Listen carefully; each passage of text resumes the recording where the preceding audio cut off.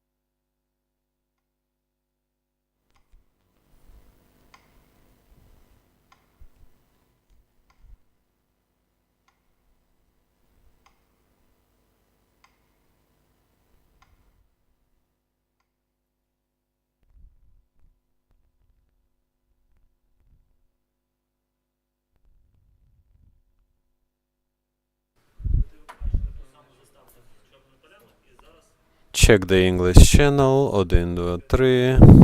Would it possible to create countdown timer in a PDF file? 1, 2, 3, 4, 5, 6. Checking the channel.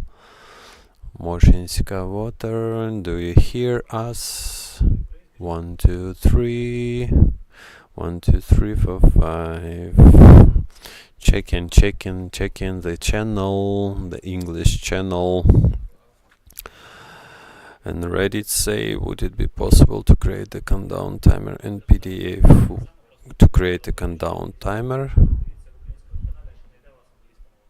How do I add a timer to a PDF? Click the Autoflix box.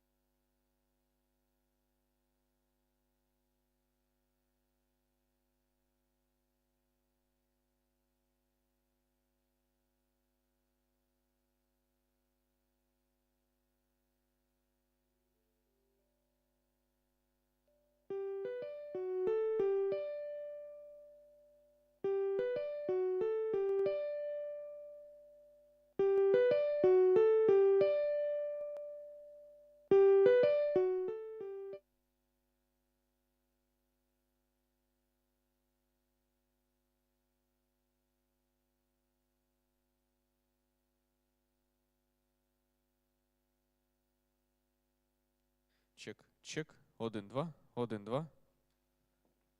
1, 2.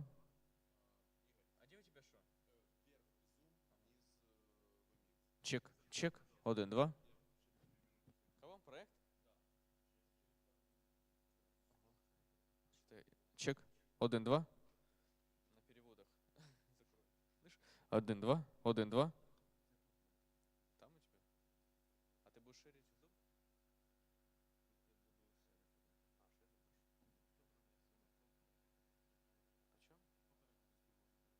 Попрошу, да что самое.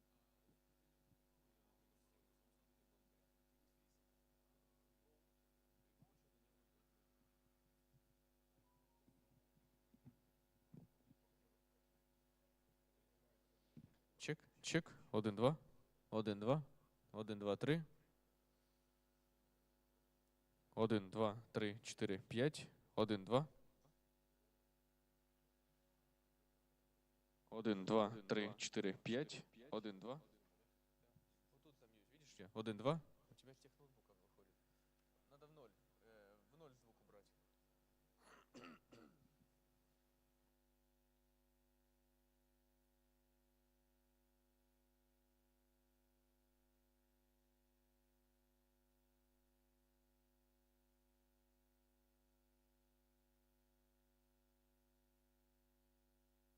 Чек. 1, 2.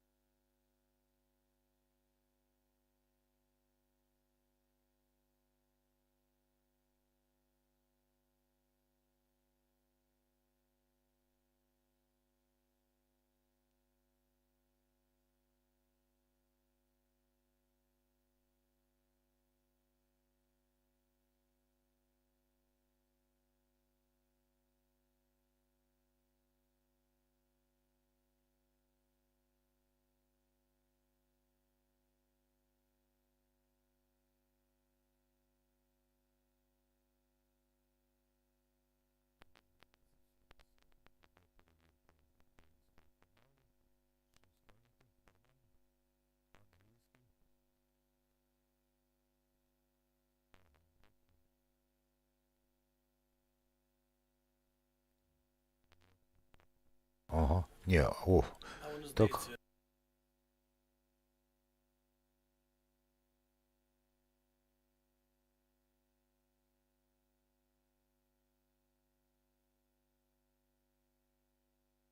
Один, два.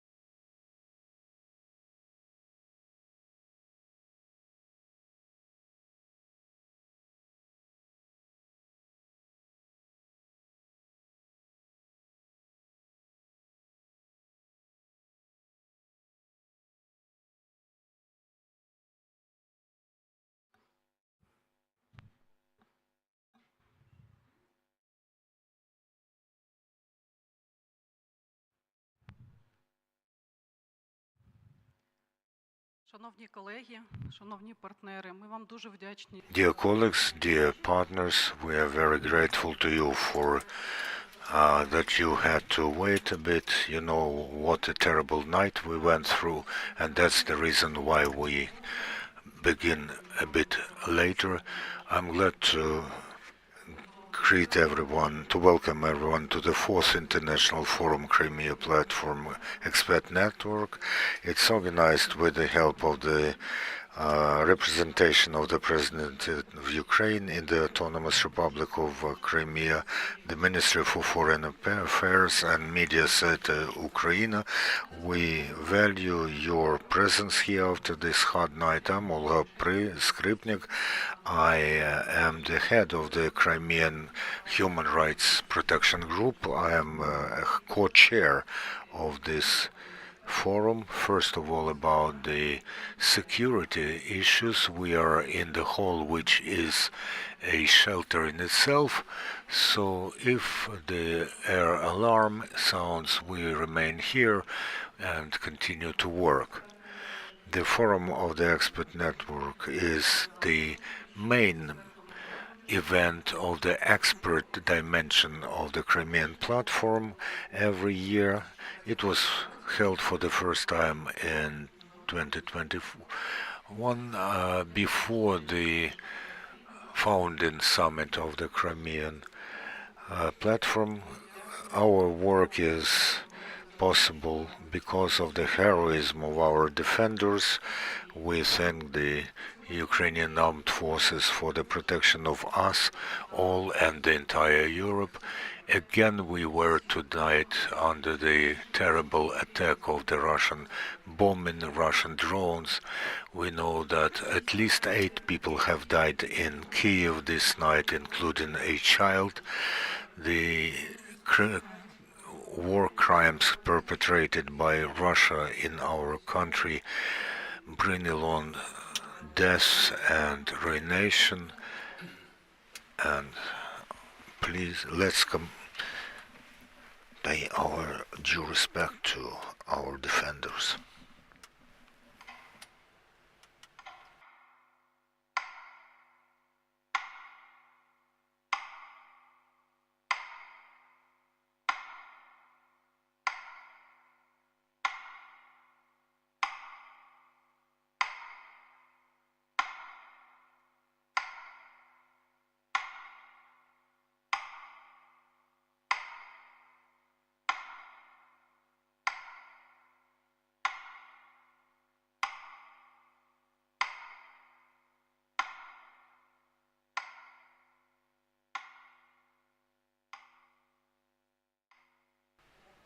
Thank you. Today, during the forum, the leading Ukrainian and the international experts, today with people from Ukrainian authorities, will analyze the situation, the change in context. We will also provide some recommendations for Ukraine and our international partners that will help us strengthen our consolidation and resist the Russian aggression and solve some challenges. The forum is aiming at the strengthening of the positions of Ukrainian civil society and Ukrainian authorities in building up our resilience. Our forum is the exchange of ideas and the search for solutions and recommendations. I'm happy to invite to the stage Mr. Igor Zhovkva, his Deputy Chief of Staff, Office of the President of Ukraine.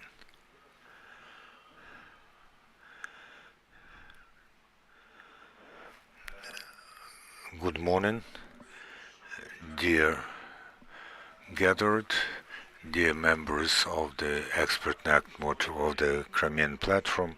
Allow me, in continuation of what all has said, to express our gratitude to our defense forces, and tonight, of course, to our air defense and air force, in order because it's because of their work we are alive.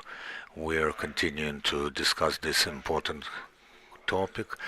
What happened tonight is unfortunately, regrettably, not the first and I think not the last doing of the aggressor country, and this is the answer from the leader of the aggressor country to what was done recently by the President of Ukraine, the President of the USA, the President of France, and we have today the representative of France here. We in fact got the answer which was not unexpected, but which was cruel and merciless. This means that we have to hear the clear-cut reaction from the world, from every leader of the country that's on the side of good, from international organizations. You have probably heard the address by our president this morning. We want the world not to be silent like it was silent in 2014 in majority when Russia started its attempts to annex Crimea. We were told, and I mean the then leadership of Ukraine, you should not provoke, you should not react, you should watch this calmly, everything's gonna be all right. We see what the result was in the final count, and regrettably everything started from Crimea.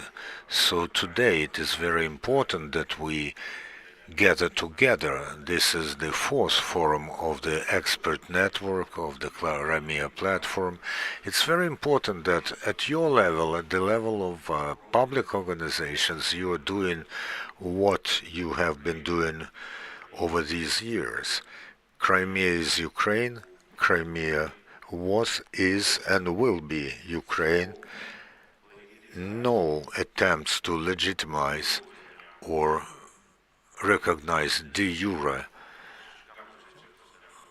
Ukraine will not agree to this. This is a clear-cut position of the Ukrainian president now, but we have to repeat this day after day, year after year, to the representatives of the international community. Crimea is not only the territory, this is also people. This is Ukrainians who were on the territory of Crimea. They are arrested human rights activists, civilians. We have Vladislav Yesipenko with us, a journalist who is a sad proof of how the Russian occupational authorities treat people. These are also representatives of indigenous people, Crimean Tatars, Krimchaks, Karaims, and we call upon the international community to apply more active effort to protect and to liberate those imprisoned and also our kidnapped children. Every round of talks that the President of Ukraine holds with European partners, with the USA, and some talks in Istanbul, one of the most important issues is a humanitarian issue, the return of Ukrainian civilian prisoners from Russia or from occupied territories to Ukraine, the return of the kidnapped Ukrainian children, and the exchange of prisoners of war, everyone for everyone, or all for all. I call upon you once again to be more active in this regard, because there is no special progress in the issue of liberating our prisoners, civilian prisoners, and return of the children. Crimea is an example of how this should not be treated as the justification of some countries' desire to forcibly change territorial situations. And of course, at every event organized by the Crimea Platform, we try to expand the circle of the involved states. You know that we will have the fifth summit this year of the Crimean Platform. We have already issued invitations, and we want this summit to be broader than the previous one. We want to expand the circle of participants with representatives from Latin America, Asia, Africa. Ukraine is expanding its presence there. We want us to be heard there and understood that even if they think that Crimea is somewhere away, far away, this is not exactly so. While many people in 2014 thought that everything will pass away, the problem we see that the Russian aggression has grown from what has happened to Crimea. There's probably no country anywhere in the world that wasn't influenced by the influence of the Russian aggressor. Of course, the most terrible impact is felt by us, but other countries are also hit by some economic issues. We're now talking about the need to introduce secondary sanctions against the aggressor if the aggressor does not implement what they have agreed to, but we don't see any preparedness on their side to move towards towards peace. So our call upon our partners all over the world is, if the aggressor does not react to the position of the world community, then the world has to react in a respective way. So Crimean Platform is more than Crimea. It's not about the territory, it's about us all. It's about the desire of Ukrainians to live in a free, independent state within the boundaries that were with us since the independence. I want to once again thank the organizers of today's event and our partners all over the world who, over the years of this long-lasting aggression of Russia, which actually lasts since 2014, who are looking for helping ways to help Ukraine, and don't forget that Crimea is Ukraine. Thank you, Mr. Zhovkova, for your important words. And now I invite to speak Mariana Betsa. She is Deputy Minister for Foreign Affairs of Ukraine.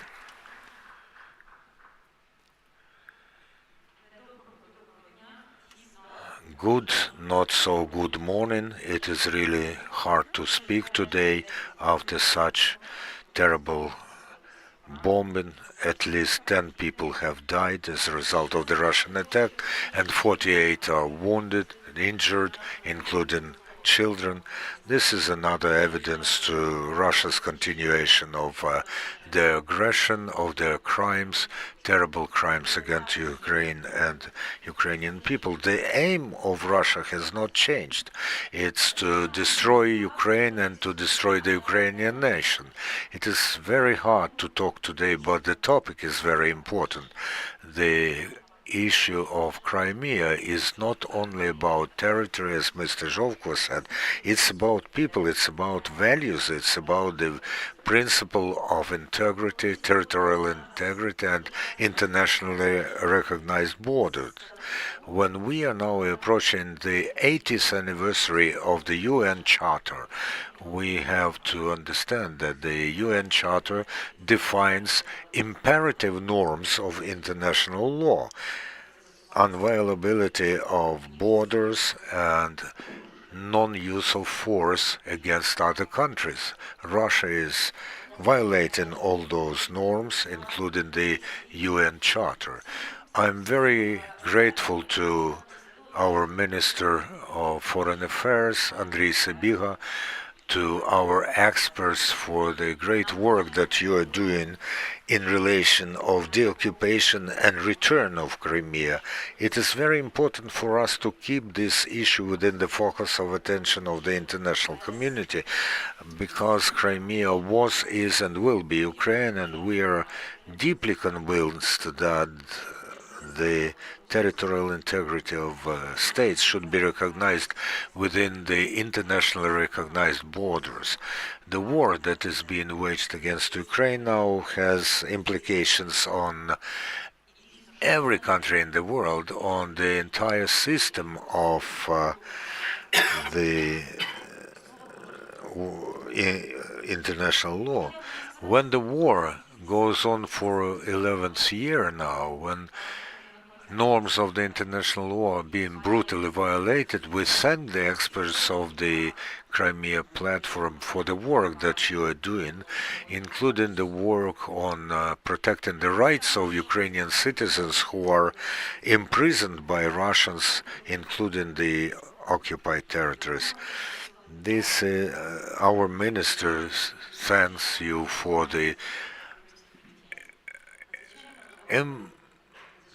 amazing work that you are doing, and of course we are expressing our solidarity with our prisoners, and the humanitarian track is an inalienable part of the work that we are doing. Without the return of our people who are imprisoned or in custody in the occupied territory or in Russia, the long-lasting and stable peace is impossible without this. We understand that we have support from the UN, the European Union, the OSCE, and we are deeply grateful to our partners for the fact that Crimea is always on the agenda of those organizations' work. The issue of Crimea is the central issue. The Russian aggression started from Crimea, and it will end with the liberation and deoccupation of Crimea. Now the international mechanisms of the documenting war crimes is working due to the international cooperation. Now, when we are setting up the International Special Tribunal to investigate and punish the Russian crimes against Ukraine, it is very important to punish every criminal for what they are perpetrating. We understand very well that without punishing those people, we won't be able to provide for the lasting justice. It is being, of course, reflected in different reports to international independent missions, the missions of the UN, Moscow mechanism, and other monitoring mechanisms. We thank everyone who joins this work, because documenting those war crimes is composing the future basis for indictment of those people. And we understand, of course, that we have to do more in order to draw the attention of the international community to deoccupation of Crimea. You know that every year we are putting forward a draft resolution at the General Assembly of the UN about the rights, human rights in the occupied territories, and of course we pay great attention to the 5th summit of Crimea Platform. We hope that there will be many international leaders. We understand that we have to include the Crimean issue into every international forum. We understand that the issue of Crimean annexation, occupation is central in this complex, but we have to, of course, remember about the deportation of Crimean Tatar people, and this I use this opportunity to thank Estonian and other parliamentarians for recognizing the genocide, the Stalin's genocide of the Crimean Tatar people.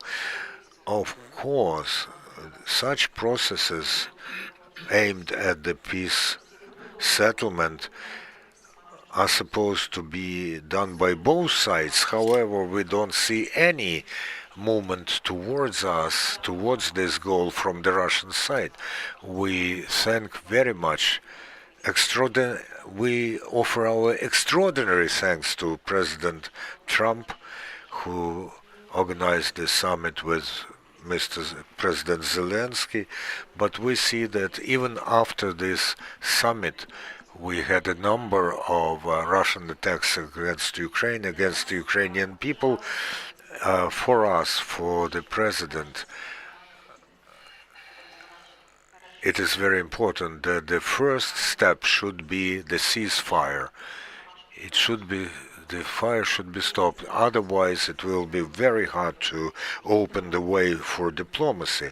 We also want to see the security guarantees for Ukraine, but in order to reach this, we should raise our pressure towards Russia, the sanctioned pressure on Russia. We have to activize this cooperation between Ukraine, Europe, and the USA. We have to draw Russia to responsibility for all the crimes that they are perpetrating in the occupied territories, and of course we have to liberate, to free our people whom Russia detained and holds in imprisonment. Thank you very much. I'm sure that due to our common effort we will be able to reach our goals. Glory to Ukraine.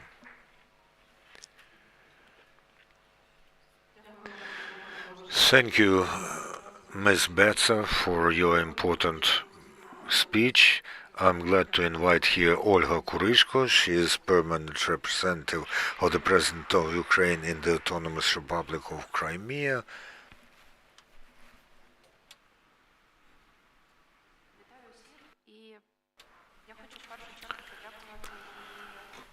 Welcome everyone. First of all, I would like to thank the organizers, Mariana and Igor and Olga, for supporting the initiatives around Crimea, for the support of our representation office, since our work is very important and very tough. We work with the occupied territories over the last few years, and it's really difficult.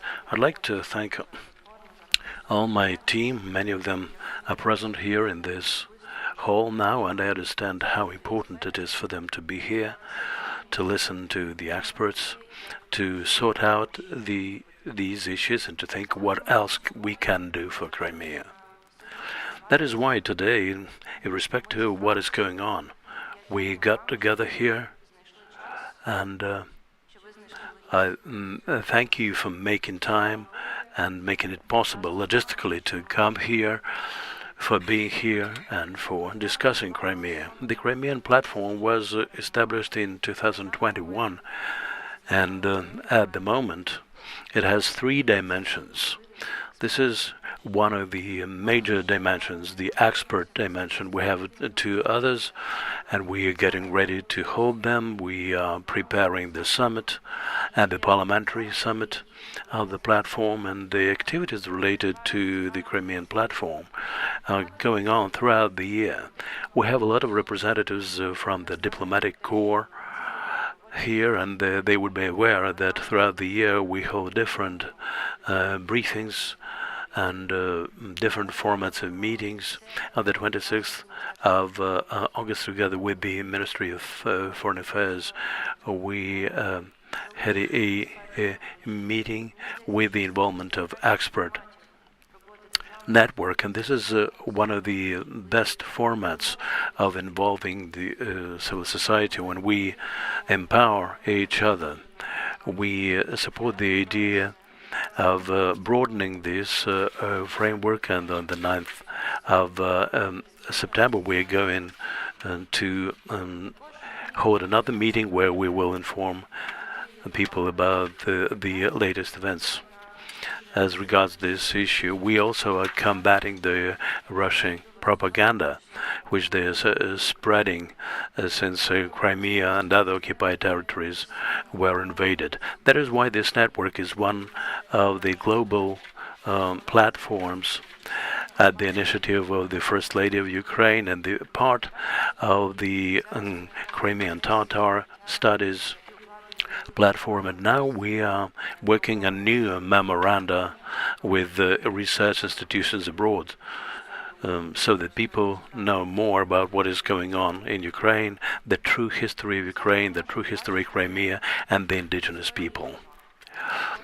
You can see the stories of women here at this event. We wanted to visualize the faces of those who are resisting. Currently, more than 200 people are political prisoners. And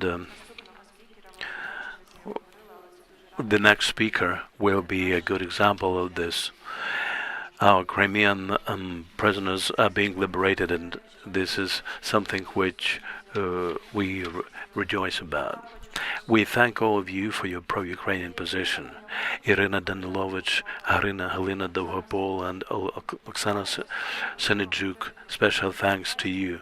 It is important now to speak about the political prisoners and to support them with the program of mentorship, advocacy, mentorship. When we speak about numbers and people's stories, we give their names, and only then we are able to learn how people are awaiting them and how important it is for all those involved. I'm thankful to the Ministry of Foreign Affairs for what they do towards this end, and I know that this year the number of mentors who are going to support political prisoners is going to be expanded. I'd like to emphasize that our work is going on. We are broadening our activities this year. We are planning to hold the third Crimea Global Conference. This is a format which is aimed at uniting experts around different issues related to Crimea in one way or another, to find common reference points for cooperation with countries of Asia, America, and Europe. This year we are planning to hold another meeting of this kind once we are done with all the other activities related to the Crimean Platform. We seek to unite the international community around the issue of Crimea, which will make it possible for Ukraine to bring this war to an end and to emerge victorious.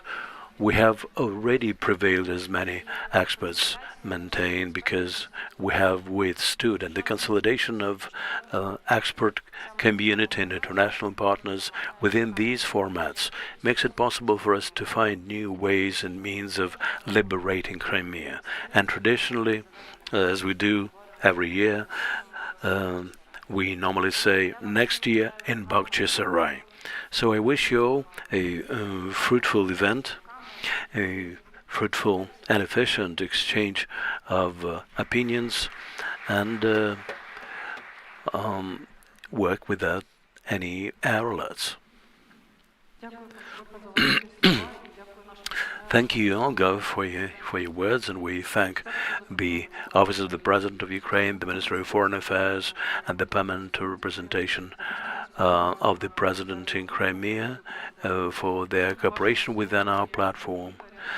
In each word of yours, Mariana, Igor, and Olga, you focused on individuals, on human beings, and we're thankful to all those who are involved in liberating our civilian and military prisoners. I'm very happy to see Vladislav Yusepenko here today. He made time to attend this event. He's a non-staff journalist of the Radio Liberty. He worked in the occupied Crimea to tell the truth about what is going on there, and to tell us about the crimes perpetrated by Russians. In 2021, the Security Service of Russia apprehended him, and they trumped up charges against him, just like the way they do against numerous political prisoners of Ukraine and Crimea.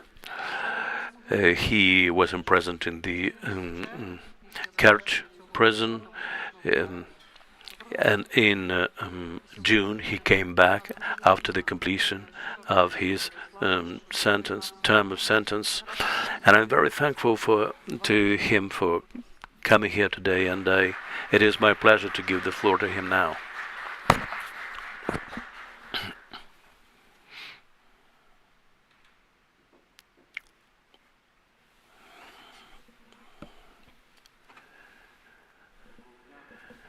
Greetings, everyone. I am Vladislav Yesepenko. For more than 4 years, I was in the Russian prison for something I never did, for the crime I never committed. I'm a journalist. I wrote about what is going on in occupation. That's why I was put behind bars. Recently I came back home, and I would like to thank all those who, throughout my term in prison, supported myself and my family. This empowered me and gave me hope that I would come back free. We know that in Russia and in the occupied Crimea, people who do not support Putin's policy are being charged with terrorism, and they put in prison for long periods of time. But I'd like to speak today about what is going on to the Crimean Tatars. In Crimea, there's a selective genocide against the Crimean Tatars, when people, sometimes who do not know each other, are being accused of being members of Hizb ut-Tahrir, and they put behind bars for lengthy periods of time. One day, when I was brought for interrogation to Russian security service, I spoke to one young Crimean Tatar, and he was being forced to be a member of the terrorist organization. Otherwise, they threatened that they would open criminal proceedings against his wife. Another Crimean Tatar was told, "We know the paths that are normally taken by your children, and anything can happen to them." The detective dealing with my case said that there's not a single case in which Crimean Tatars were acquitted. More than 30,000 Crimean Tatars have left the Crimea because of persecution, and it has become a mundane thing in Crimea. I'd like to go back to the past for a minute, to the past of my family. In 1937, on the 9th of May, on the basis of Article 58, on the sentence of the Stalin's court, my grandpa was sentenced. 83 years later, his grandson was arrested by the same kind of Chekists, but now they called the Federal Service of Security of Russia, but their methods have remained the same: beating up, humiliation, tortures by electric current, when they put electric wires on your genitals or on your ears, and they electrify you. That happened to Bogdan Ziza, Helena Dovgopola, Igor Kukac, Konstantin Shirin. Konstantin Shirin will never come back home. He died in the Russian prison.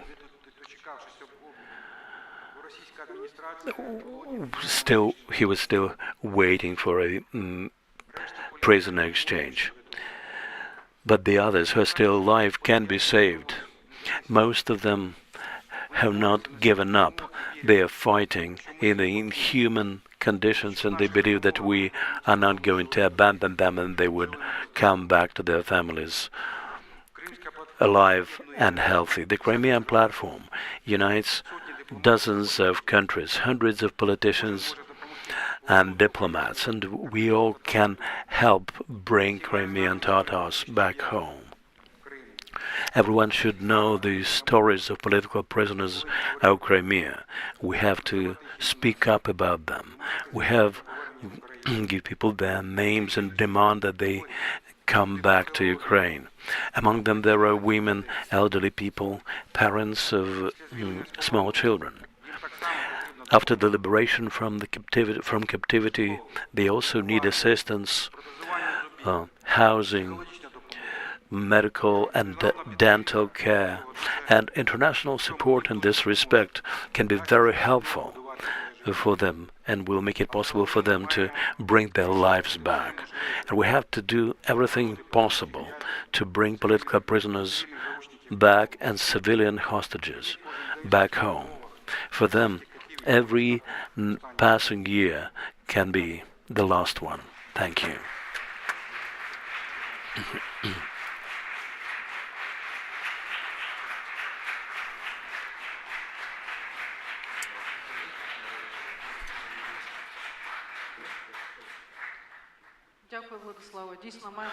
Thank you, Vladislav. We really have to strengthen our fight to bring all the prisoners back, civilians and military. We can do this, and we thank all those who are getting involved in this fight. We encourage you to get involved, because unfortunately, really, some of our people will never come back from prisons because they die from torture. We are thankful to all the partners for their assistance. Today we will have 4 expert panels within our event. Well, they are related not just to Crimea and the occupied territories, but in general to this war. The first one will be about the war of attrition, how Ukraine can neutralize the threat while there is no prospect of truce. Then there'll be a platform of the colonial policy in the east and south of Ukraine, and the international support in the conditions of occupation, partners and opportunities. We will also have a musical soiree today to popularize the culture of the indigenous Crimean Tatars. You will present Shum Kerim, a project featuring new electronic rendering of traditional motifs, and did the documentary The Sea Within, which is about the forcible deportation of Crimeans. And we switch to discussion now, and I give the floor to the moderator of the first panel, Alexander Khara, Executive Director of Defense Strategies, and he will introduce the participants in the first panel. Greetings, everyone. While we have a brief technical pause, I'd like to set the tone for the forthcoming discussion, and then I will introduce the panelists to you. The first basic question is, why are we gathered here today? Because we are being promised peace in a couple of weeks. We just have to give up Crimea and 4 regions of Ukraine. Some negotiators cannot even name those regions, but nevertheless, I believe that the experts watching us today, many of them understand that there will be no peace if Ukraine loses its territory and these territories are recognized as Russian. Probably you will share my opinion that Crimea is a kind of gravitation center of this war. This is the point whence and from which the further aggression started. The defense forces of Ukraine have shown that they are capable of fighting the enemy and neutralize, for instance, the presence of the Black Sea fleet of Russia in the Black Sea. And this is a very good metaphor, a very good case in point as to what can be replicated in other places. We will also speak about some humanitarian issues. I agree with what the Deputy Foreign Minister said, that the violation of sovereignty and the territorial integrity of Ukraine is not just the problem of Ukraine and the Black Sea. This is about the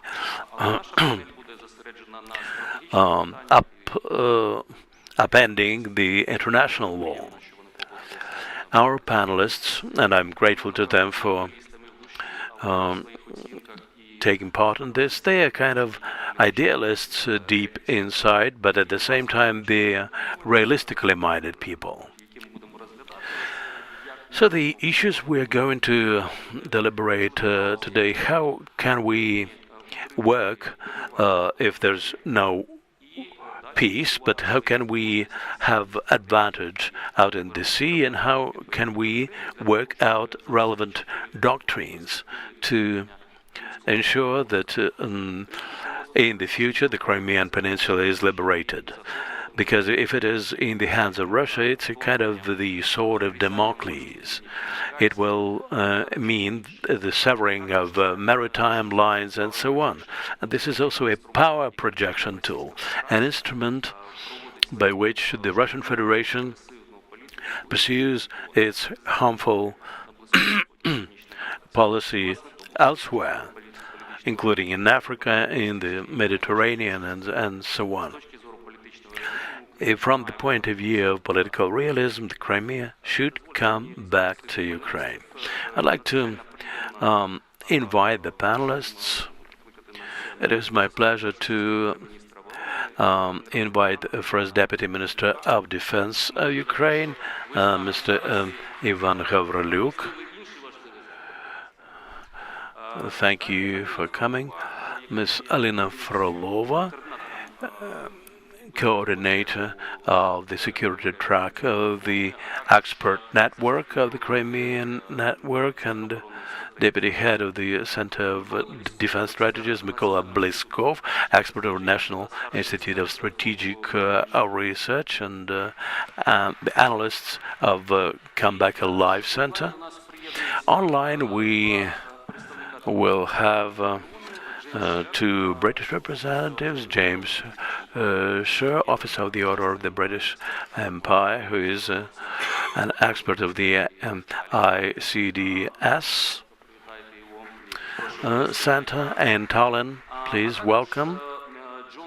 And John Foreman, Commander of the British Empire, a naval officer who is very experienced and knowledgeable. He used to be military attaché in Ukraine and in the Russian Federation, and he is actively working now on the relevant issues. Please show our British colleagues on the screen.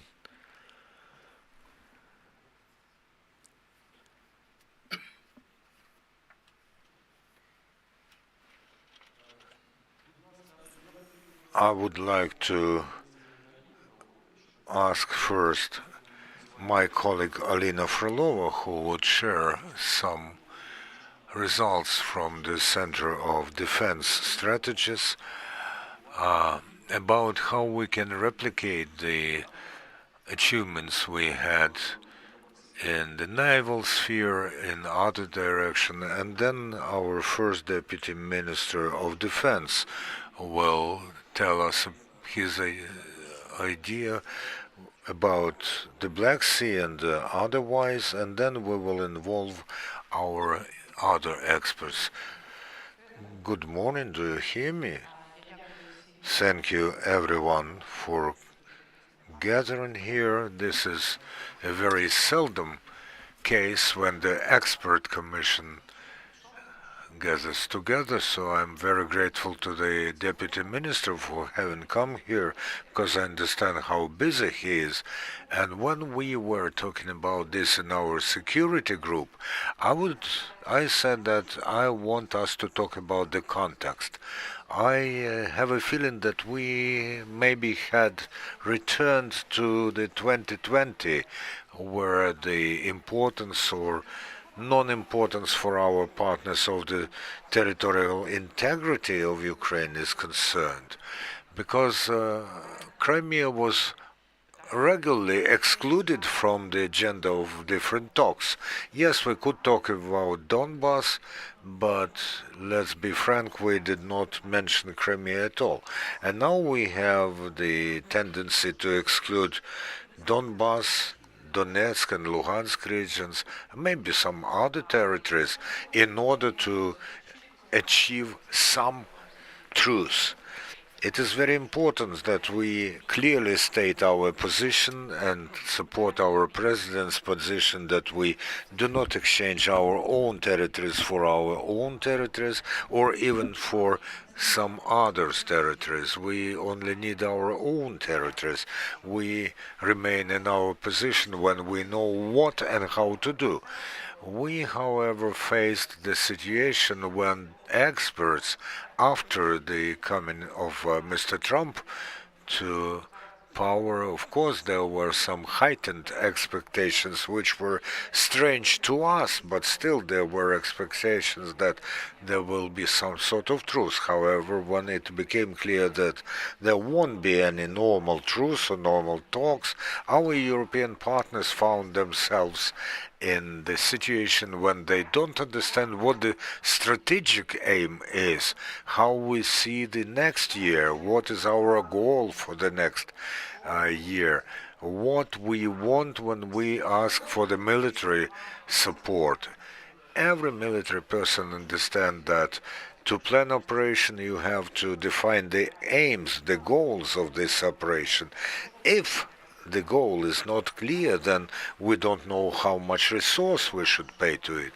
And the slogan that we shall help until as long as it is necessary, we see that this is not about the concrete goals. We understand that Russia won't stop fighting.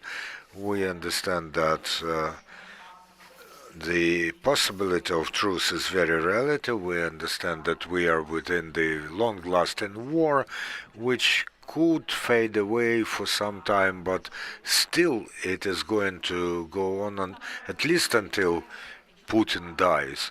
But maybe after this there will be a window of opportunities. So we have to understand what our strategic goal is, and this will also help our European partners to understand what they can do.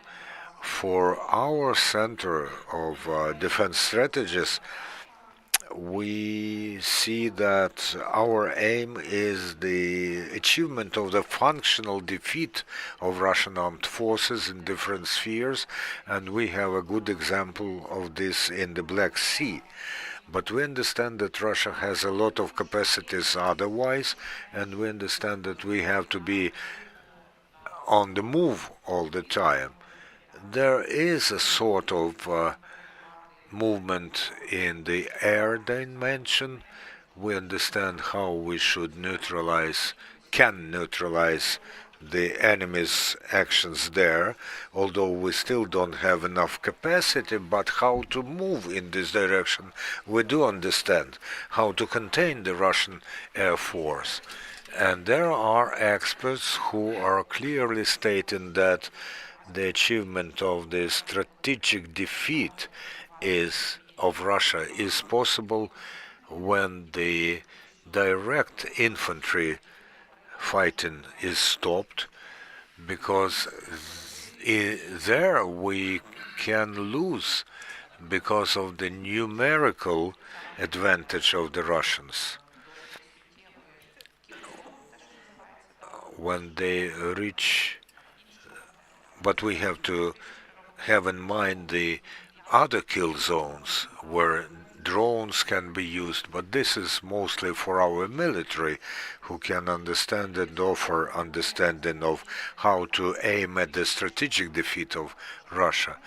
And of course we can enumerate different components with our European partners about stable renovation, because the topic of renovation, of restoring Ukraine, has practically vanished from the agenda of our talks. And of course, even when we are under such massive attacks as we witnessed tonight, we still can talk about renovation in other regions. This is one of our proposals. We have to understand that in our heads both experts and people from the authorities have to understand what picture we can sell to our partners so that they better understand how they can help us. We have to see what chances we have to reach success in different dimensions of security. And of course, we have to understand how we can explain to our partners some of the things that are happening in Ukraine. The things that are happening here should not go beyond the components of the defense policy and other policies of Europe. Ukraine has to be associated with common decisions and our common movement in different directions. So we have to treat this as the military operation because this is what is happening. This is the military operation to protect, to defend the borders of Europe and Europe itself. So we have to approach this from the point of view of military planning. And in this case we will have not only the chance to survive, but more chance to win. I agree very much with Clausewitz, who said that the fog of war is blurring the necessary aims. And now we saw this blurring in diplomatic field. And now I ask our first Deputy Defense Minister. Thank you very much. First of all, I thank everyone for organizing this forum. This is a very important event which draws attention from people not only in Ukraine but in the entire world to this immense problem that we have in Ukraine, which is the war of the Russian Federation against Ukraine, which goes on for more than 11 years now. And of course there's an active phase with the involvement of the entire military potential of Russia, and it lasts for more than 3 years. So we are now face the war of attrition. The Russian Federation understands that they have more resources, starting from human resources, and they of course have the support of several countries. They can wage this war and expect that in the war of attrition they will reach success. So the suggested goal of our discussion is very important. It will help us to formulate the vision of how Ukraine survives, develops, and wins in spite of the long-standing threat from the Russian Federation. In this context, I would like to suggest the strategic framework based on 3 major dimensions. And it reflects the realities of the war of attrition that we face today, but at the same time it opens opportunities to gradually strengthen the positions of Ukraine. First, this is the weakening of the military potential of Russia, despite their huge prevalence in human resources, in the arms stockpiles, and of course the development of their military and industrial complex. Their military potential is still diminishing, slowly, but it is diminishing. And we see that in latter months they almost don't use the military equipment, machinery on the front line. In a couple of cases when they attempted to assault our positions, they didn't even reach the front line exactly because our drones prevented them from this.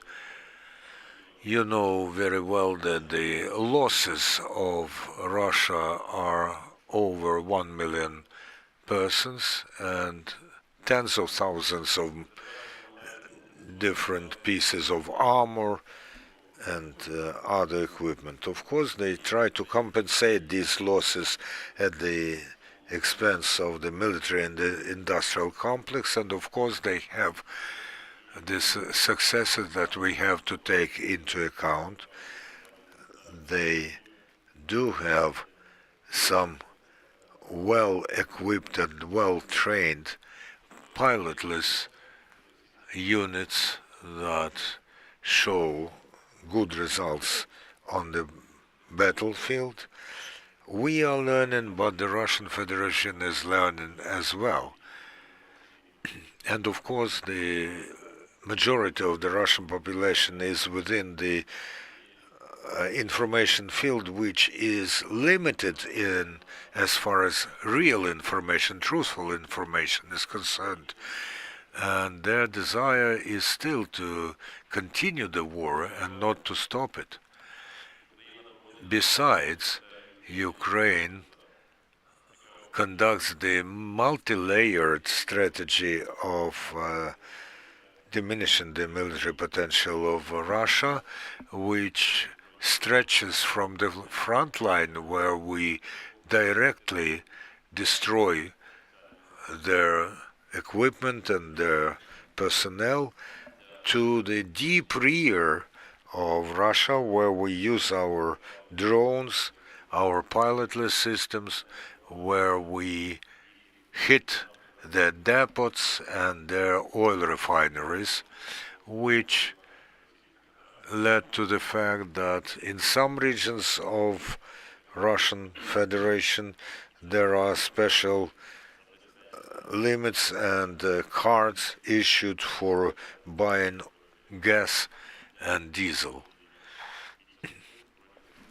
which of course means that they have to mobilize more for Russian units that fight Ukrainians on the front.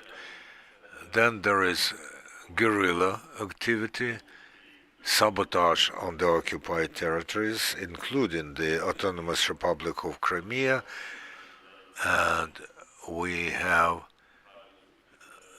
good successes, however, in diplomacy and the remote pressure on the Russian Federation.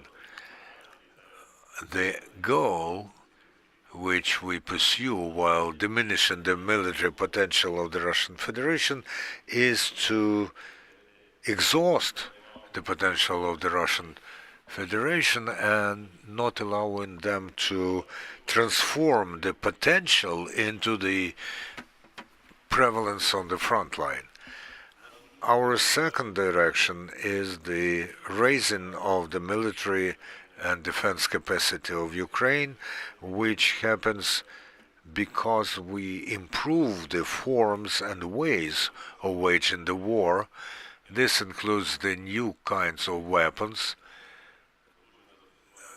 One of the examples is, of course, the powerful use of pilotless systems of drones, both for reconnaissance, for delivery, for evacuation.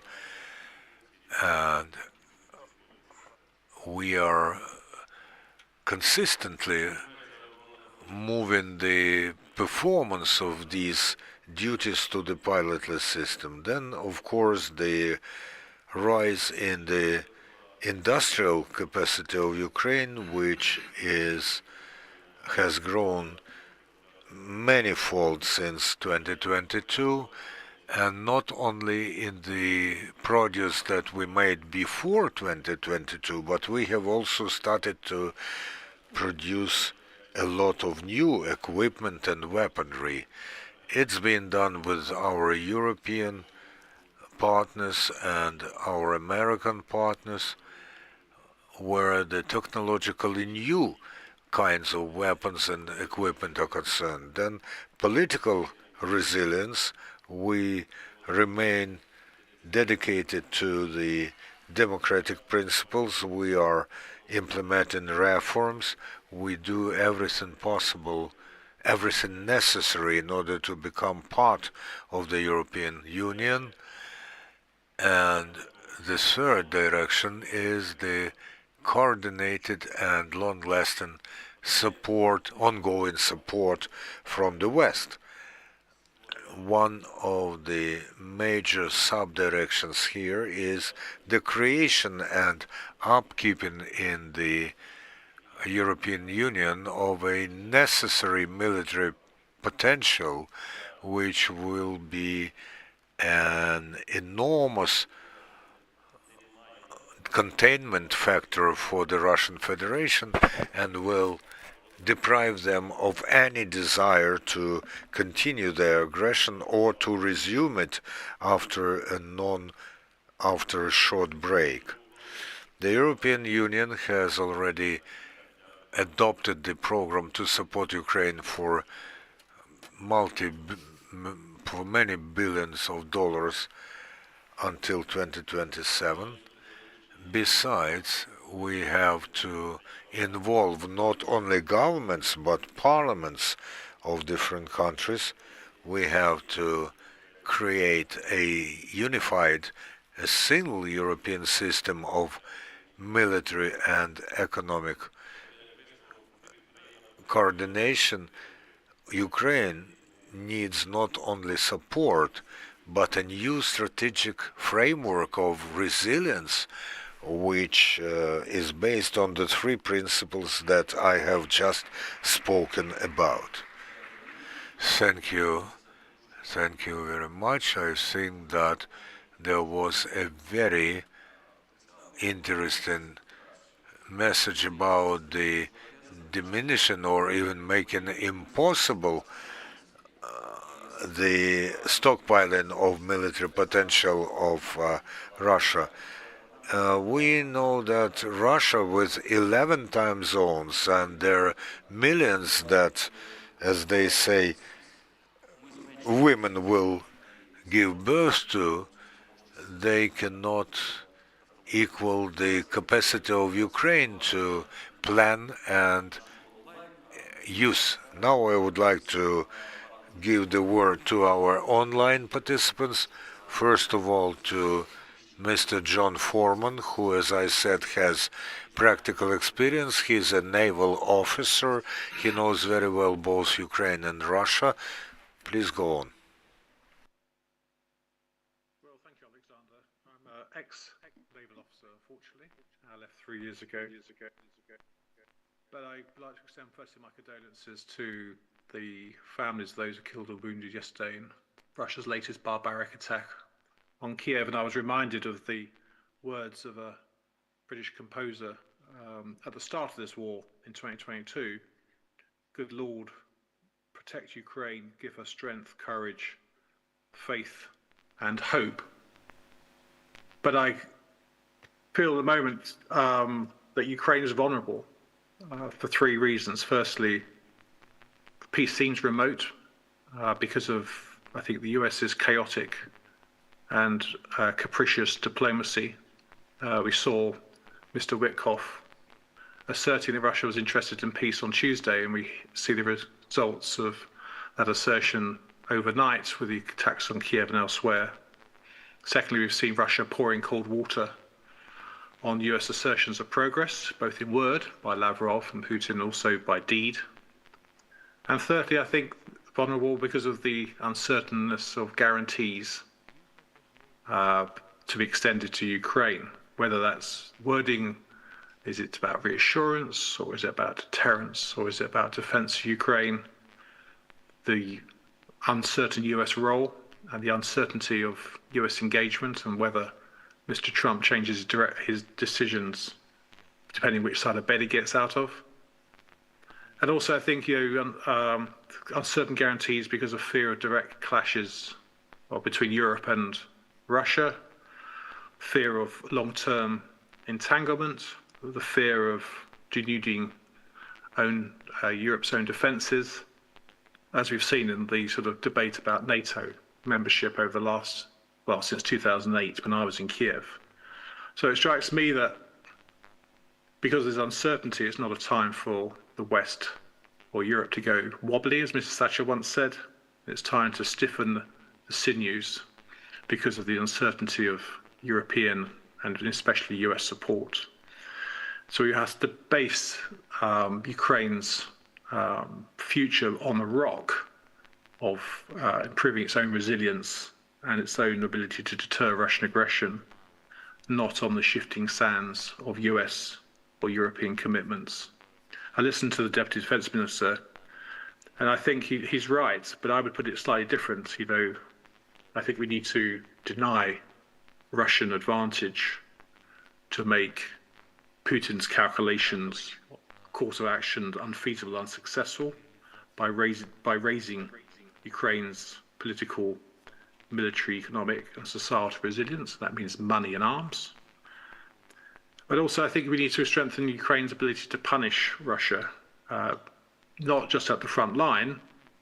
And I don't agree. I think Russia won't change course by treating human beings on the front line, because we've seen with a million killed and wounded that Russia hasn't changed course. I think a sustained campaign of striking hard and striking deep against key Russian targets, military targets, economic targets, and raising costs on Russia is the right way ahead. I mean, I think it's time for concrete measures from the West to continue, not for statements of thoughts and prayers, to confront the two giant marauders of war and tyranny, which I think affect not just Ukraine, but also Europe. And that's my remarks over. Дякую, пане Форману. Абсолютно погоджуюся, що ми маємо переносити. Thank you very much, Mr. Foreman. I think what you said is quite right. It's very important to do it that way.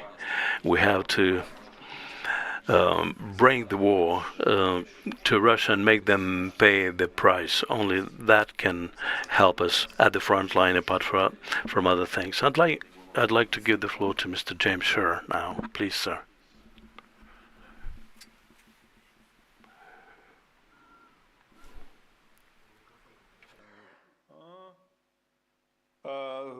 Good morning to all of you from Tallinn, where it is also 11:31. It is ever an honor and a pleasure to be with you all.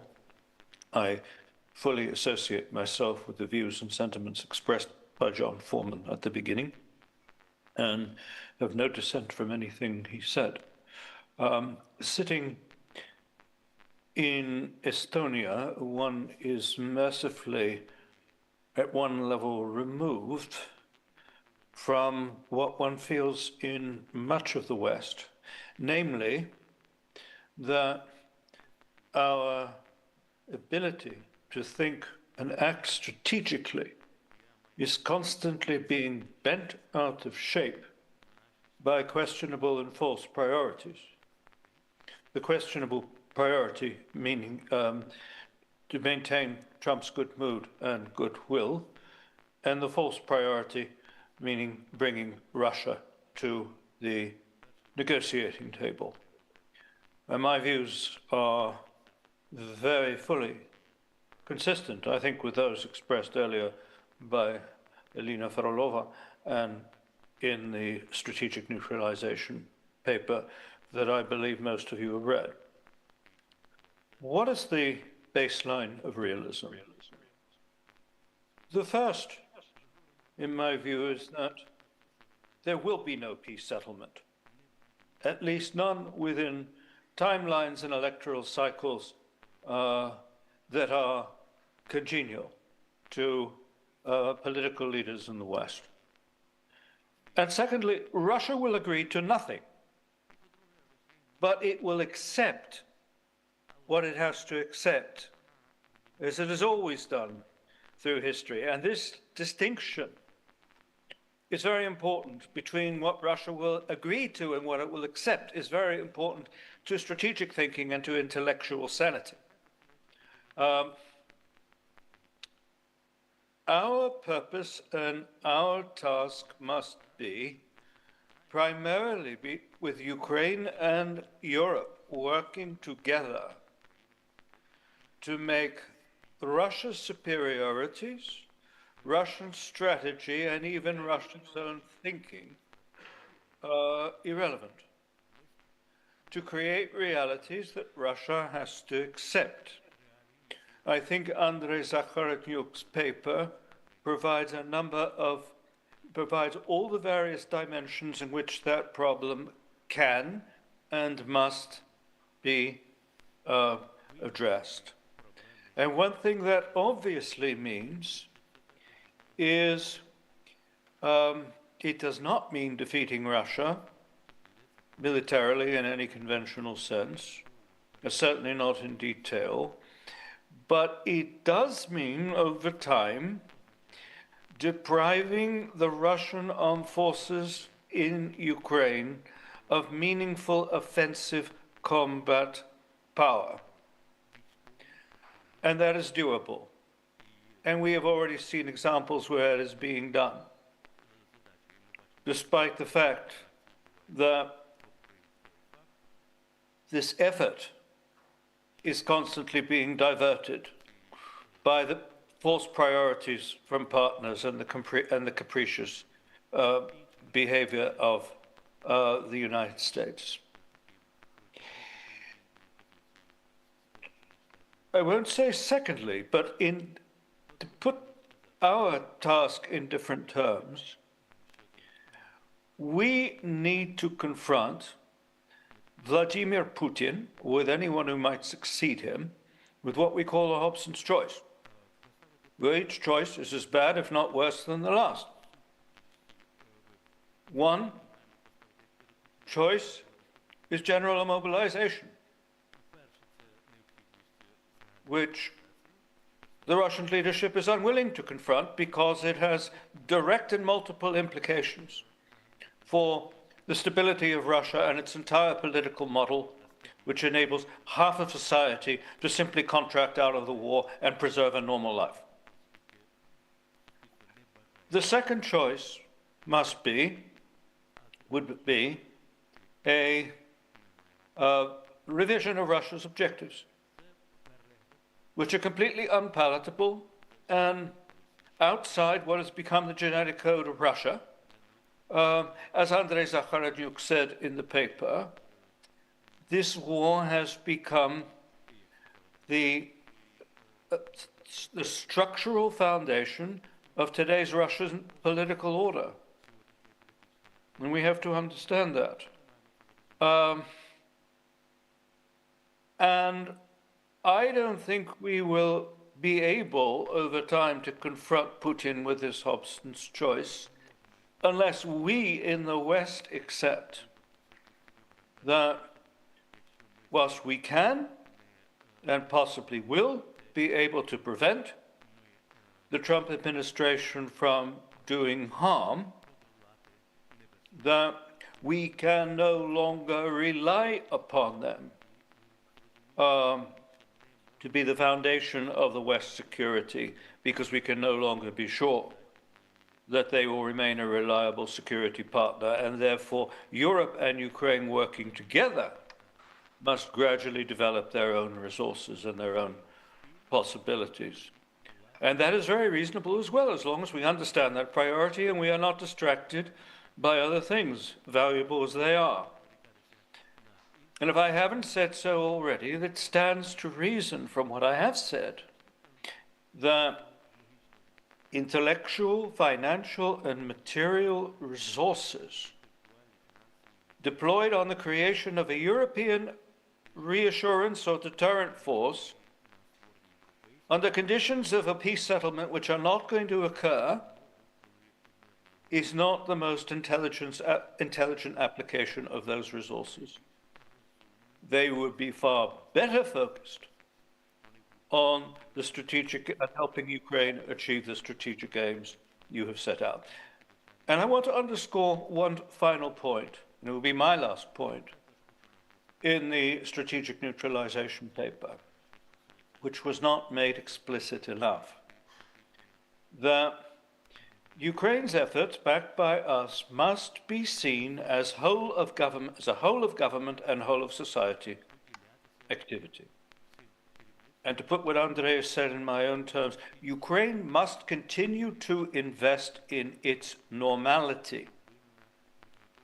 And part of our strategy versus Russia must be to deprive Russia of its ability to preserve its normality, the strategic importance of which, not only for the war, but for the Russian regime, the Russian leadership well understands. And we need to be very explicit about this, because there are voices now, influential ones, not only in the West, but in Ukraine, calling for such things as a coercive response to the challenges of mobilization, which in my view would be deeply damaging. The support and cohesion of Ukraine's society must and always will lie at, it will be the critical variable determining whether Ukraine succeeds or whether it fails. So let me leave it there. Thank you very much. Slava Ukraini. Героям слава. Дякую.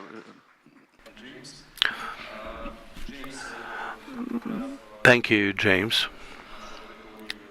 James referenced the article by Andriy Zagorodnyuk, which was published in Carnegie Endowment on the 18th of June this year.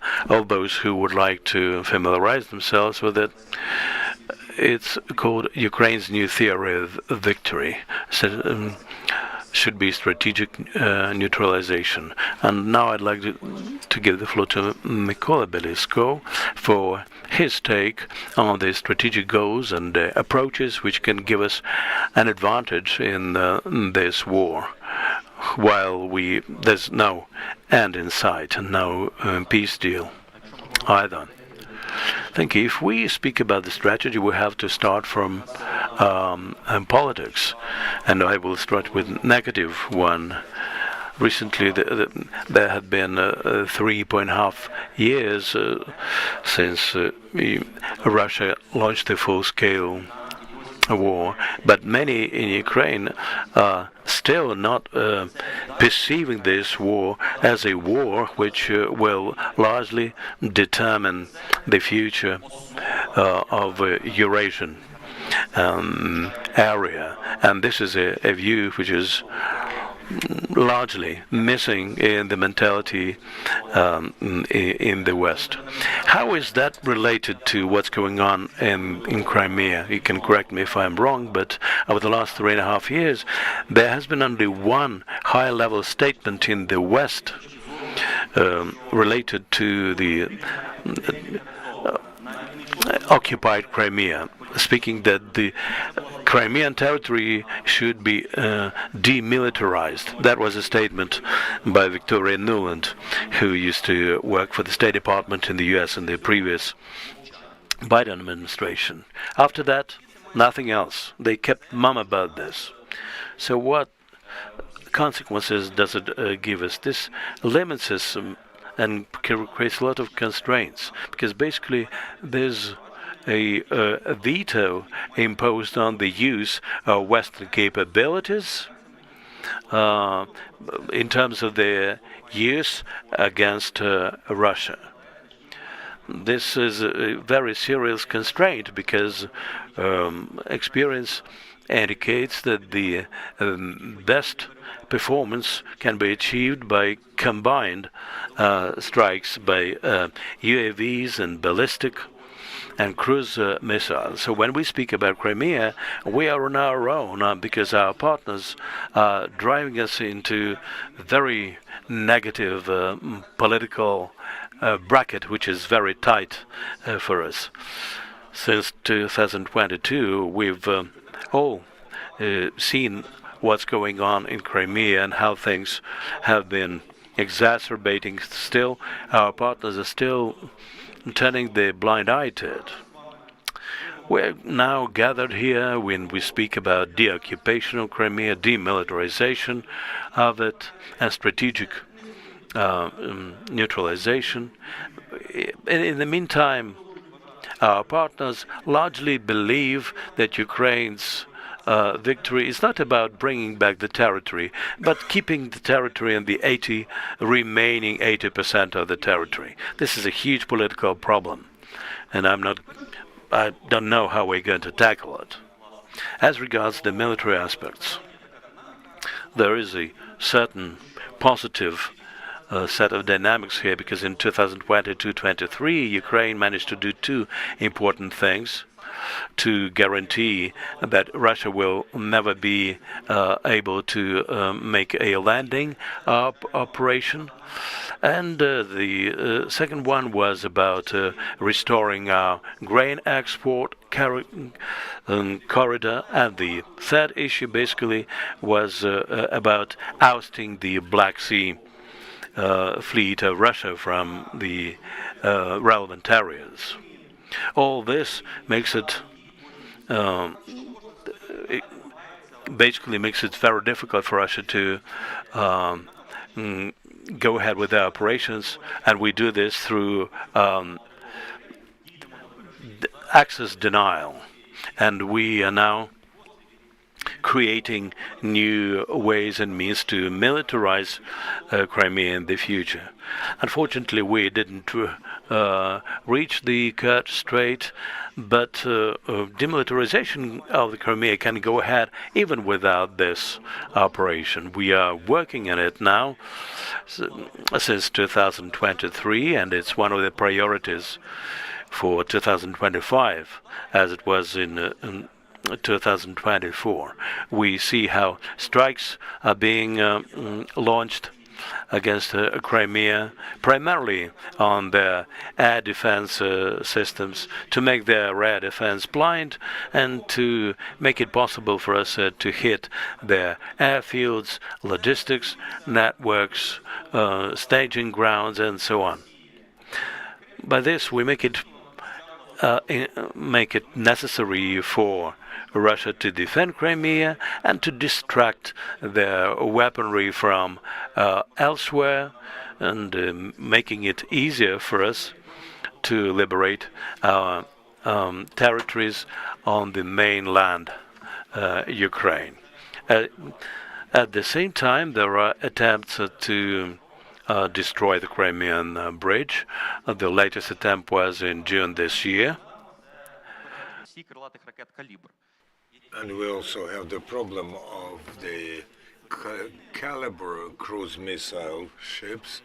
We have a positive news from the Chief Directorate of Reconnaissance that they have hit one of the ships, naval vessels.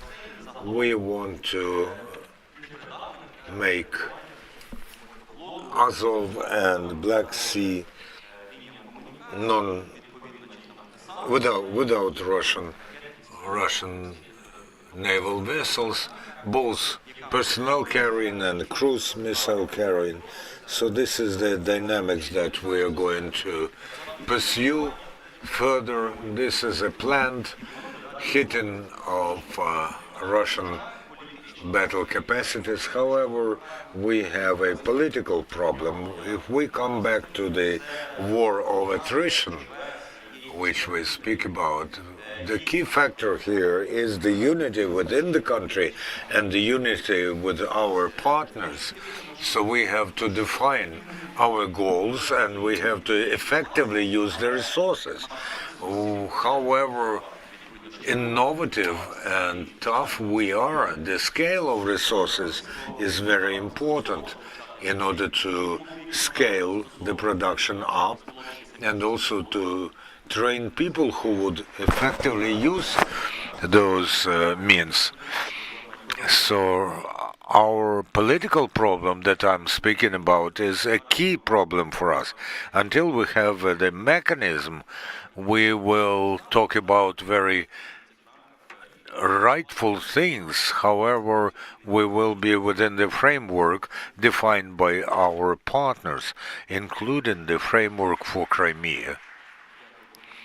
Thank you, Mr. Beleskov, for your sober-minded analysis. Regrettably, we don't have another president of the U.S., neither now nor in the nearest future.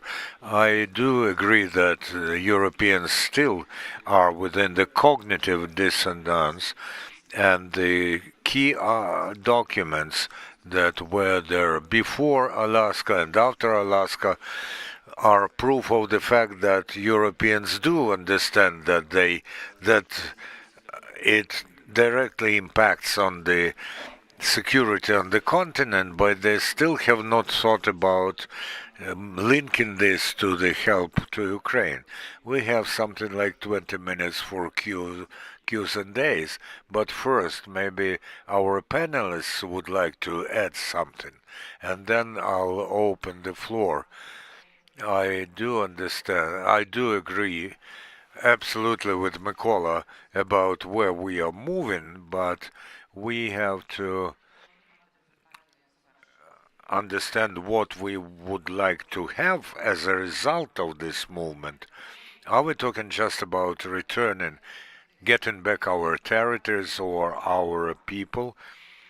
We have to say very clearly that we want the second Paris Agreement. Russia should not be present in the Black Sea because they are a constant threat to all the Black Sea countries. Some people might say that this is a very remote goal, but we have seen many times how this is linked to the current affairs. We have to talk about historical precedents. We have to talk about how the situation might shape and how it will develop. But then in 1856, the Russian Empire was defeated by two great European powers. We do not have allies, we have partners, and this is the problem, that we have partners but not allies. So I do share the goal of demilitarizing the Black Sea and the Sea of Azov, but we do not have political prerequisites for this. I would like to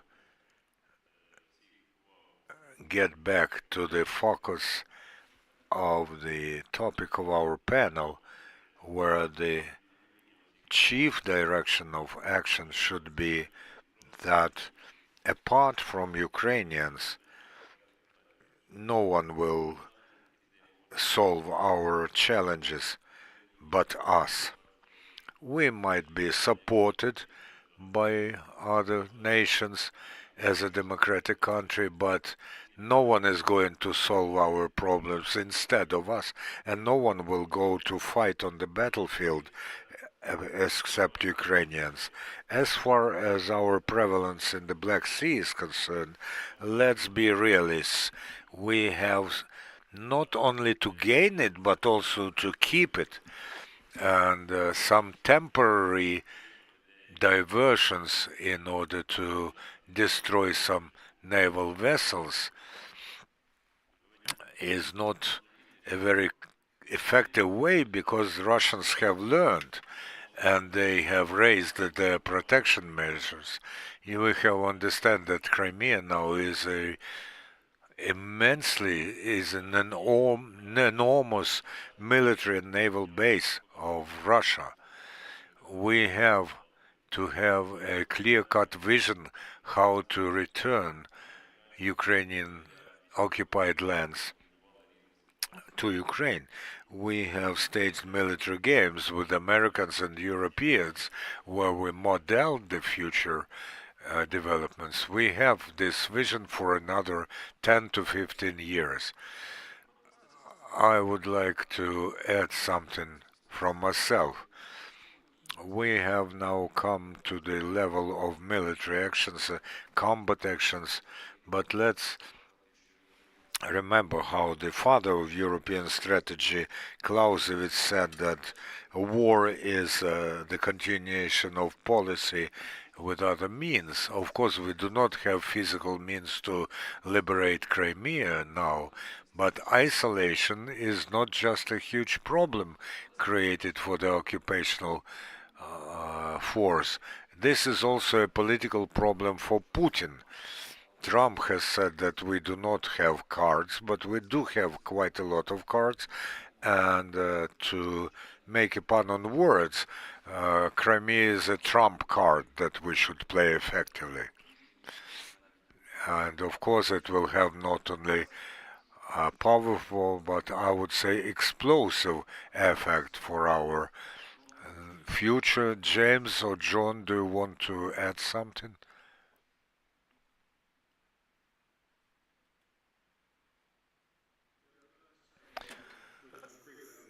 Been said. I think one of the problems, or two of the problems Ukraine suffered with, and especially back to the point about only one level statement about Crimea, is about a general lack of policy in the United States, which I think is plagued both the Biden administration and now the Trump administration. What are they trying to work towards? And that's reflected then in this sort of chaotic strategy, both by Biden to arm Ukraine to defend itself, but not to actually be able to regain its own territory. And under Trump, the snowballing of aid and the blaming of Ukraine for being invaded. But I also think there's a sort of a wider issue about a lack of a moral compass. You know, if we think back to the issue of the Baltic states and how the Americans, in particular, never recognized Soviet occupation of Lithuania, Latvia, and Estonia, that moral compass seems to be lacking in this current process of negotiations with the Russians. And, you know, Witkoff has floated the idea of handing Crimea over de facto. So if that is the case, I think then it's up to Europe. In particular, this is Europe's moment. Is it willing to continue to support Ukraine over the long term, not just because it's altruistic towards Ukraine, but also because of the wider concerns about European security, which is another one of Putin's goals? Or is Europe willing to settle and just let Ukraine be partitioned? And I think it's a crunch moment. And I think it is important not just militarily, but also for the moral reputation of Europe and the European project. Дякую. Ну, за великим рахунком, ми вже вимоги Путіна виконали про визнання Крим російським де-факто. У нас є цілий пласт законодавства про тимчасово окуповані території.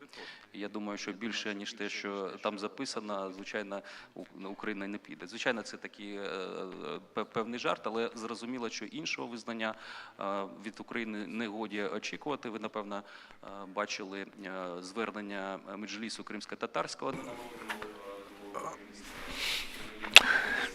You have probably saw the address of the Majlis of the Crimean Tatar people before Alaska, also the address of the Greek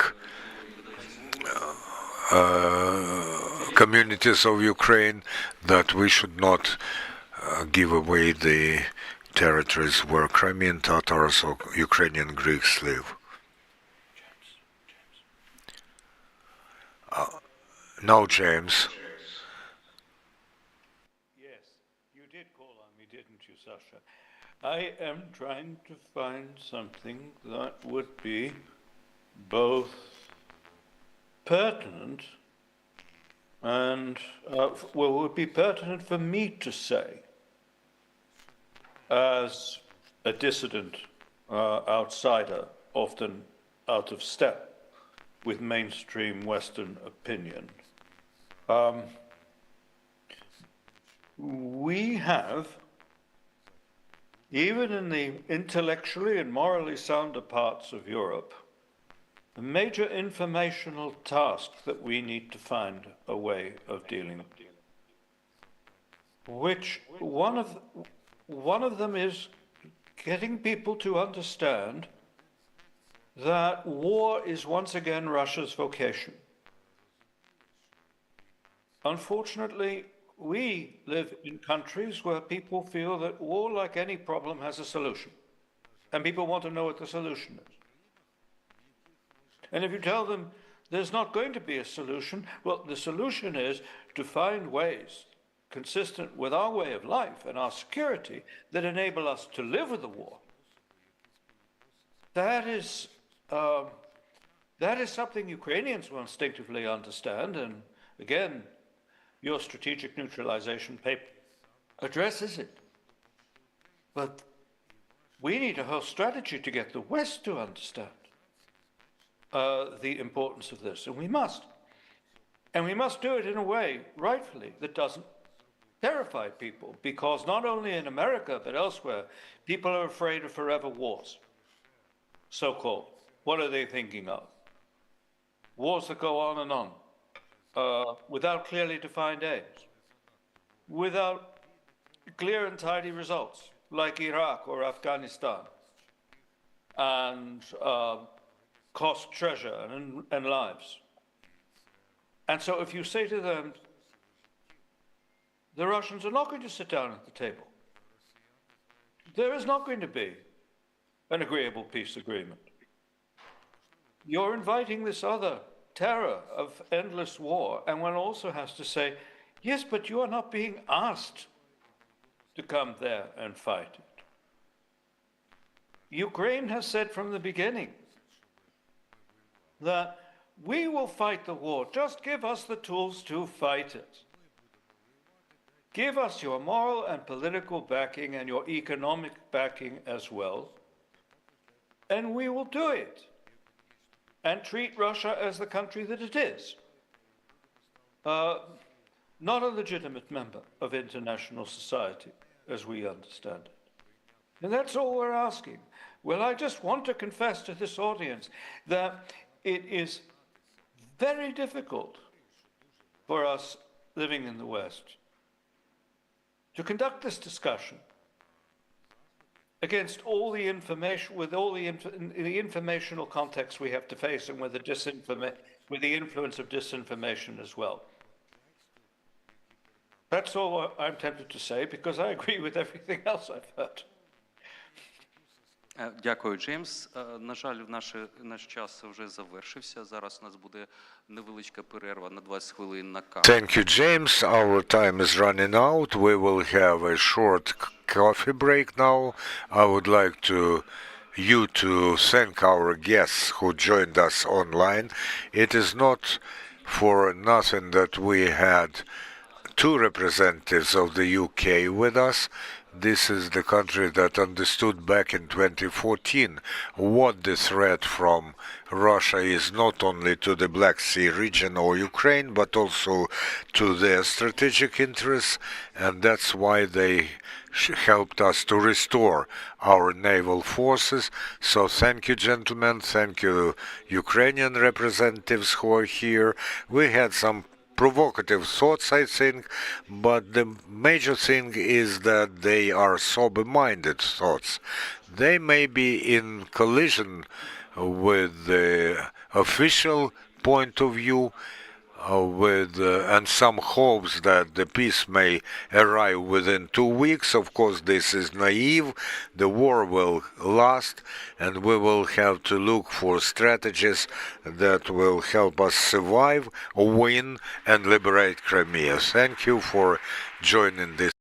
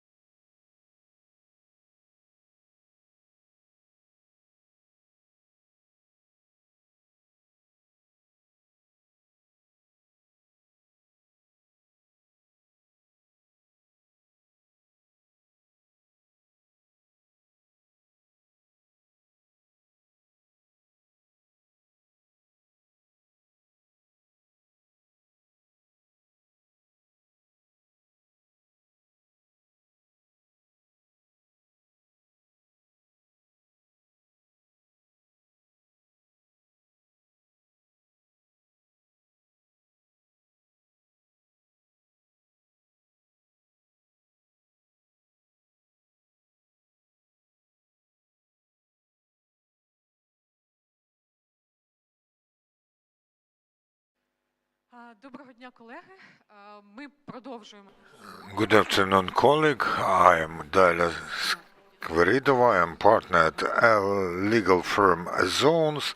I will be moderating this panel, and the main thing about me to be known is that I'm from Crimea and I've been working with this issue since the occupation. Thank you for entrusting me with moderating this panel. The title is Crimean Precedent, the Key to a Just Peace. But I would pose a question whether it is really a key to just peace, Many words have been said about the security dimension of Crimea, but as far as justice is concerned, legal justice or human justice is one of the cornerstones, of course, and we'll talk about these dimensions of the Crimean precedent from the point of view of international law, of rulings of different international courts that we have, and also about what these legal dimensions of justice mean as far as the feeling of sense of justice is concerned. We will talk to our panelists. We will balance the gender representation of the previous panel. I'm glad to introduce to you Margarita Sokorenko, who is the government agent for matters before the European Court of Human Rights, Olga Kurishko, who is the permanent representative of the President of Ukraine in the Autonomous Republic of Crimea. This body works in exile in Kiev. Also, we have Zera Kozlieva.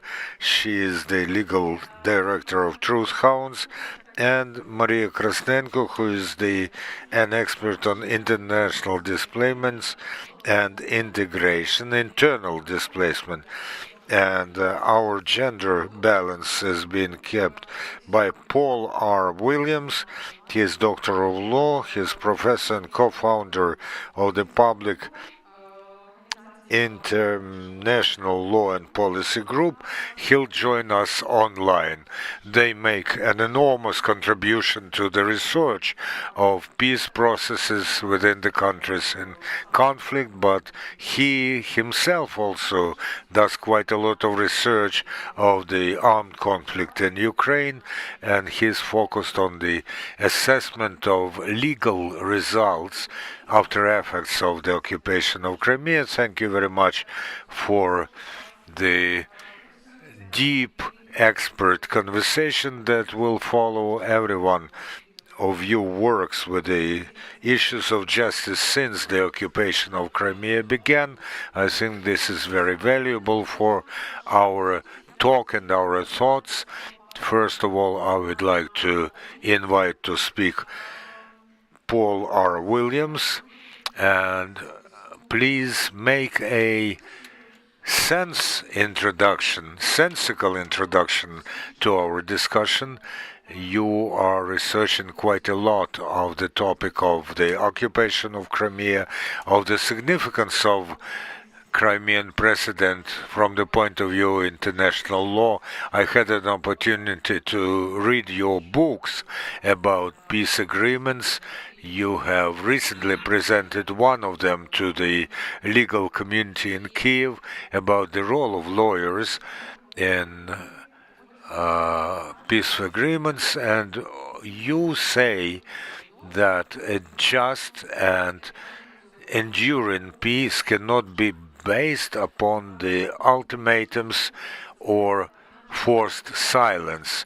I think that this is a very correct proclamation, but not everything is so clear, and when Russia insists on having allegedly legitimate claims to the Crimean Peninsula, and they actually try to persuade the international community to the negotiations that would ignore the international law. So my question to you is about the significance of Crimean precedent in future negotiations. What should be the strategy of Ukraine and our international partners under the condition when the achievement of just peace can be countered with the necessity to yield the principles of international law? Daria, thank you very much for that question, and I'm very excited that you and the Crimea Platform included me in this conversation about Crimea and a just peace and the value of international law and international precedent and the risks that any impingement upon Ukraine's territory, especially the territory of Crimea, poses for a lasting, durable peace in Ukraine, and quite frankly, throughout the globe. So it's a real honor, and it's a real privilege for me to be able to share the platform, so to speak, this morning with such wonderful co-panelists. When we think about Crimea, we're not only thinking about Crimea as a geographic peninsula. We're thinking about Crimea as a cornerstone of one of the most fundamental principles of international law, and quite frankly, global structure, that of territorial integrity. And there seems to be a very relaxed conversation among some of the United States, the Americans, and others about exchanges of territory or redrawing of borders. And what strikes me is that this would be tinkering with this cornerstone. This would be undermining this cornerstone of global structure, global peace. So what I want to do in my 10 minutes is basically briefly review the precedent of Crimea in international law, which I'm sure most all of our guests here are familiar with.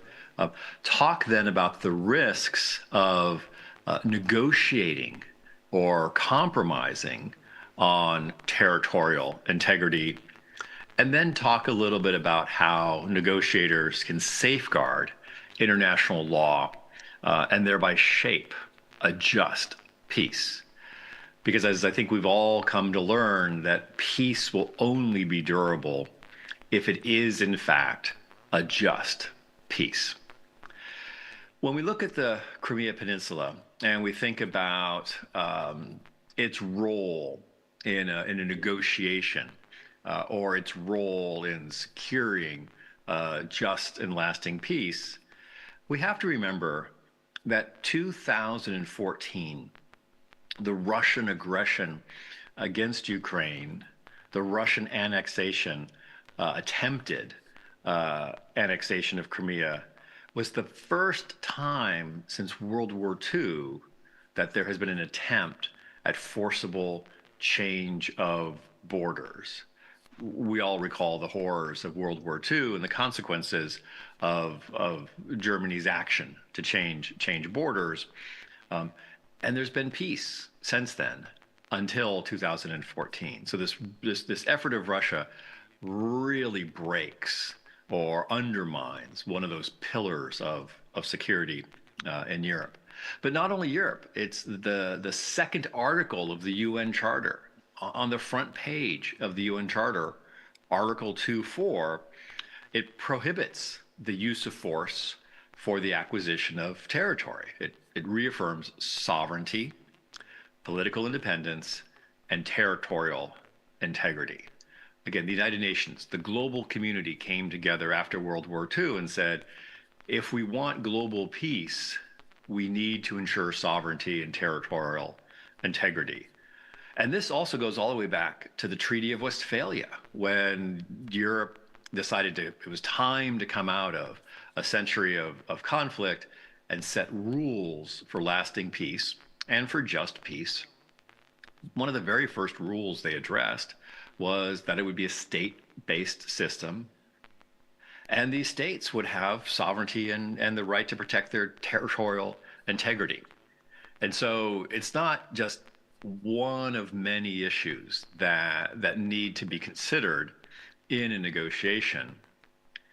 Territorial integrity, the prohibition of the use of force of violating another state's territorial integrity, is fundamental to lasting peace. I also just want to briefly mention that accompanying this territorial aggression, Russia has engaged in systemic human rights violations. And one reason why you see that this principle of territorial integrity is so important is because when it's violated, other fundamental principles are violated. The systematic persecution of the Crimea Tatars is widespread. It's widely known. The suppression of civil society and the media, and now more recently forced conscription of Crimeans into the Russian military to then fight against other Ukrainians. These atrocities, these human rights violations, go hand in hand with Russia's war of aggression. Now, the good news is the international legal infrastructure, the International Court of Justice, the European Court of Human Rights, and even the UN General Assembly, a political body, have been clear and have been emphatic that Russia's war of aggression, which has resulted in the attempted annexation of Crimea, is simply illegal. It's not valid. There is no legitimate basis for Russia's various claims for the territory of Crimea. The ICJ, the International Court of Justice, has ruled in favor on a number of occasions. It's ruled in favor of Ukraine. The European Court of Human Rights, there are many decisions from the European Court finding that Russia has violated the human rights of those in Crimea.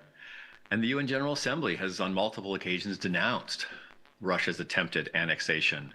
And then even the more recent constitutional changes, referenda in Crimea and in the other occupied territories have been rejected by the international community. So there's no ambiguity.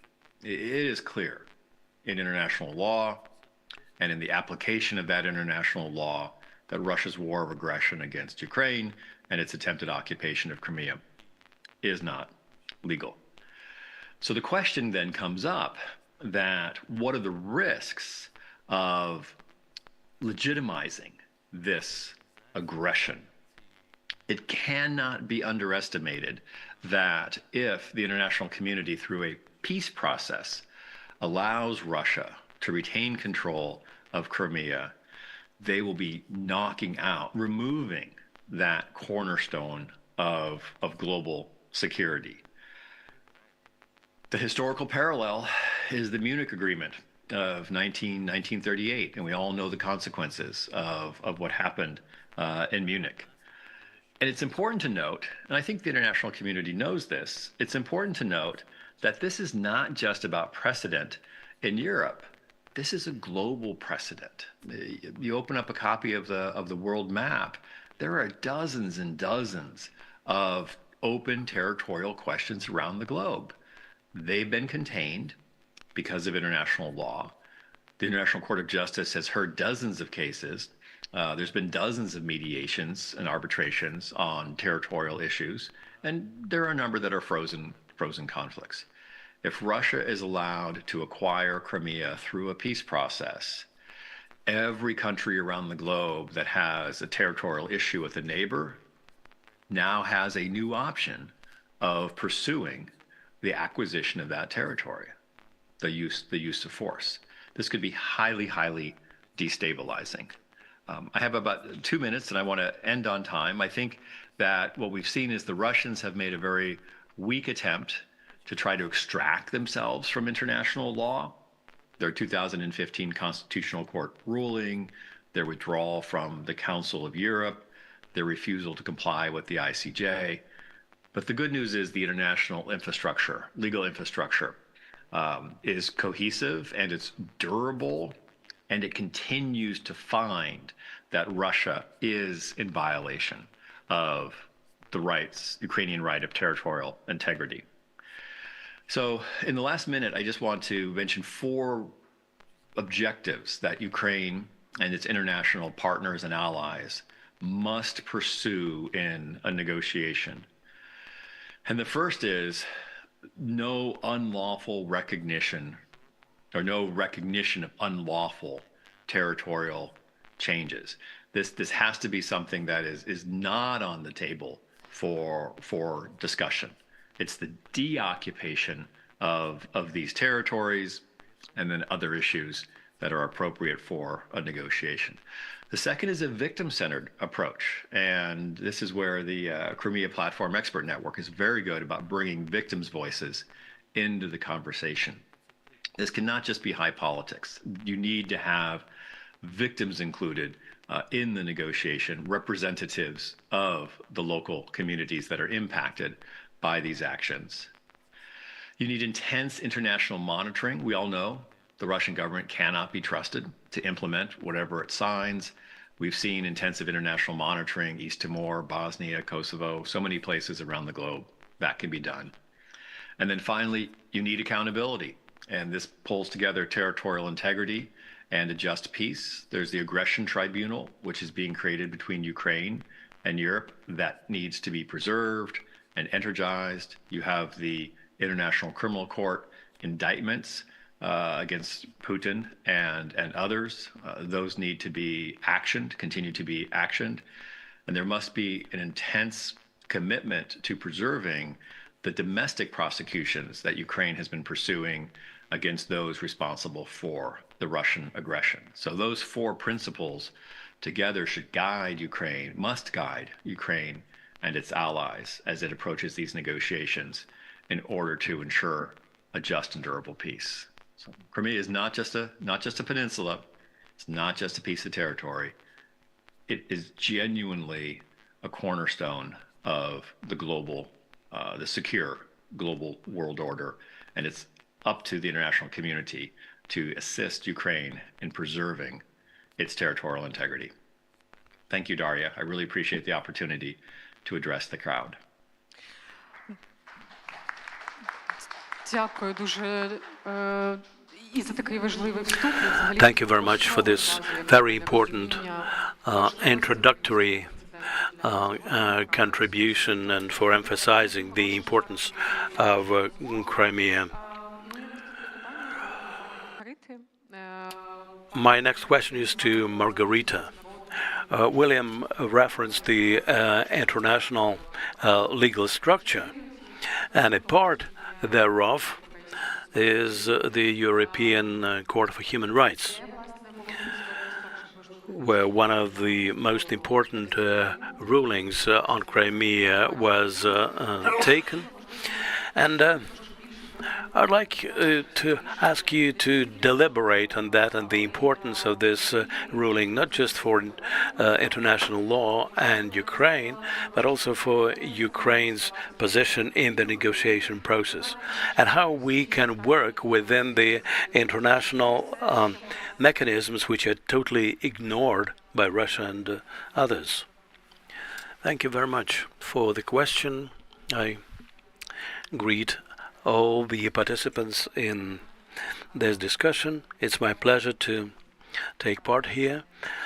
This is really an issue of human rights, which is one of the key strategic priority importance issues for us. And at the same time, it's one of the most complicated ones, because in the case of Ukraine, we observe how the Russian Federation basically rejects all the international mechanisms which would hold her liable for what they do. The states on the basis of that law, have to respect all those norms. And we understand that if there are some rulings of the European Court for Human Rights, this is not the end of the story now, because even before Russia was expelled from the Council of Europe, Russia had been figuring in other cases and came up with all the pretexts to justify its failure to carry out the decisions of the court. I'd like to remind us all about the essence of those rulings, because they are really historic and unprecedented, both for the court and for the Council of Europe. I would dwell upon some most salient points and to follow up on what the previous speaker mentioned.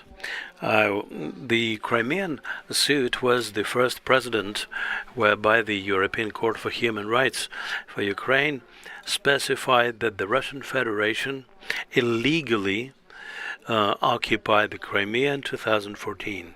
And this is illegal and illegitimate. This is very important for us because the Russian Federation, since 2014, tried to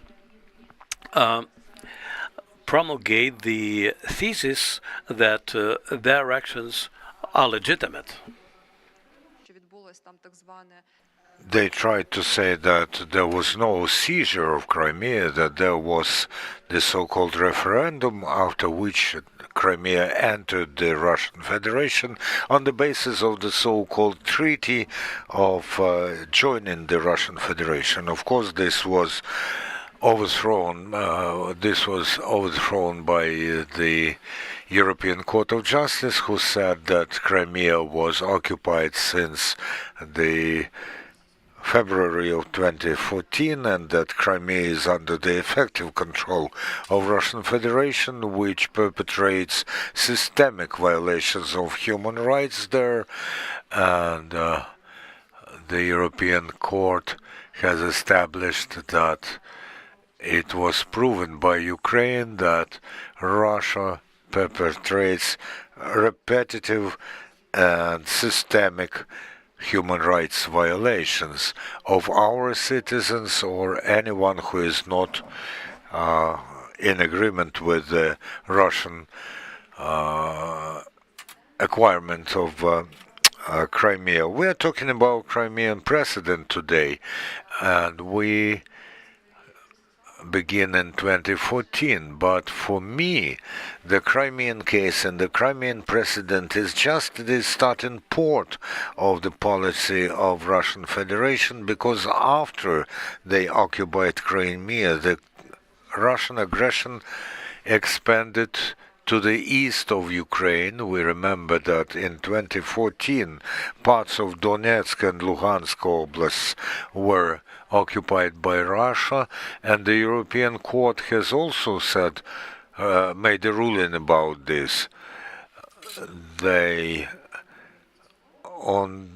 And this year, on the 9th of July, they made public their ruling that first there was the seizure of Crimea, and then the aggression moved to the east of Ukraine. And of course, in 2022, we made a case about the full-scale invasion, and the European Court said the next stage of the Russian invasion of Russian aggression was this full-scale invasion. And when we presented our case in the European Court, we said that it is only a very relative breaking up of into different stages, because all this is the result and after effect of the aggression which Russia launched back in 2014, and they are all connected to violations of human rights that Russia is perpetrating, and that they are developing not only in their scale but also in their methods and the cruelty that Russians are applying. And the European Court has confirmed this in their ruling, And the rulings that we have were not the aim per se. We understand that we have to legally legally define that how the aggression started and that there are massive violations of human rights. And of course, I can't but refer to the night attack on Kiev that we had. This is one of the after effects of Russian aggression, but the Russians are already claiming that the victims there are the result of the work of the Ukrainian anti-aircraft, anti-air defense. So there are lies again. And this is very important for our negotiations, for any political actions that we resort to, because these court rulings have a uniqueness. This is probably the very rare rulings of the international court establishment that pertain to the way of perpetrating human rights violations during the war, while the war is still on. All the other precedents were happening when the wars ended, and they were just researching the facts. But I think that we have done some unprecedented things in international institutions during the active protracted war. And we still have this war, we still have formal or non-formal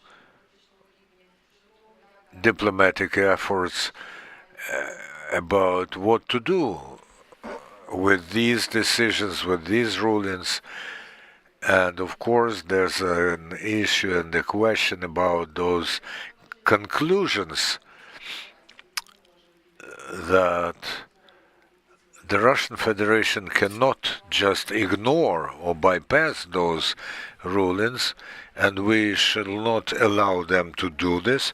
There are very clear-cut definitions that the territory was occupied, that there are violations of children's rights there, and of course this is not so much about territories as about the observance of human rights. We cannot allow Russia or our partners to forget about what has been established, and we should not allow Russia to forget these facts as well, because the basis of security, and I think that this idea was aired here already, the basis for the international law and order is the observance of the basic rights and freedoms of a human being. Of course, this is not the only aim. There are other processes as well, but the conclusions contained in the rulings of the European Court for Human Rights have to be a basis for future rulings as well, and taken into account in different mechanisms, and the constitutional mechanism that is being created and already mentioned in the rulings of the European Court. Thank you, Margarita. I do agree that these are really historic decisions. We will see how much they will influence the international law in the future. Thank you, the Ministry of Justice of Ukraine, that helped in this. But I think that you were right in saying that this has significance not only for documenting, but also for the punishment of the crimes that Russia is perpetrating. So my next question is to Maria. You're working Oh no, this is Tuzira Kozlieva. You're working very hard with the documenting the crimes that Russia has perpetrated and is still perpetrating. I think that I would like to hear from you what does it mean for you and how do you rethink now the work of NGOs that document the crimes. Thank you very much for the question. In order to continue what the previous speakers have said, I would like to say that, of course, this is very interesting because we have not agreed on any rhetorics, common rhetorics and definitions about Crimea and whether we can at all raise the issue of territorial concessions as far as Crimea is concerned. I'm very pleased that everyone says that this issue should not be discussed at all unless we discuss how to reach the occupation. So we're talking about what is the attitude and treatment of the civil population that are there. I had the plan to mention this by the end of my speech, but I still would like to start with this. On the eve of the recent Independence Day, there was a leaflet in the social networks about people staying at home and waiting for Ukraine. So this is an essence of what we are talking about. People who are there, who are Ukrainian citizens, Ukrainians or Crimean Tatars, are our power that resides there.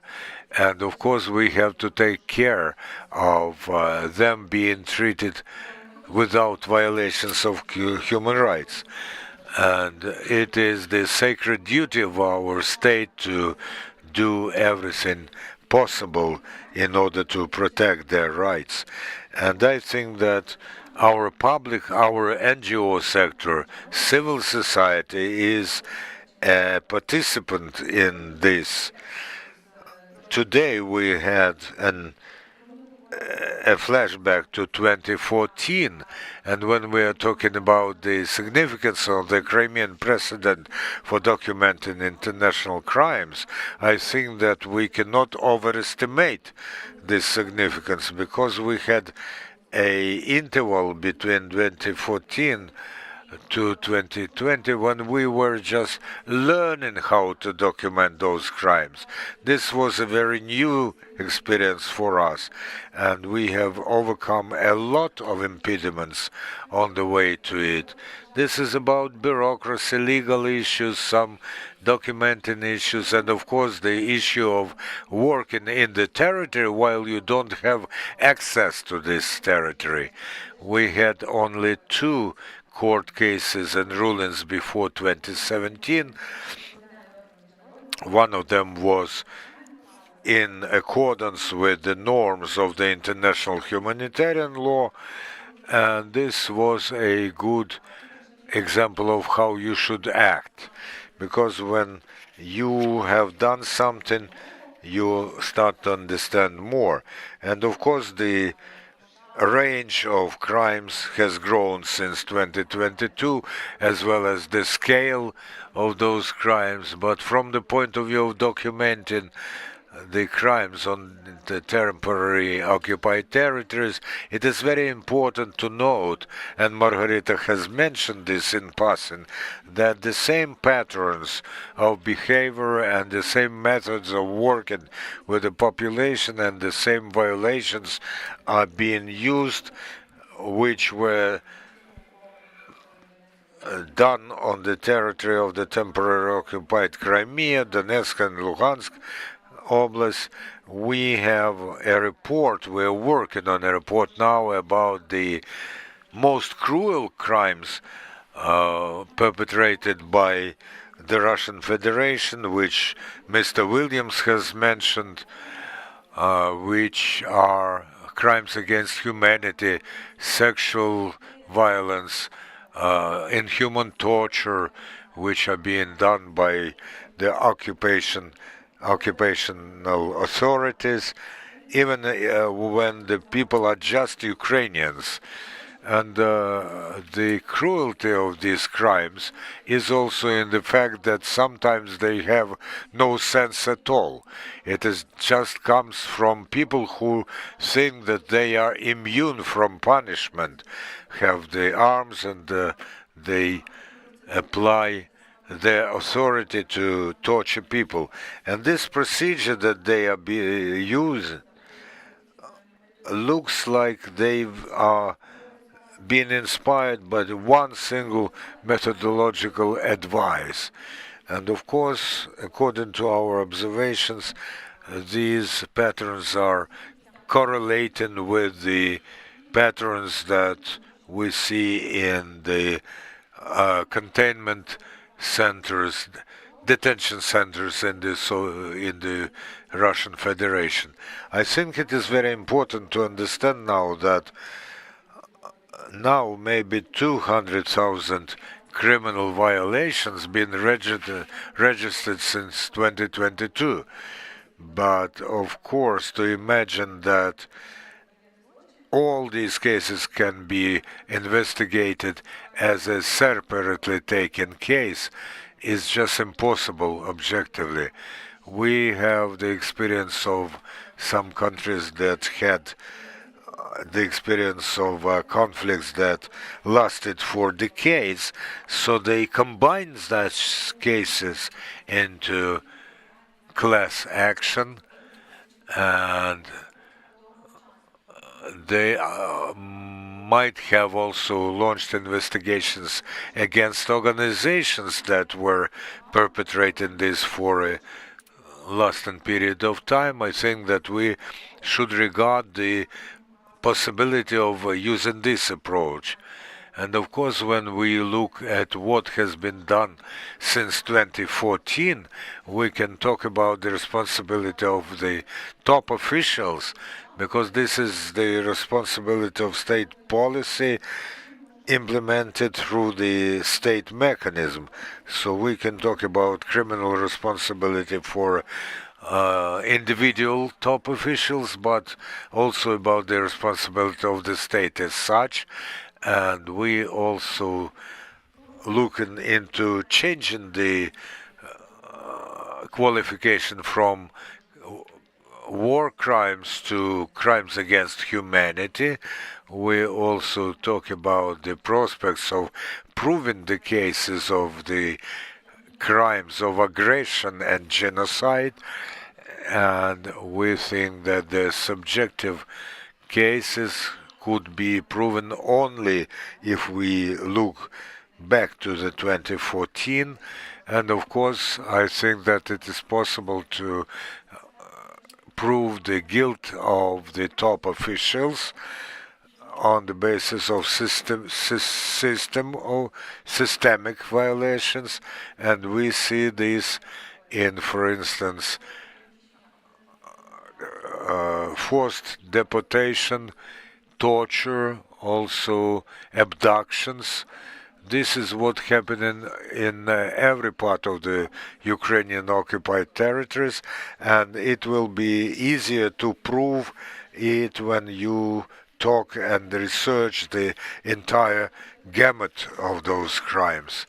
And among the, let's say, innovative things is the responsibility of legal entities. Some corporations that are abetting or helping or taking part in different violations in the occupied territories. Let's be specific. I will name Rosatom, who violated the principles and law on the Zaporizhzhia nuclear power plant. We had one of the reports already, and we are now preparing the second, where we want to show the entire broad range of corporations which take part in crimes in the occupied territories and are responsible for them, including the cruelest of them.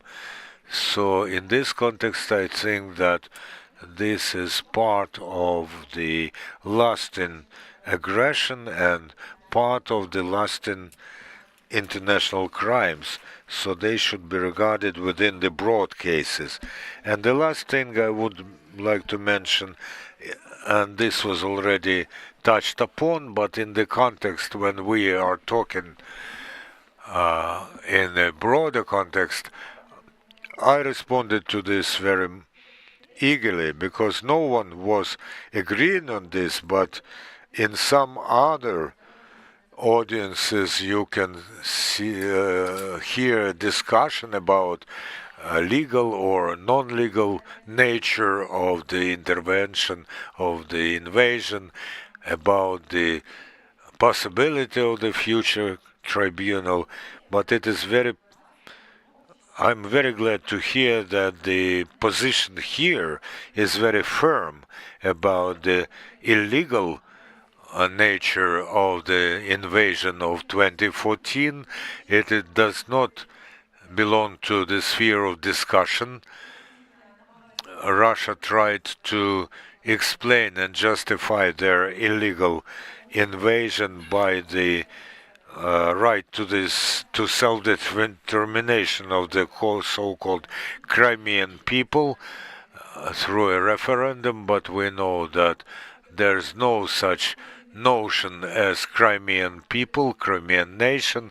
We have indigenous people there, Crimean Tatars, Karaims and Krimchaks, who theoretically have the right to self-determination within Crimea or within the state, and I do think that those peoples refer to their right to self-determination within the boundaries of the Ukrainian state, and we now cannot talk about even the hints to realize the self-determination rights on their territories. We're dealing with the violation of the rights of these ethnic groups because of their active stand on this issue. Thank you very much. You quite reasonably concluded on the notion of human dimension, and Maria will be the next to speak. Please follow up on this human dimension of this issue, because we have a lot of legal decisions and rulings and straightforward characterizations as regards the principle of territorial integrity of Ukraine and human rights and responsibility for the violation thereof. But all those high-level rulings, do they bring closer the prospect of justice as regards individuals? You have been dealing with the victims of those crimes. Please share with us your stories as to whether the victims have this sense of justice in what's going on. And very often the expectations as regards that weigh heavily on the shoulders of Ukrainians. The victims of those crimes, even though the state is doing a lot in the legal realm, but they primarily associate assistance to themselves with humanitarian assistance and non-legal, non-law rulings. Thank you. I think this is a very relevant point. It's really the case that they do not feel any considerable relevance in those rulings. As I was getting ready for this panel, I thought I would say something different, but the latest shellings in Kyiv and in Slavyansk and in other cities of Kyiv showed me once again the importance of and visibility of what we are going through now, and it gives us a clear picture of what people in the occupied territories are going through, because very often we perceive the war as something we see on TV, and we do not perceive it as in everyday suffering of people. And it is occurrences like that that bring the reality closer to us. There's obviously a lack of information policy which would inform people about what people in the occupied territories are going through. This is also related to the visibility of the state policy at the national level, the policy which should be implemented at the level of ministries. And a few words about what we can actually do for the people under occupation, alongside with the court rulings and other lofty things that we hear about that. As regards the information policy, first thing I would like to emphasize is that we hear increasingly less and less about the everyday lives of people under occupation.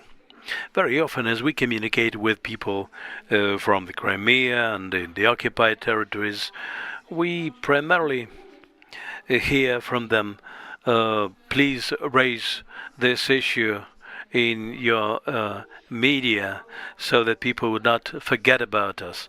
Today I recorded an interview I took from a student who left Crimea to enroll into university. She had been in the educational system of the Russian Federation, within the educational establishment of the occupation. But she decided to leave Crimea and continue her schooling in the territory controlled by Ukraine. And she very often, she said that she very often, as she deals with people in everyday life, people ask her, why did you come to Ukraine from Crimea and not to Russia? And first those questions shocked her, and then she started looking for an answer to that question. And the answer to that question is that probably we do not work efficiently enough, both in the occupied territories and on the territory of Ukraine, in terms of informing people about what's going on and raising their awareness of this. So we have to bridge this gap, because even if we think among experts that everyone is aware of this, everyone knows everything about this or that, but make no mistake, an ordinary person in the street knows very little about what people in the occupied territories are going through. So this is a task that we all have to focus on, because it largely determines the positions people take on this issue or another. It should be based on an informed knowledge and informed awareness of the situation. In terms of policies, this is also very crucial, because now we see that there has been a kind of weakening in the development and pursuit of state-run policy towards the occupied territories. Last autumn, the Ministry for the Integration of Occupied Territories was abolished, and therefore a whole area of work disappeared, which had helped us people to better understand what's going on in the occupied territories. And the Ministry of for the Development of Communities and Territories still don't have a clear-cut vision of what our policy towards the occupied territories should be like. This is very sad, in fact, but also behind this there stands a even more serious process, because this is an issue of lack of individual cases which we would bring to the awareness of people, individual cases, and the cases on the basis of which the state-run policy towards occupied territories should be formed.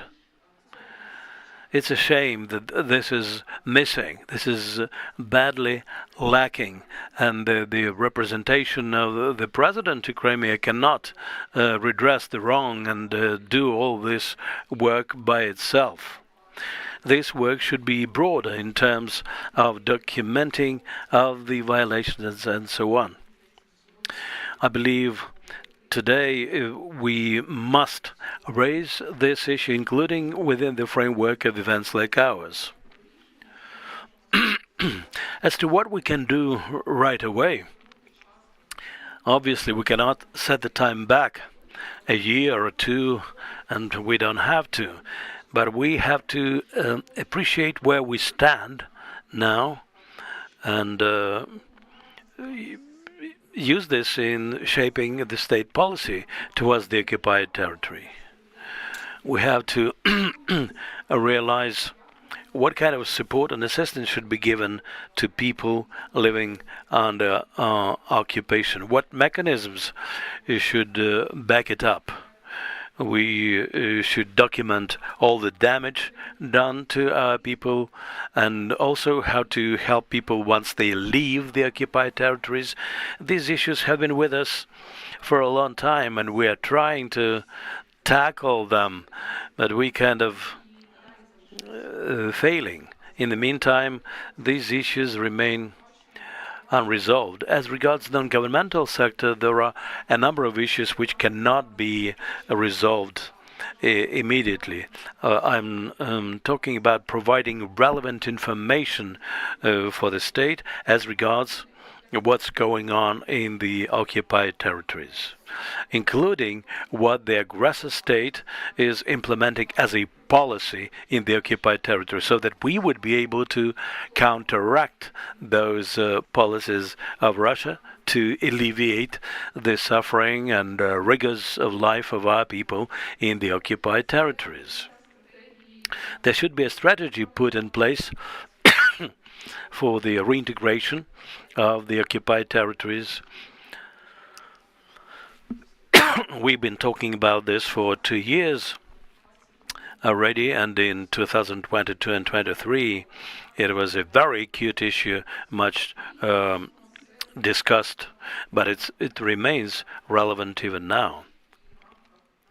So we have to work in this realm on the basis of individual, human-oriented, victim-oriented cases, so that people who are in charge of the occupied territories would make sure that people from Mariupol, from Donetsk and elsewhere would feel that there is assistance and help available for them, even though it is not 100% sufficient, but something is being done towards that. So we have to keep the needs and requirements of those people in the focus of our attention. Thank you, Maria. Well, now Olga will try to answer the question why the state policy does not work in this respect. As regards the current policy of reintegration, the performance of the state is very poor. Maybe Olga would refute that point, but Olga, you represent a body which has one of the strongest institutional experiences as regards reintegration and policies related to reintegration of the occupied territories, including Crimea. So my question to you is as follows. Can we afford this experience to remain kind of insulated and isolated from other comprehensive policies of the government? Or should we make it a kind of generating force for a rethink of the state policy towards all the occupied territories and communities? Well, it's a very timely point to summarize what we've been deliberating. And the title of our panel was also related to how we take certain decisions at the state level. There is a legal context here and a individual human context. As decisions are being taken, complicated decisions, so we have to use something as a basis. And that basis is impersonated by people who put up resistance in the occupied territories. Well, very often we get asked what's going on in Crimea and what's the situation like, and we say that people put up resistance, but actually this is an issue for the state and for the expert community to support those who cannot make their voice heard in the occupied territories. And the legal context, the legal basis for me plays a crucial role here. I'll give you one example from my communication. When we start hearing from our foreign partners questions related to the so-called referendum, and this is a narrative of the Russian Federation. They do not litigate that because they know that they will lose. So they try to change this reality, and they say that people voted, there was a referendum. And now, due to the work of our relevant ministries, we can say that the so-called referendum was held on the 16th of March, but according to the ruling of the European Court of Human Rights, we can say that the control of the Russian Federation was effective as of the 27th of February 2014. Therefore, everything that happened afterwards is illegal and illegitimate. Daria was one of those who started working in this area. Now she's trying to help us in implementing certain practices and mechanisms on the basis of the representation of the president in Crimea with the help of international experts. I spoke about this in my intro. It is really key to engage the expert community into this work because it gives us with the lifeline to the occupied territories. In our representation office, we do have these contacts, and we keep up those contacts on the people-to-people level. A lot of people know me as a human rights activist, and we continue that, and we continue helping people through our own contacts. We always try to find ways of communication, safe communication for people living on the occupied territories or those who left those territories.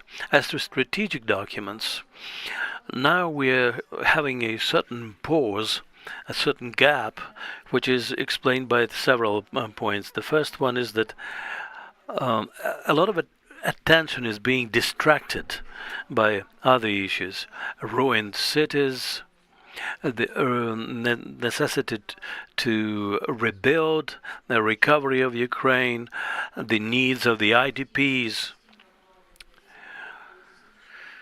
the need to update the logistical and other components necessary for the front line.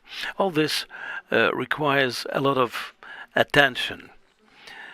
Then the most resources of the state and ministries and so on are focused on that area of work.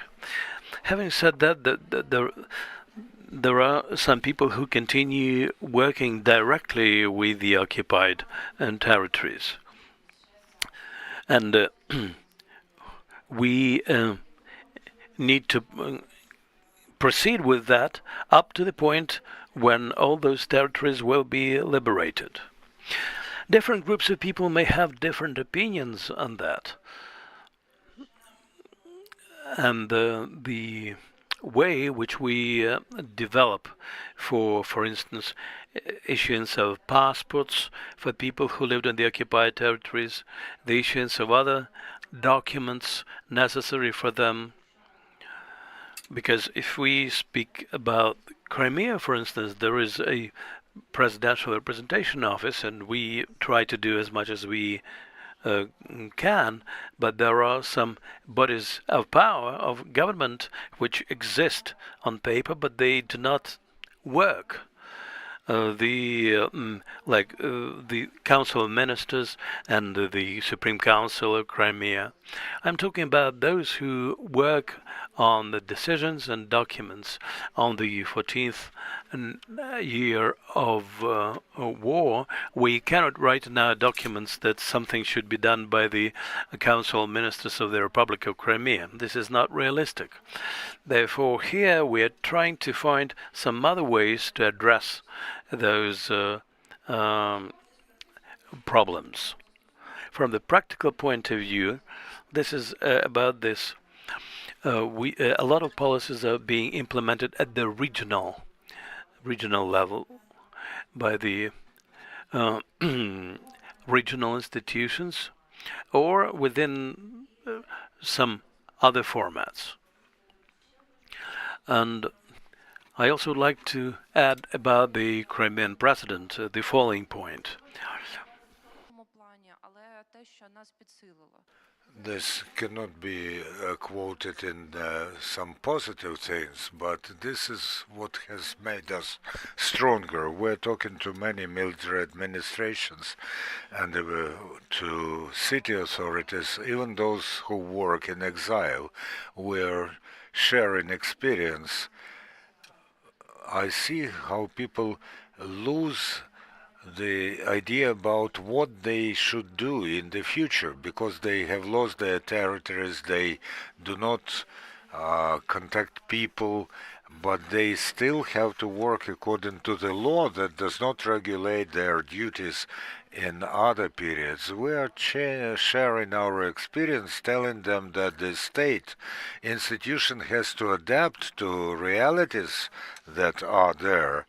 It has to change its mode and its duties and rights. We have the system of the reform of decentralization, which is still going on. Of course, we have a ministry which now has assumed the regional policies, duties. In order for this ministry to see the temporarily occupied territories on the map of their duties, these local authorities have the right of have their voice. They have to voice their opinion on which policy is best suited to be implemented now, because this is one thing when you say, what do you do when the liberation comes? But no one tells us what we'll do about the cognitive occupation, what we are going to do with the documents that people were given while they were living there. And let's be frank, we haven't had the discussion on collaboration. It is not yet discussed on the level of the entire society. We are working with a rather complicated issue about the checkups of people who have to this or that extent worked with the occupational authorities. This is the international practice. We were taking the practice that was implemented in other states. in the post-conflict period, we have to talk about this as well, because after the deoccupation, other mechanisms start to work. And of course, this is as important as the understanding of how we restore the infrastructure of those territories. Our results may become a basis for the formation of the nationwide state policy about all the occupied territories.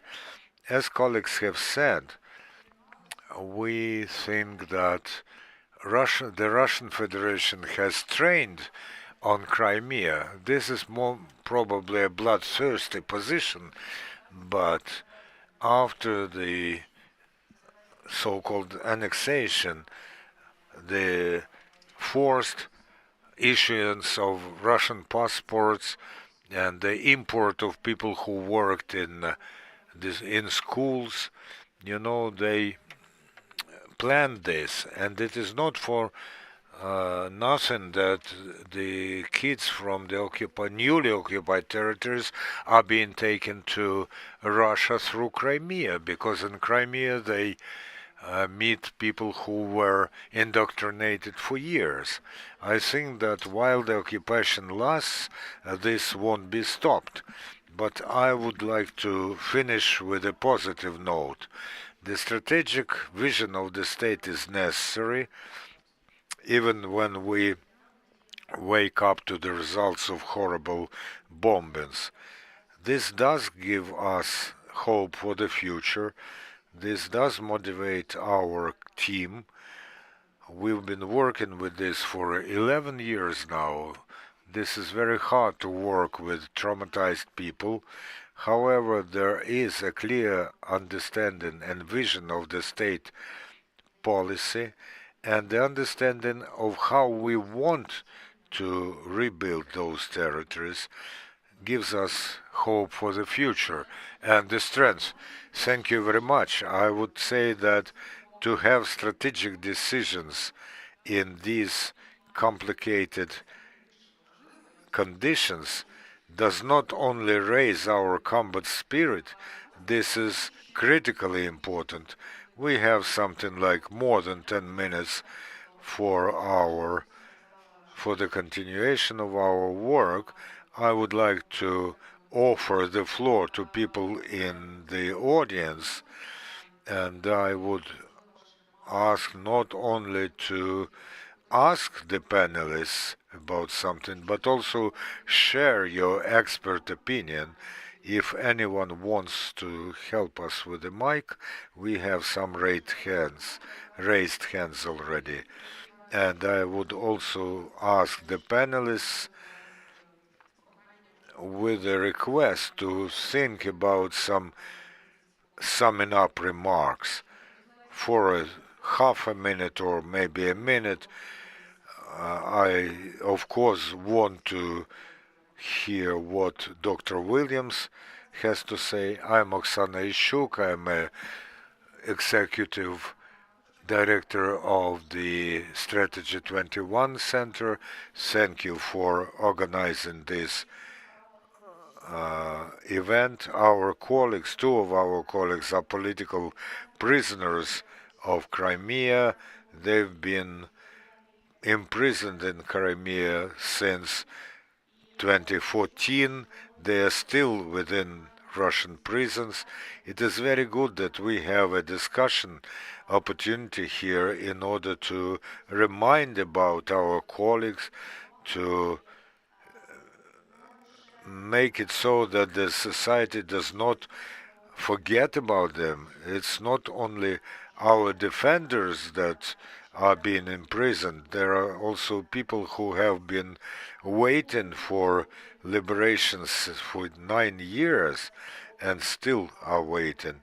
So first of all, any negotiations with the aggressor should include the exchange of prisoners to zero from truth hounds. I want to hail your brilliant report on the Zaporizhian NPP, but do you have some urgent information, recent information about the Zaporizhian NPP? Do you plan to update it? Thank you, first of all, for such a positive evaluation of our work.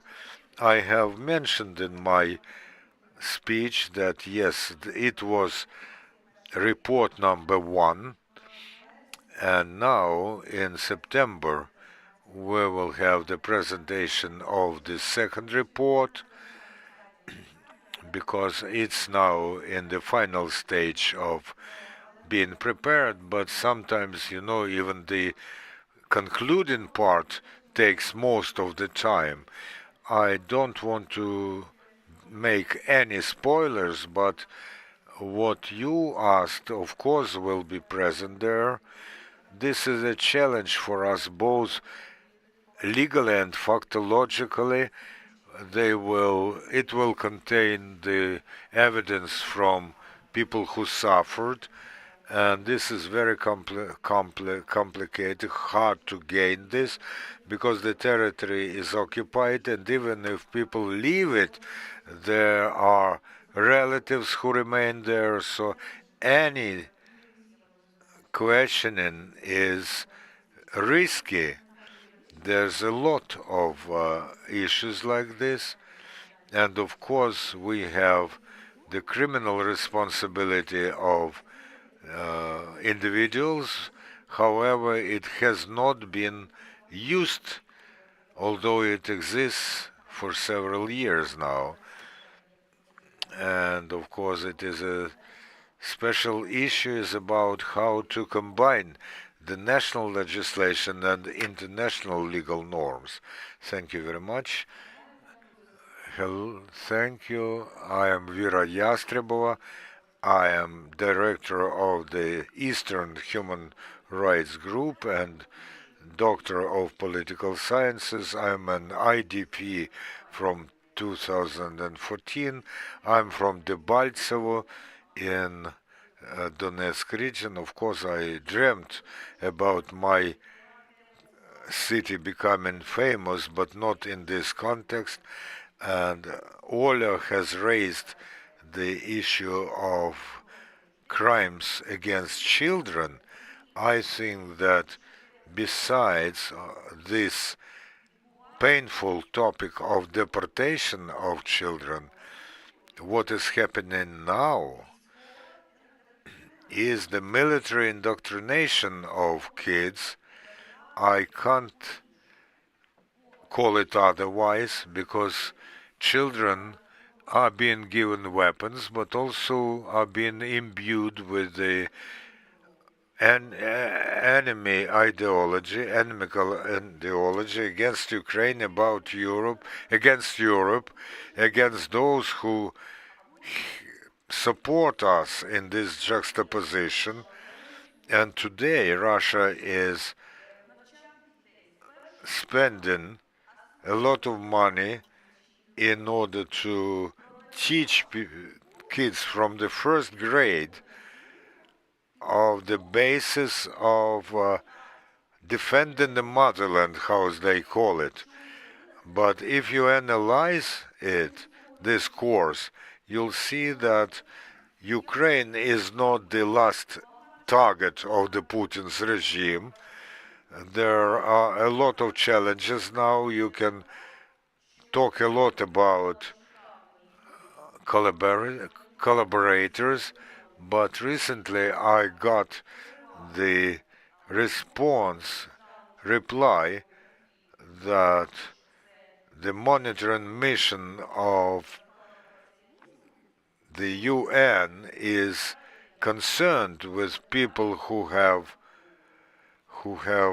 suffered as a result of the aggression, and they treat collaborators as people who have suffered from the occupational forces. I remember then Orwell's 1984, And I think that, of course, people who suffered from the invasion are people who are now under the criminal investigation and who are imprisoned. So my call upon our international partners and our human rights activists see this as a challenge for the future and see that the target, the aim of Russia is USSR 2.0, and they want to implement this. Thank you for the discussion. It was very interesting. Thank you very much, because of course the issue of the responsibility of civil population is probably worth an entire separate discussion. And when we come back to our panelists, I would ask you to reflect on what we have talked about, coming back to the topic whether the Crimean precedent is the key to justice. How would you like to sum up our conversation? Whoever wants to start. Well, my final message is rather short, but it's about the human dimension of people from the occupied territories has to be part of any negotiations that are there or will be there. Or, for instance, this coalition, we see that it is not sufficient. We have recently issued a statement about the taking into account the people from the occupied territories in any format of the talks. I say that when we talked about what we will be discussing here, we talked about those who are documenting human rights violations and crimes since 2014. We say that there are very deep challenges like burning out, tiredness from this topic. I think that the most important thing is not to miss the moment when this will become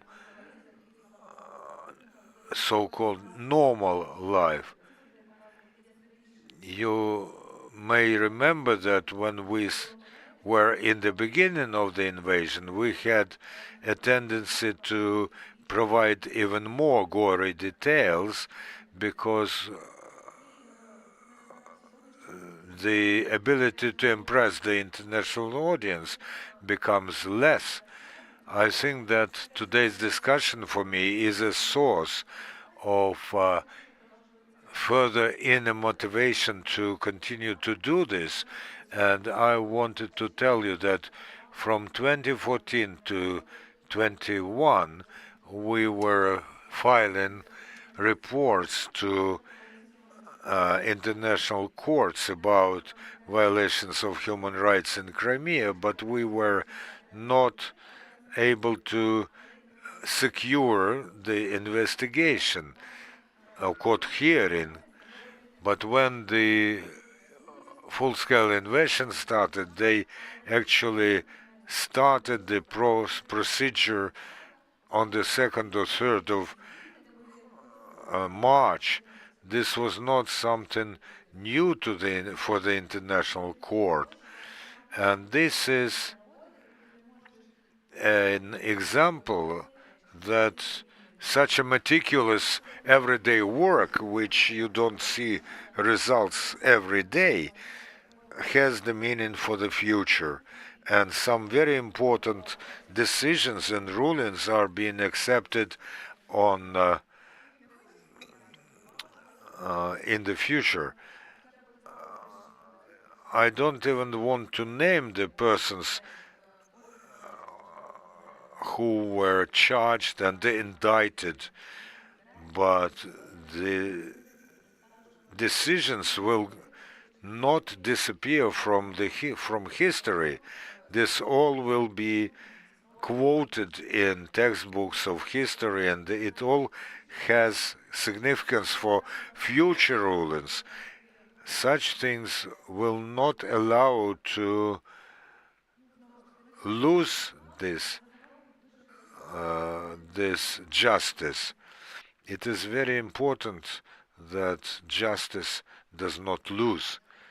The fact that it is being affected is very important. I thank the experts who took part in the discussion, because this is the place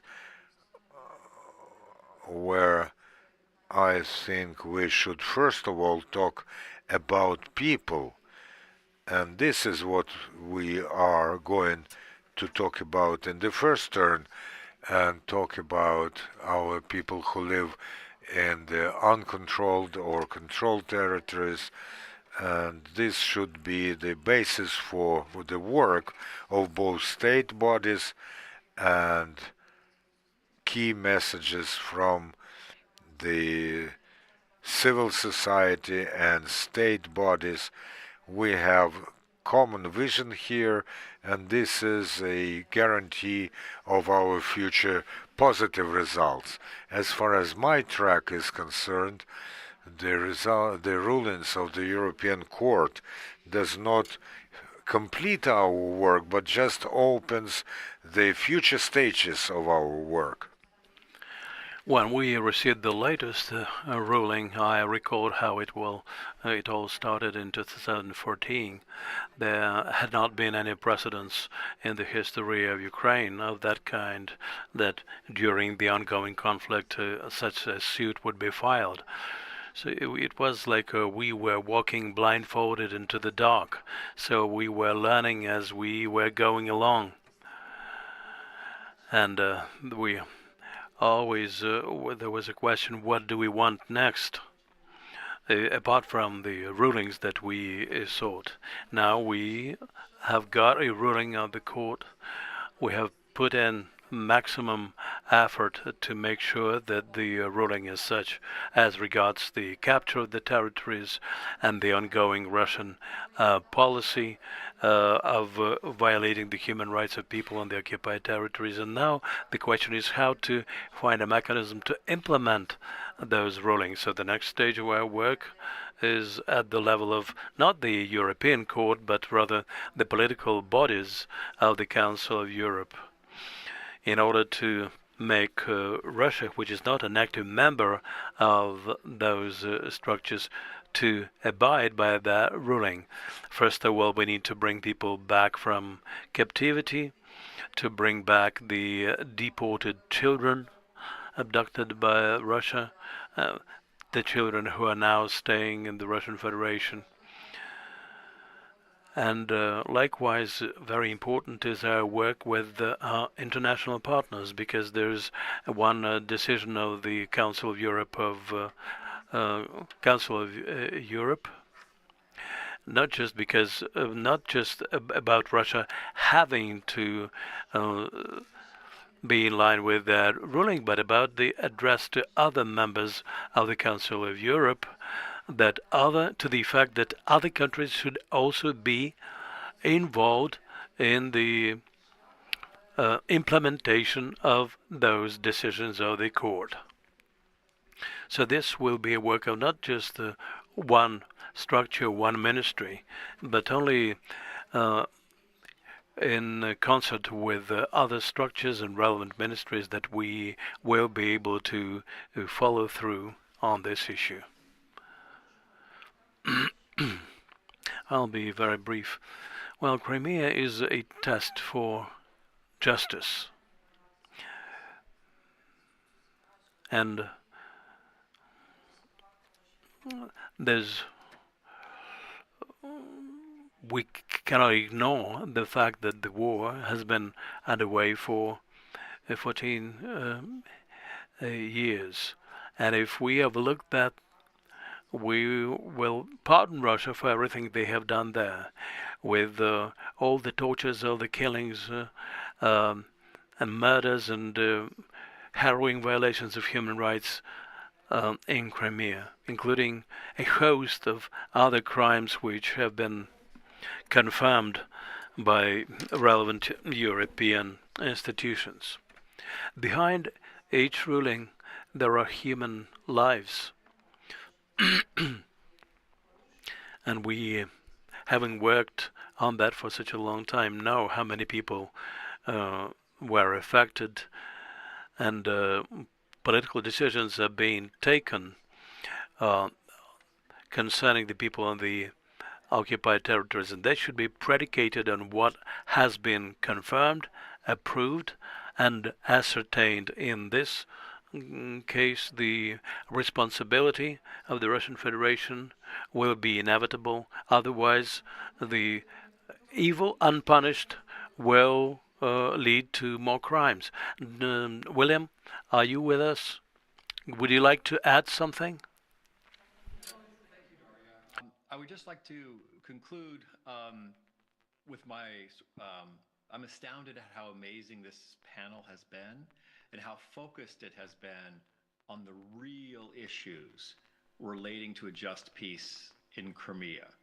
What you're hearing about now in the global community relates to territorial swaps, changing borders.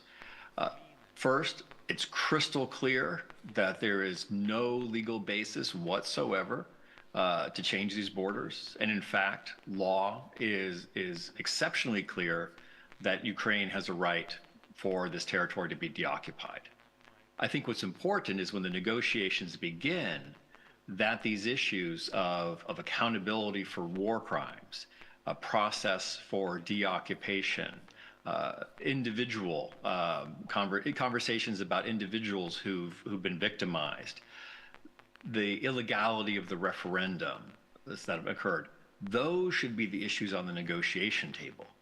Not what the boundary should be, but what is the process for deoccupying Crimea and fully returning it and its people, and in particular its children, back to Ukraine. So this panel has been a phenomenal outline of what Ukraine's negotiation position should be on the very first day of the peace talks. And I just want to conclude by saying thank you again for including me. It's always an honor and a privilege. I always learn so much more than I actually contribute, and I'm very grateful for you, Daria, including me in this conversation. Thank you very much, William, and I thank all the panelists. I subscribe to everything that has been said here today when we have the 12th year of the war of the Russian Federation against Ukraine. We have to translate those powerful legal rulings and decisions into a sense of justice and individual justice for the victims. This will be a test for justice and fairness for all of us and for the whole world, which is bound to reestablish justice on those issues. So thank you very much for your input, and now you are kindly invited to lunch. Thank you.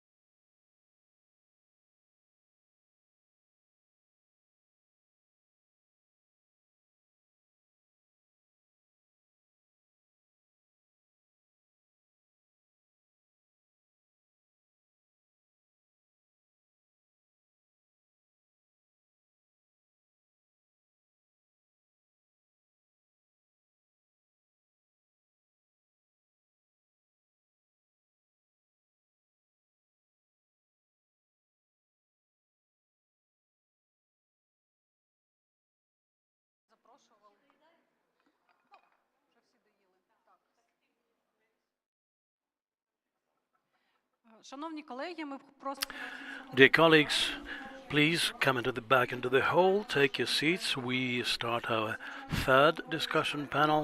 Well, first of all, about security.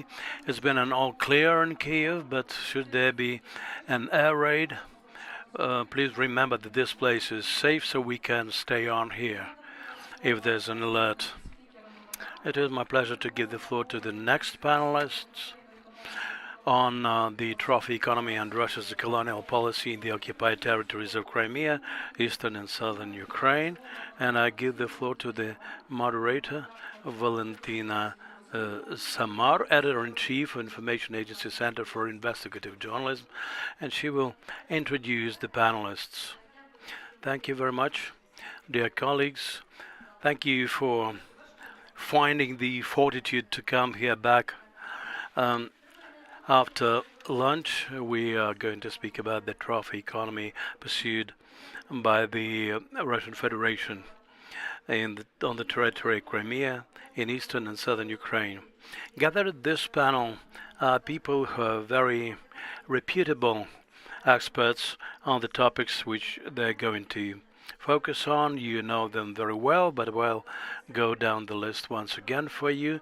First of all, it is Petro Andriushenko, head of the Institute for the Study of Occupation, also ex-advisor to the mayor of Mariupol for all the last years, several last years. He was the mouthpiece of this body in the mass media. Katerina Yaresko, journalist for the investigative project Sea Crime, which works within the Peacemaker structure, Mirotvorets, and Valentina Samar, dealing with the maritime research, primarily about the illegal export of grain and the usage of pirate vessels by Russia to take our resources, including grain, out of the occupied territories of Ukraine. She is also an expert who is actually cooperating with the foreign think tanks in order to better investigate the crimes of the Russian Federation. Serhiy Danilov, head of the deputy director of the Middle East Studies Institute.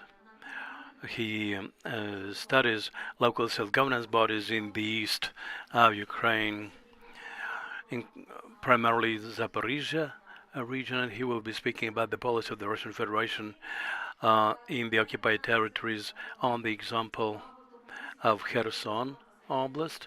In the next chair, the Deputy Prosecutor General was supposed to be sitting, but today he has to be replaced by Nikita Petronets, who represents the Center for the Protection of Human Rights, and he will be speaking about the expropriated assets in Crimea, and he also is involved in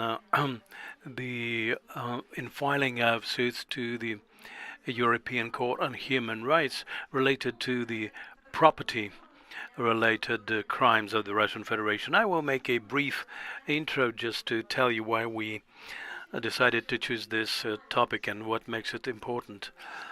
Over the last 20 years or so, knowing the information about the plunder of our assets in Crimea by the Russian Federation, Russia and its proxies started to exploit new occupied territories, primarily in the occupied Donbass. This is a crime because it got into the international humanitarian law, and Mikita is going to focus on this. But I will just say right away why this matters. The aggressor country, aggressor power, has no right to nationalize, to usurp, to grab, or whatever you call it, the civilian assets if there is no direct military need for that. we witnessed massive pillage of assets by the Russian Federation when factories and plants and farms were grabbed by the Russian Federation, and all that was later kind of legalized by the Russian Federation in their documents. These losses are very painful for us.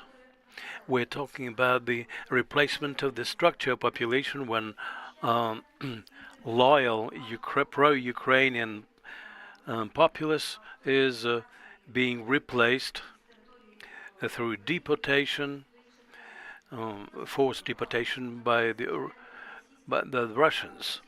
The change of the structure of ownership in favor of the Russian Federation, and all the resources which have been grabbed by Russia are working now for Russia and give them food to prosecute the war further on. This is also related to the land grab, the destruction of Ukrainian identity and culture, which begins very early on at the level of kindergartens when people are being forced to take Russian citizenship instead of Ukrainian. All those things are examples of violation of the humanitarian law, and Russia should be brought to account for that. So, how is it happening in Crimea and in Kherson Oblast and other occupied territories, as well as what kind of policy is being offered by the government of Ukraine? Serhiy Danilov will be focusing on this one. Thank you. You basically enumerated all the major points of this topic. I will be proceeding from several rounds of opinion polls, which we have been conducting since 2022, polling people who left the occupied territories. There were 4 waves of those polls, and we were trying to better understand the policy of the Russian Federation of the occupied territory and the goals thereof. Well, the goals are obvious, as it was already said: control over the territories, assets, and people. But all those 3 points are assets for Russia. People, assets, lands, all that is viewed by Russia as a set of resources. This is kind of a resource-oriented approach to people on the part of the Russian Federation. The purpose being to control all those assets and to eradicate the Ukrainian identity inside and out.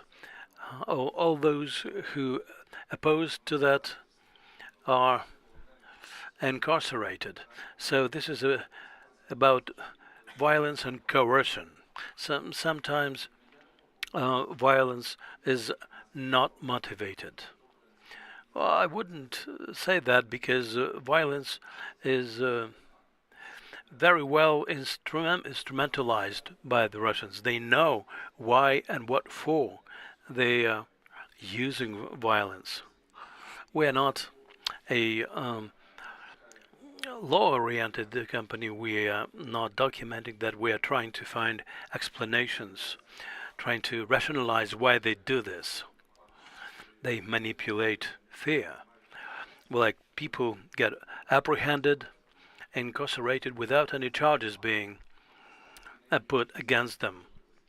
They just want to show to them that you are subordinate and we can do whatever we want with you at any time.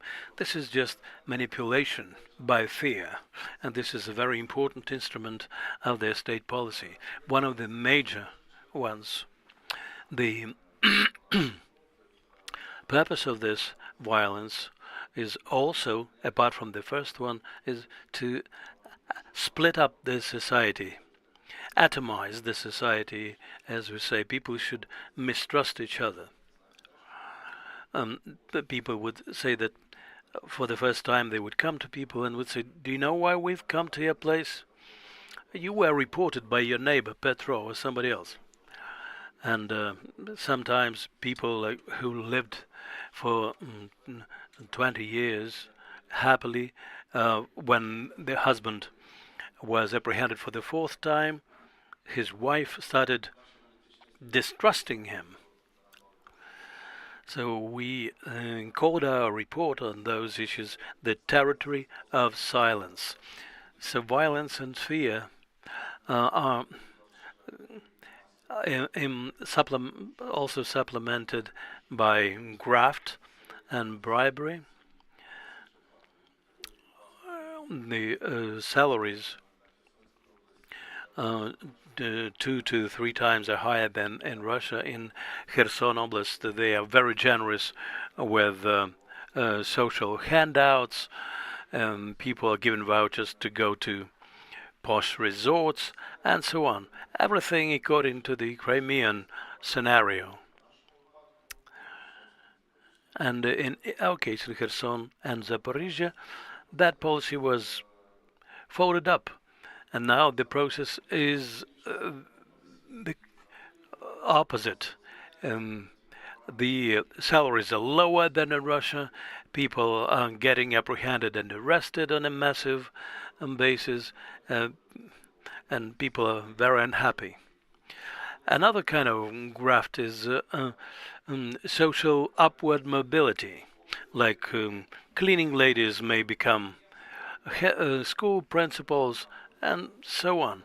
Many of those poets say, now we understand the phrase from rags to riches, and it's kind of reflects what happened some 100 years ago on this territory. So social lifts, social mobility, upward mobility is no longer working. The Ukrainians are gradually being replaced by the Crimeans and Russians. The only place where they try to please is the children.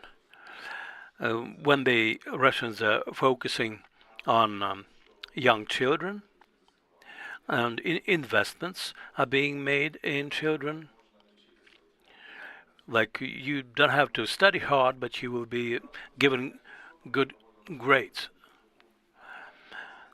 And after Kherson, we polled people in Stanislav, and we heard stories how Russian military contacted teenagers, gave them access to cigarettes, alcohol, petrol, matches, and they would stand in queues listening in to what people were discussing there.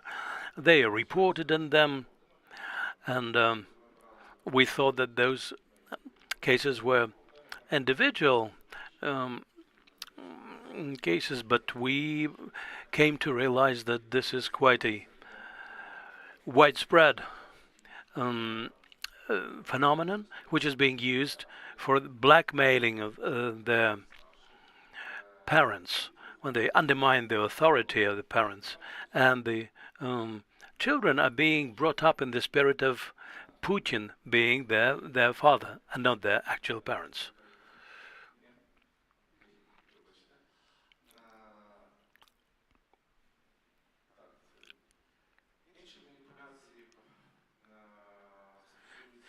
So there are some other manipulations as well, since the collaborationism, of course, is a factor that plays out here.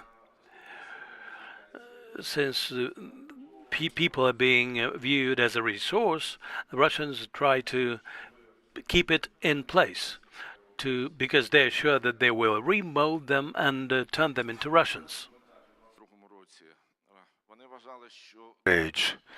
They thought that they will be allowed to go, and something like 5 to 10% will go away, and the only people to remain will be real Russians with whom they will very well coexist. But then they saw that potentially 50 to 70% of Ukrainians would leave, so they started to limit the possibility to leave those territories. We have a reference material about this. Then it became more or less commercial business, but in this case they started to use the factor of dwellings. For the first time I heard about this where it concerned Mariupol. However, I am not sure that this was the first experience. The people who left started to receive messages through their messengers that if you, for instance, do not come back before this or that date, your dwelling will be confiscated. However, at this very time, these dwellings were already occupied by Russian military or whoever, but they still used this as a blackmail for those who went away. Of course, only a small percentage of people came back. Most of them used the opportunity to sell their property. However, the Russians did everything possible to keep people in place. They started to go through villages saying to people, if you leave these territories, the occupied territories, then you will lose your property. And a number of people were stopped from leaving, and people think that by leaving, the Russians think that they will stop the outflow of population until there will be a influx of people from the Russian territories.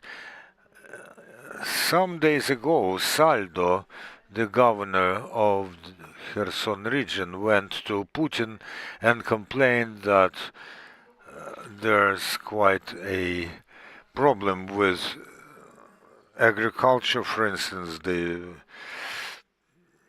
cows give less and less milk. However, we understand, of course, that the problems with agriculture there and with supply of drinking water is the result of the ruination, of the destruction of the Kakhovka Dam. And what part of economy does work in Kherson region, and what people use as the source of their living? The service sector works. The agriculture has practically died. However, even when it was still alive, they made people to use Saldo as the person through whom they were selling their produce. In 2022, there was total robbery, and the robbery was affected by those who occupied this or that village or agricultural land. In 24, there was monopolization of almost all spheres of economy except petty business. The sale of grain, the delivery of seeds and other is all monopolized.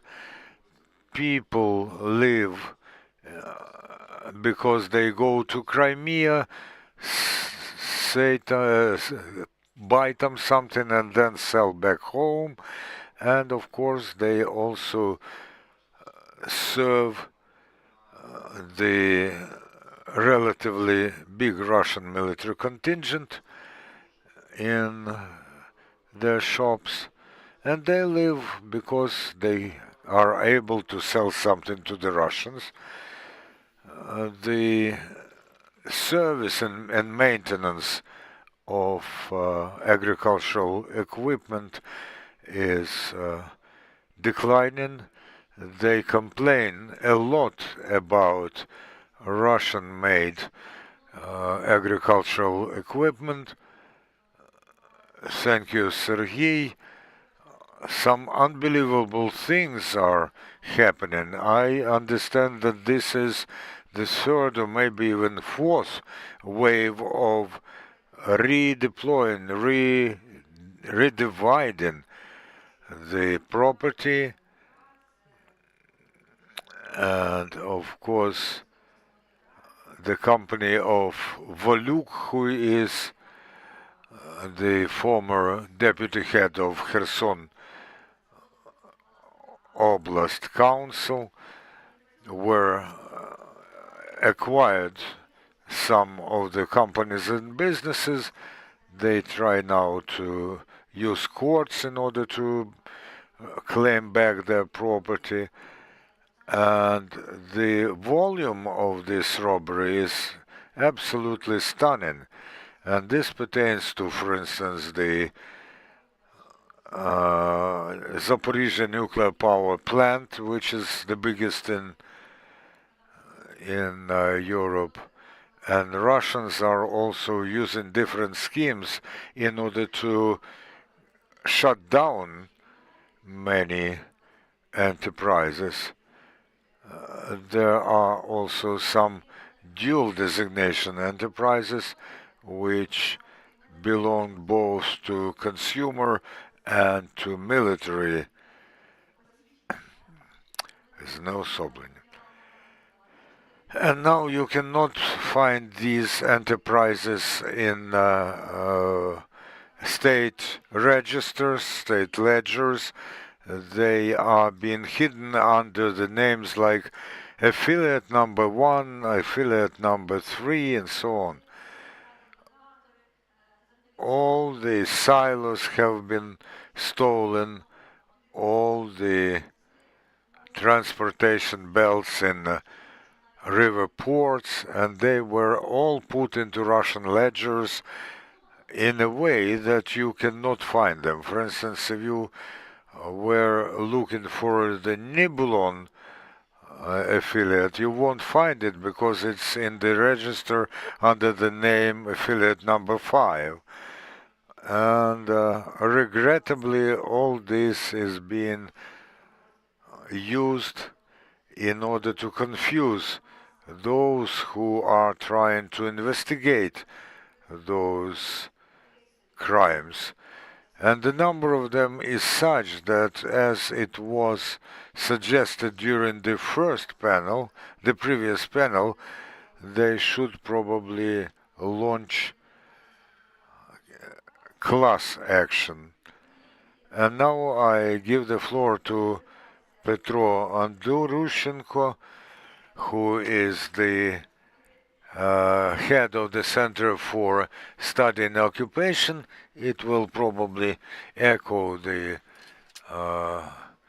intervention by Katerina Yaresko, but, well, if we talk about the economy of occupation, you have to understand that if you're interested in how colonization was affected, you should study today's experience. If you want to know how the Bolsheviks worked back in 1917, you should study these actions of Russians. On the one hand, it is terrible. On the other hand, this is simple. Of course, we have total monopolization, and I think that there will be starvation and holodomor and killing by famine in the occupied territories next year, because there are state companies. They forcibly buy grain from all the producers, from farmers, from medium size producers. They use prices set up by Mr. Balitsky, who is the Russian governor of this territory, and they just take it away. How do they solve the issue? Very simply. For instance, Zaporizhia region has launched the compensation. However, they calculate the price of this compensation, taken as the foundation, the prices that they have themselves set up. We've gone through this 100 years ago, and this is the way the Russian economy works in the occupied territories. There's no sense even in paying taxes there. No one thinks about this because they have Russian money, but the Russian money is becoming less and less abundant, and they start to live in poor conditions. The Ilyich Metallurgy Combine, which is the biggest enterprise which remains in the occupied territories, theoretically it could work because it has not been critically damaged, but it was given to Kadyrov because he supported the invasion, and we may say that FSB works there, and Sergei Kiriyenko is engaged there.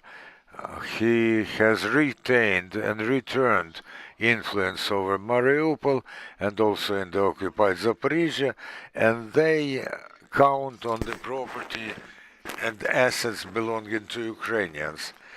So what's about this metallurgical combine? It would seem that you have enough workers, skilled workers and engineers to launch production, and even more, you still have coal extracted near Donetsk, but what the Kadyrovites started to do, they just started to convert the combine into scrap metal, and so the Russians are just sucking out our resource and not putting anything in return. So I must say that there won't be any normal life in the occupied territories. I think that everyone heard about the water crisis that there's in Donetsk now, and this pertains to all the territories occupied by the Russians, at least now, because this is how they treat people. From the economic point of view, they very much want our Azov area, Donetsk, Luhansk, Zaporizhia, and Kherson regions until they suck the resource out. However, against the background of the humanitarian disaster, some businesses thrive, and the Russians have increased the refinement at the Zaporizhia iron ore plant. It belongs now to Mr. Medvedchuk, having gone through the hands of several intermediaries. They also have a railroad they built that unites different occupied oblasts. So how do they manage this? On the one hand, they are destroying, on the other hand, they are building. They still invest some money. Yes, of course. Same as colonies in their time, the Russians are doing the same. if we are frank, the entire occupation can be divided into two blocks. First, this is Crimea, and we are underlining that there's a special way of treating both economy and other aspects in Crimea, and it is all done in order to support the image in the occupied Crimea and in relation to the occupied Crimea. On the other hand, there's a huge question about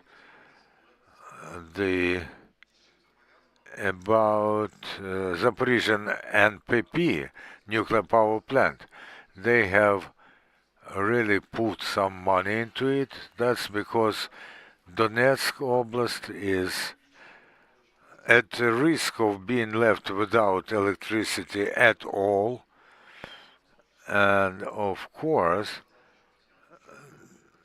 we cannot say that the Russians are doing nothing in the occupied territories. They are building something, a plant in Mariupol, for instance. We think that this will be to produce Shahed drones.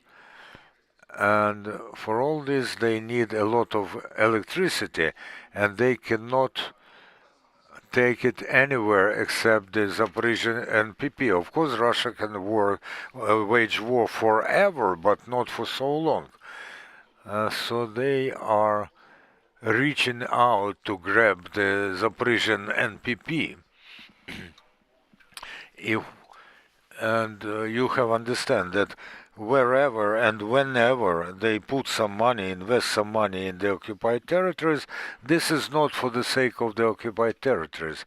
This is to provide for the huge economy of Russia itself. Now we give the floor to Katerina Yaresko. We will have a presentation. Please, colleagues, launch it. She is an investigator in the sea crime project. I would like you also to touch upon the efficiency of sanctions that are being used against seagoing ships that are carrying the cargo, and also sanctions against captains and owners. I think that until this year, there was only one bulker in the sanctions lists of the European Union. They are doing something now, but as far as the stealing of our grain is concerned, they are still doing very little. We have identified 26 or even more seagoing vessels that are covertly, against any rules, going into Ukrainian ports in the Sea of Azov, for instance. They get the cargo there and then they take it elsewhere to Russia, where they mix this grain with Russian grain. And now the mic goes to Katerina Yaresko. Well, we have to say that really, until recently, there was very little attention to this topic, although in 2022, every media outlet was paying attention to this topic, and all the tangible media around the world were publishing their own articles about this, and I think that the topic was known everywhere in the world. However, there were no means of reaction to this on the part of Ukrainian state. Now, there are more of them, but not enough. As to the previous interventions, I'd like to say to Sergei that the pillage by individual units did take place, but there was a clear state-run policy aimed at plunder by Russia, like coking coal from Mariupol recently arrived at Algeria. We've been dealing with the maritime topic since 2016, and we've become experts since we began. We're being referenced, our materials are being used as sources by investigative journalists and law enforcement bodies. Back in 2022, we documented that the amount of grain stolen from Sebastopol increased dramatically in February, March, April. With every passing month, there was more and more grain grown in Crimea was stolen by Russia. Numerous investigations ensued, and we sorted out what kind of grain that was and how Russia is implementing that state-run policy. Why we say that this is a centralized policy? Because the vessels taking out that grain is a state-run corporation. And those vessels were bought in at the end of 2021, which means that they had been preparing for this to happen. They did increase the taking grain out, and the elevators of Crimea were being were being made ready to accept grain from elsewhere in Ukraine, which also means that that was a centralized and targeted policy of Russia. We observe this policy in many dimensions. We've heard today about the numerous violations of humanitarian law. But it should be said that these crimes also have a pronounced criminal aspect, because this is about property crimes, this is about violation of Ukrainian borders, and this criminal dimension of those crimes are more understandable to our international partners. That is why, in our opinion, we should focus our efforts on raising awareness about that abroad. We communicate this to our foreign partners, showing that this is a crime, and we make our case. Why so? The criminal scheme operates since 2014, and the cargoes taken out of Crimea basically can be described as contraband, because there's no permit for that export by the legal authorities of Ukraine. Well, many companies do not want to ruin their reputation being implicated in that, and this is also something to for us to elucidate. Very often documents are forged whereby they do not specify the port of stevedoring operations and so on, and this is also a factor not to be dismissed. Another thing we deem important is that all this makes an impact on the reputation of the process.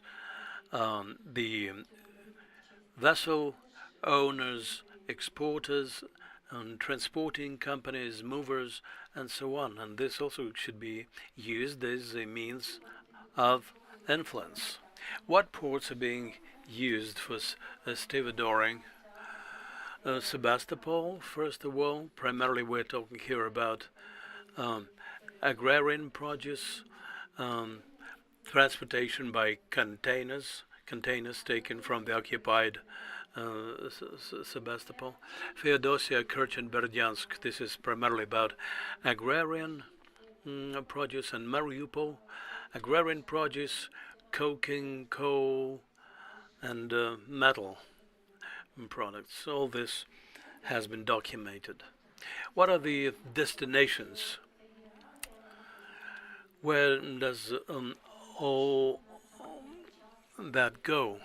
The geography of that changes all the time.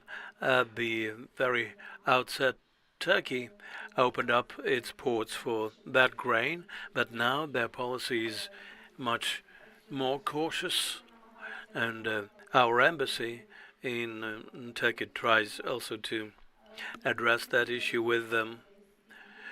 But the situation with Syria also has changed after the change of power in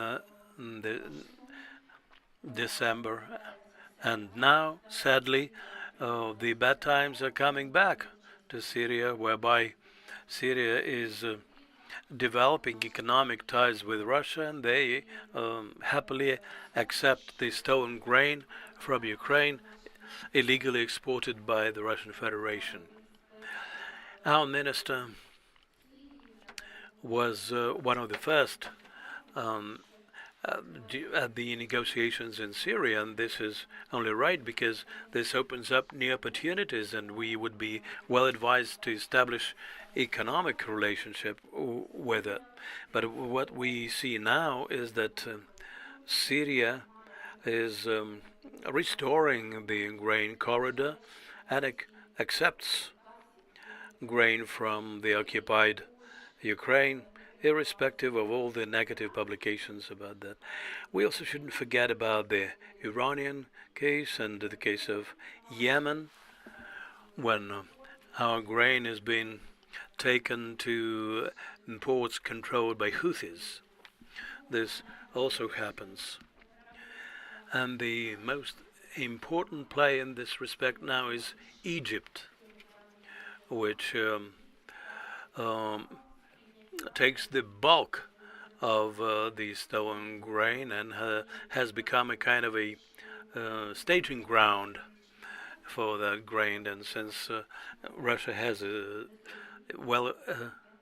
since we have a well-established economic relationship with Egypt, all this is kind of baffling. How could this happen, and what we should do about it?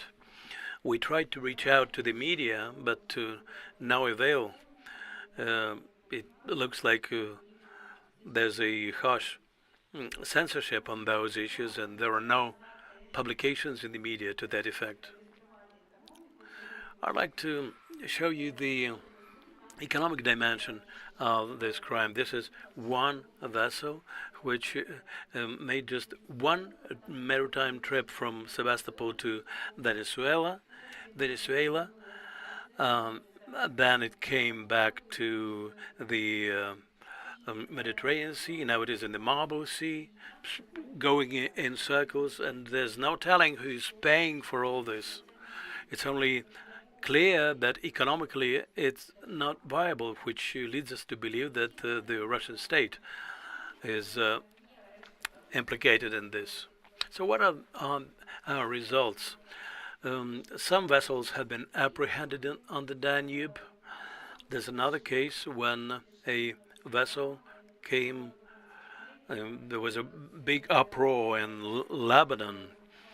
There was a lot of coverage in the media of Lebanon, and the embassy was involved in this. A lot of work is being done on that area. What exactly? What do you mean?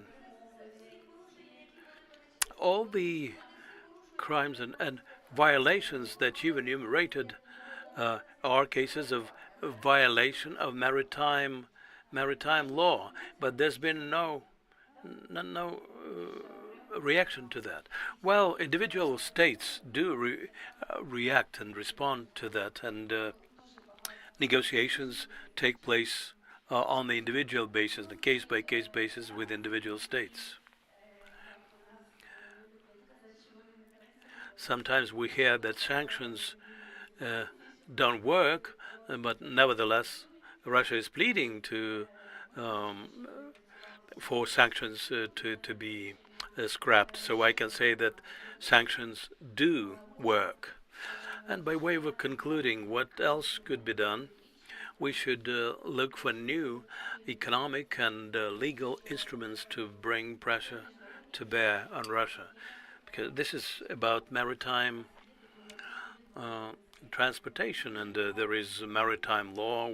There are bilateral relations with countries. There are a lot of instruments which should be operating but seem not to be operating, but we have to make it workable.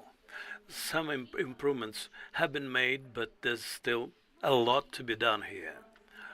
And obviously we have to work more actively with the Middle East, with Africa, because they are major recipients of that grain. Thank you, Katarina, for your presentation and for your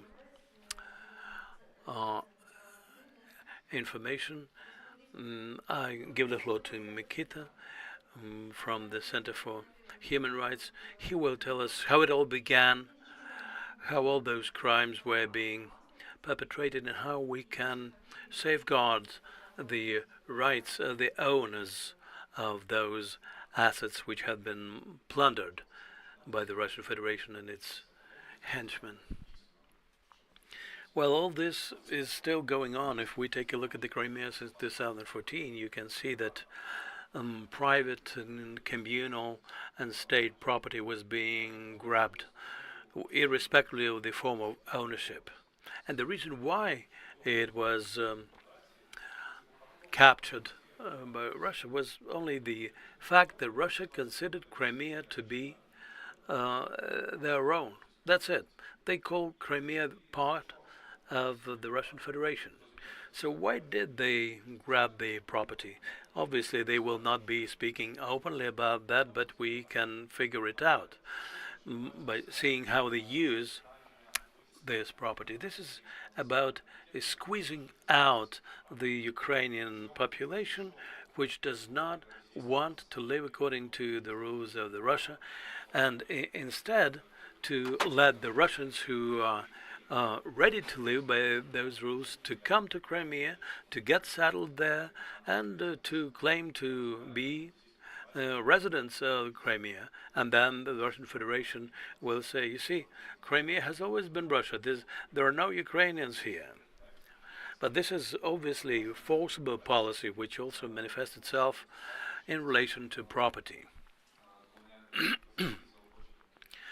We can assume that property grabs and the assets confiscated can also be used as ways of attracting Russian citizens, including for them to be involved in the war. What instruments did Russia use to grab our assets before and now? Since 2014, there was kind of nationalization, as they call it. They just handpicked the assets that they liked and proclaimed them to be belonging to Russia. That's how Privatbank, Ukrtelecom, Kyivstar assets were grabbed. Whatever asset was interesting to them was captured by that way. According to UN data, there's about 5.5 thousand assets of that kind that were captured by Russia.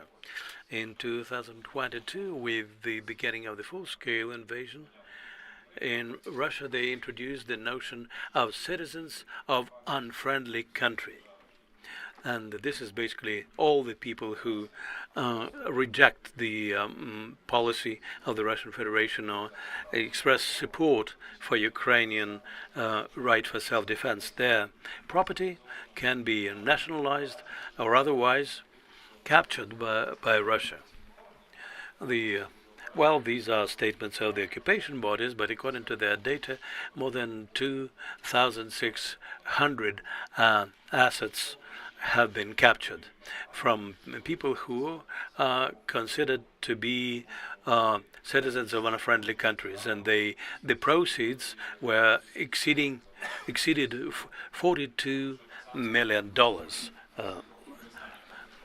as of today.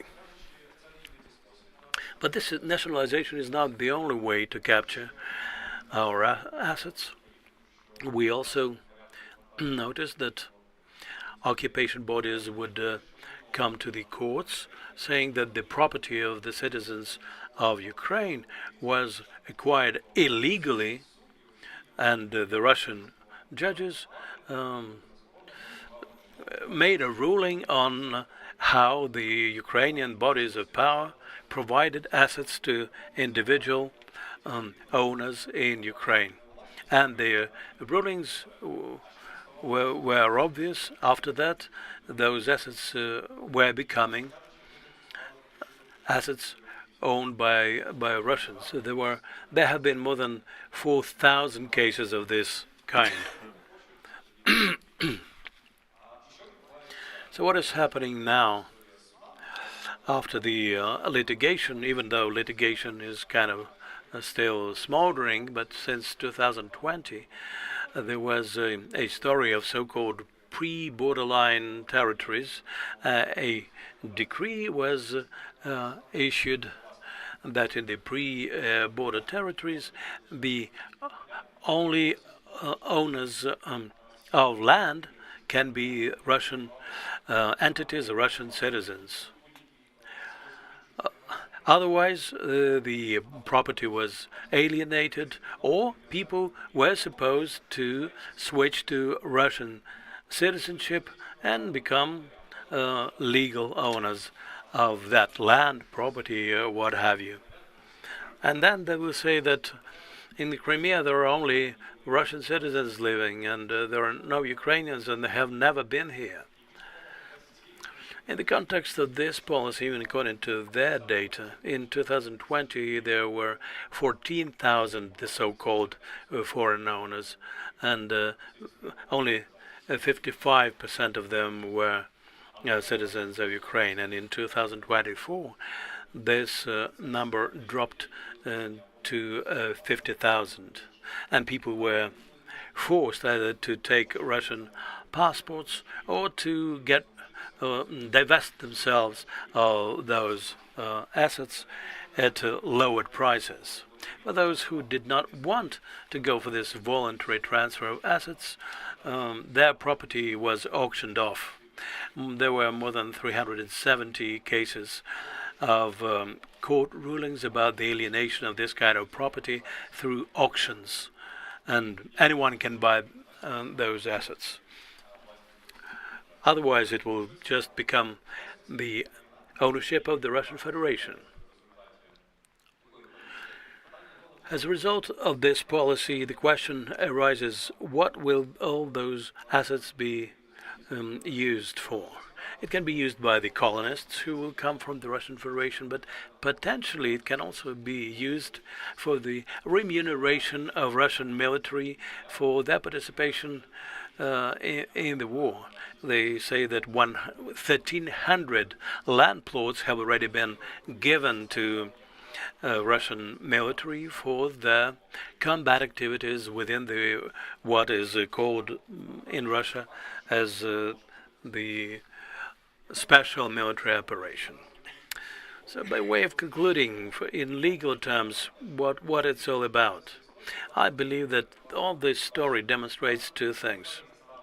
They have a kind of a trophy-oriented attitude to Crimea. This is our trophy, and we can do whatever we want with this. And those who are not happy with this will be driven out. And by way of finalizing the legal assessment of this issue in the ruling of the European Court of Human Rights, the ruling has been made that this is violation of property rights of Ukrainians because it was prohibited by the Russian of international law, and then what Valentina reminded us of at the very beginning, because there was no military necessity to seize this property. And the confiscation of property of private persons is forbidden in principle, even if there's talk about military necessity. This is a bit more complicated from the point of view of state-owned property, but still the occupying force cannot just say that I need it and do this. As far as the figures are concerned, I told you about 85% of those who suffered were Ukrainian citizens, so the aim of this policy is to push out the Ukrainians, and there are 2 points here. First of all, their protected status, according to the international law, protected status is being ignored, and this is also the discrimination according to a national factor. Thank you, Mikita. Thank you, all the panelists, but I think that this is not the end, because I think there's a time to talk about a huge problem which is being overlooked and which was not mentioned during other panels. We were talking about the policy of Russia according to in relation to occupied territories. So I think that we have to talk also about Ukraine's policy about occupied territories, and because now Ukraine has finally lost the centralized body which used to be responsible for all this work with the occupied territories, including the reaction to international things. We used to have the Ministry of Reintegration. It was then made the Ministry of National Unity, which actually was a total flop. And now we have the situation where the functions of that ministry was divided between 2 other ministries, the Ministry of Occupied Territories and Social Protection, and now all the functions that were performed by the Ministry of Reintegration, it is not there at all. So how should we balance this situation? Maybe we should bring back the ministry, maybe we should appoint the Deputy Prime Minister who will be responsible for everything, or don't we need this ministry at all? Well, the biggest problem here is really that Ukraine does not have any centralized policy according to the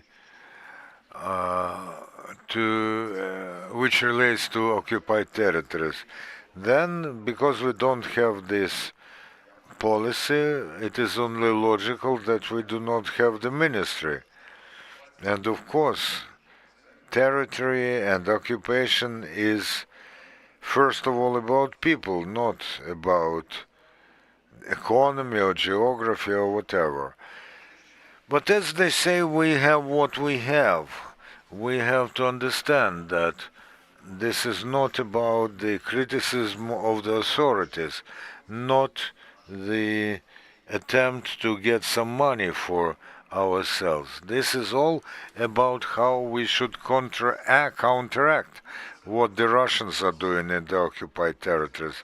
They are using this for 100% efficiency. We have to say that the renovation of occupied territories is going with the help of European business, and Ukraine is uncomfortable saying this to our partners. And for instance, the connection, the mobile communication there is with the participation of Siemens, and we still don't talk about this. We think that the best means to prevent the stealing of our grain is our Neptune missile. Nothing else really influences Russians. And we don't know, for instance, which part of the stolen grain goes to the market of our partners. And this is maybe researched by journalists and public activists, but definitely not by our state. I want to say that, generally speaking, there are messages about values, and of course all the state bodies say that Crimea is Ukrainian territory, that we have to work towards this, but in our topic we see that the efforts are dispersed, that everybody looking into our topics, and we can enumerate them. There's no unity, no coordination, no centralization, and we see in this the drawback. Any proposals? No proposals.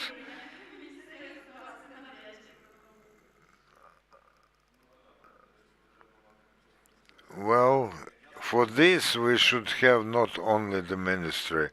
Well, I am all in favor of having a executive centralized central body which is working in this relation. But first of all, we should have, of course, the social consensus. We should talk about the fears, the prospects, and the policy which will actually implement this strategy. Yes, we say that this territory of silence, I should remind you, the Russians are using this silence 100 with a 100% assuredness, and they not only legitimize their actions in what they do, not only to their citizens but to the useful idiots as well. Saldo is constantly talking to people who live on the left bank of Kherson region, but the military administration of the controlled territory does not actually address those who live in the occupied territory. And we are talking to those people. We know how they wait for us, how they are happy with every Ukrainian victory. These are our people who wait for us, and they are awaiting being addressed. For many is the problem to leave. For 3.5 years there's no help. Evacuation is a very great topic, and it is very painful because this cost many people their lives and their freedom. On the one hand, stereotypically we think that decentralization is always very good because it gives potential to people in the so-called places, in locations. On the other hand, we think that by liquidating the ministry, haven't we shown ourselves that we do not actually value the issue of occupied territories enough? And of course, integration is not only the work of people who get to us from there, but this is the work with people who live here. And this work should be done at the level of different ministries and other bodies.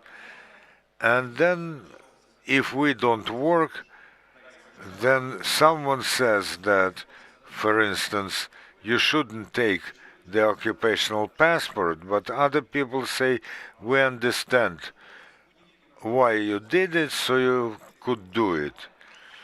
And of course, there's a legal issue with this. If we close something, then the population is confused because they only have the Russian voice to hear. You should not forget that there's also the representative office of the President of Ukraine in the Autonomous Republic of Crimea, who work 200% efficiently. I must tell you why the office of the representative is still functioning, because there's the Constitution of Ukraine, and it is not possible to liquidate it. I am one of the people who in 2014 were fighting for having this, for creating this ministry. We were talking about this in Verkhovna Rada in 2014, and when they said that it should be done through the Verkhovna Rada and legislation, we set up special services. But now I have a very simple question. How can we persuade Trump and convince him that we should not concede Crimea? How can we tell our Turkish friends that they should be more active and bring their cruisers into the Black Sea, because they are the second army in NATO? And I don't even mention the education. Valentino can tell us about 12 years of shenanigans of the Ministry of Education. I hope that people in the office of the President will hear me today. Well, we are all for this. As far as the Turkish army is concerned, let us not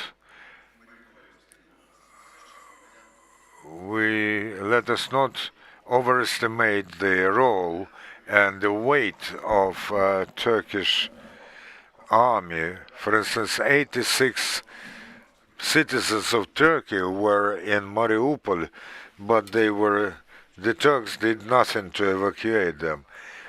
We are talking about the integration, about the ignorance and ignoring. Let's be frank. Let's be frank with the office of the President, because we as IDPs do bring a lot of uncomfortables to our central bodies of power. And the best way to deal with us is to make everyone believe that we are not here at all. And you should not even doubt that they will use Trump's position as well. We should not also forget that Turkey is now the main route of the so-called left delivery, left supply. You know that Erdogan was very proud that there were more than 10,000 companies created in the first years that are satisfying the demand of Russia. Andriy Klimenko, our friend and colleague who could not take part in today's forum, he asks us all to issue a statement about impossibility of any discussion and any attempts to trade the territories of Crimea, because this is not only about the Ukrainian territory, but also this is about the Crimean Tatars who have the right to self-determination on this territory. As far as the office of the president is concerned, I think that they had something worked out as far as integration is concerned. I think that we still do not know what to do when the territory is deoccupied. We have to work out the vision before the territory is deoccupied, liberated. Volodymyr Ryshenko, I represent the National Council on Broadcasting in Sevastopol, and I am an IDP from 2014. I do agree that today the state policy of Ukraine as far as the occupied territories are concerned is actually in ignoring the fact that there are such people. I think that we should make delineation there, because we do have some policy as far as IDPs are concerned, but as far as our territories are concerned, there's no such policy. On the 14th of September, we will have 5 years since the strategy of reintegration is concerned, but if we look closely in this document, we see that it is about only two territories, Luhansk and Donetsk regions. I must tell you that the information policy about the occupied territories is just absent. Our strategy about the information policy is coming to an end one of these days, because it is said there that it's been about until 2025. Now we see that the information strategy is on the basis of the national security strategy. But if we only have this strategy in about Donetsk and Luhansk regions, this means that we don't have the strategy where Crimea is concerned. I think that one of the reasons here is the liquidation of this only body that was engaged in working out the policy to the in relation to the occupied territories. The body that is there now is engaged with the political prisoners of conscience, some IDPs, and the question of unity. And this is a budget program which, by the way, used to finance the relocated media, in particular audio and visual, but they are not getting anything this year, and all the money will go to something. Because it includes some mentions of mine safety. So the liquidation of the body which dealt with the temporarily occupied territories is the reason why we have this gap now. Thank you very much. If there are no more questions, I've received a reminder that our time is up. I thank all the panelists for their presentations and answers to the questions, and glory to Ukraine. The question is, why do we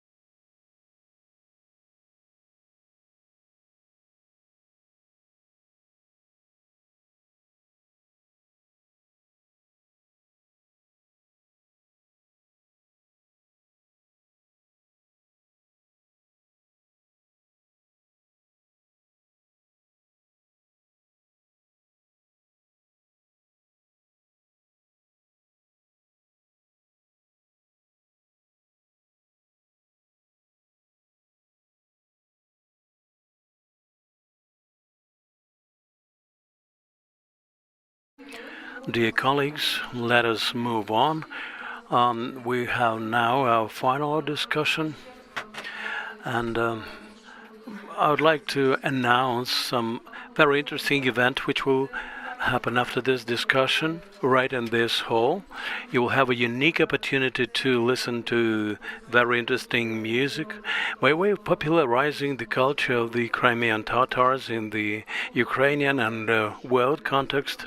Shum Kerim project from the Library of Melodies of Crimean Tatars.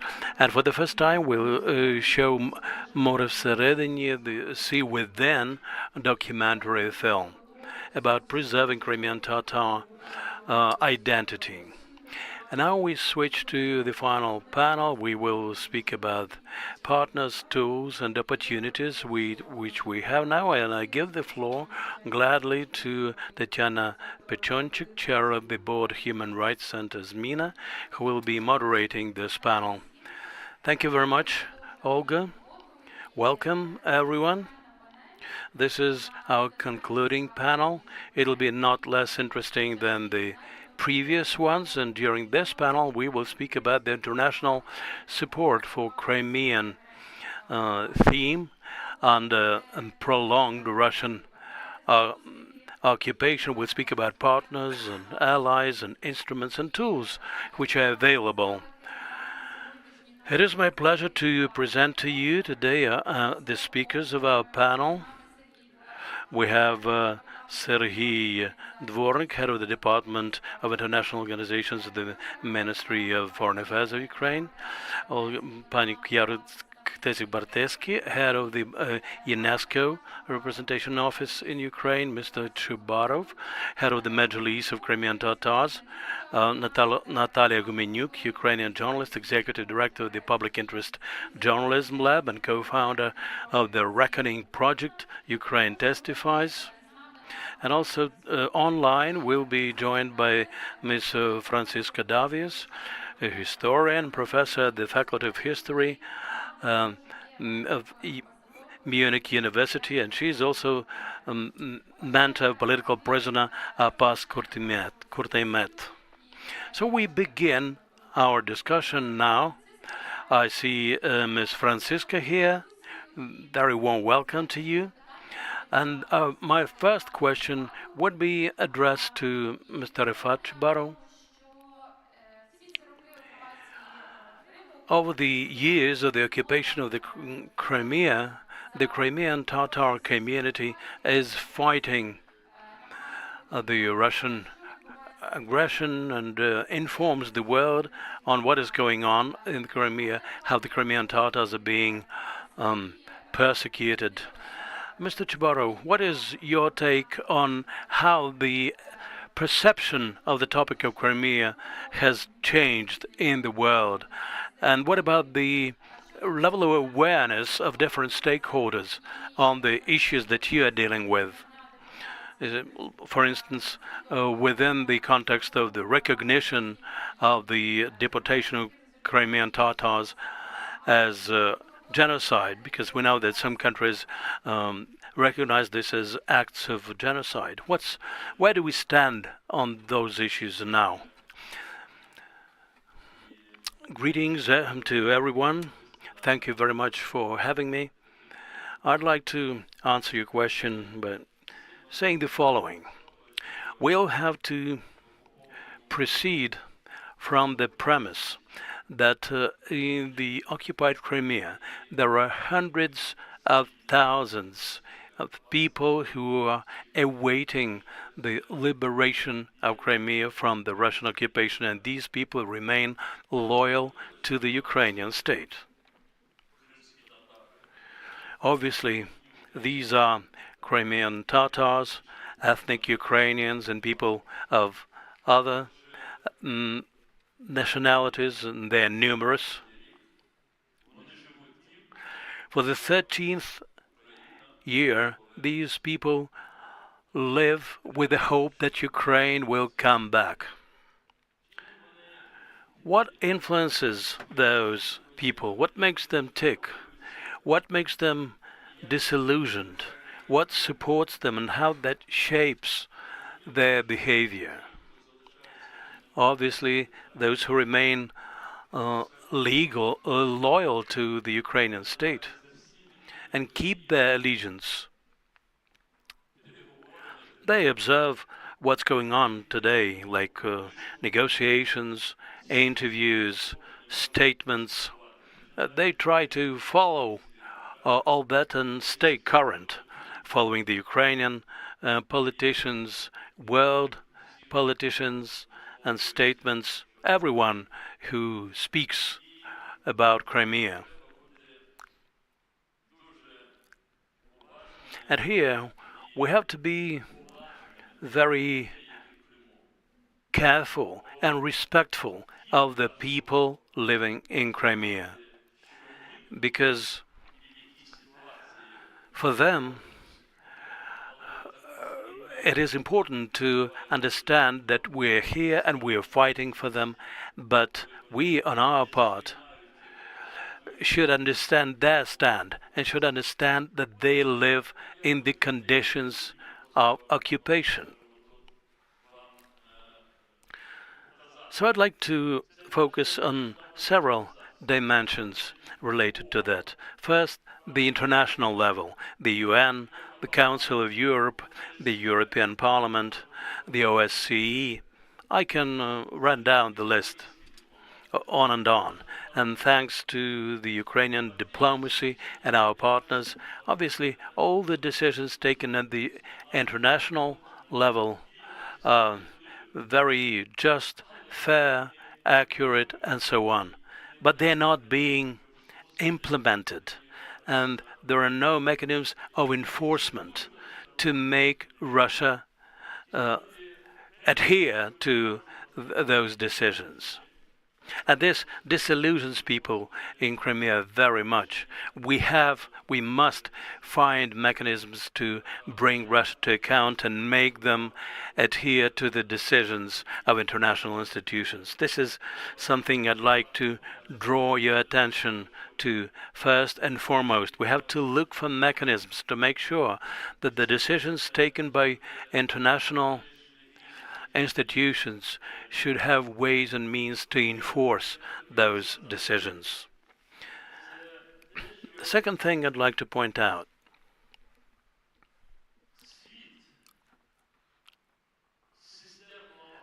the world is speaking about Crimea on a regular basis. They do it on a systemic basis, analyzing the recent history. And you, Ms. Pachonchik, mentioned the recognition of the deportation of Crimean Tatars as an act of genocide.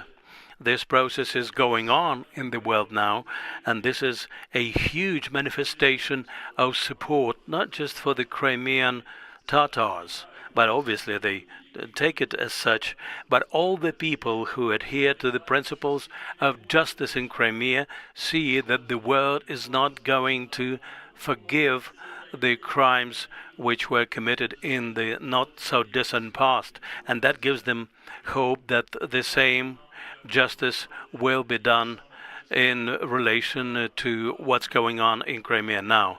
And in this respect, the Crimean Platform plays a very crucial role.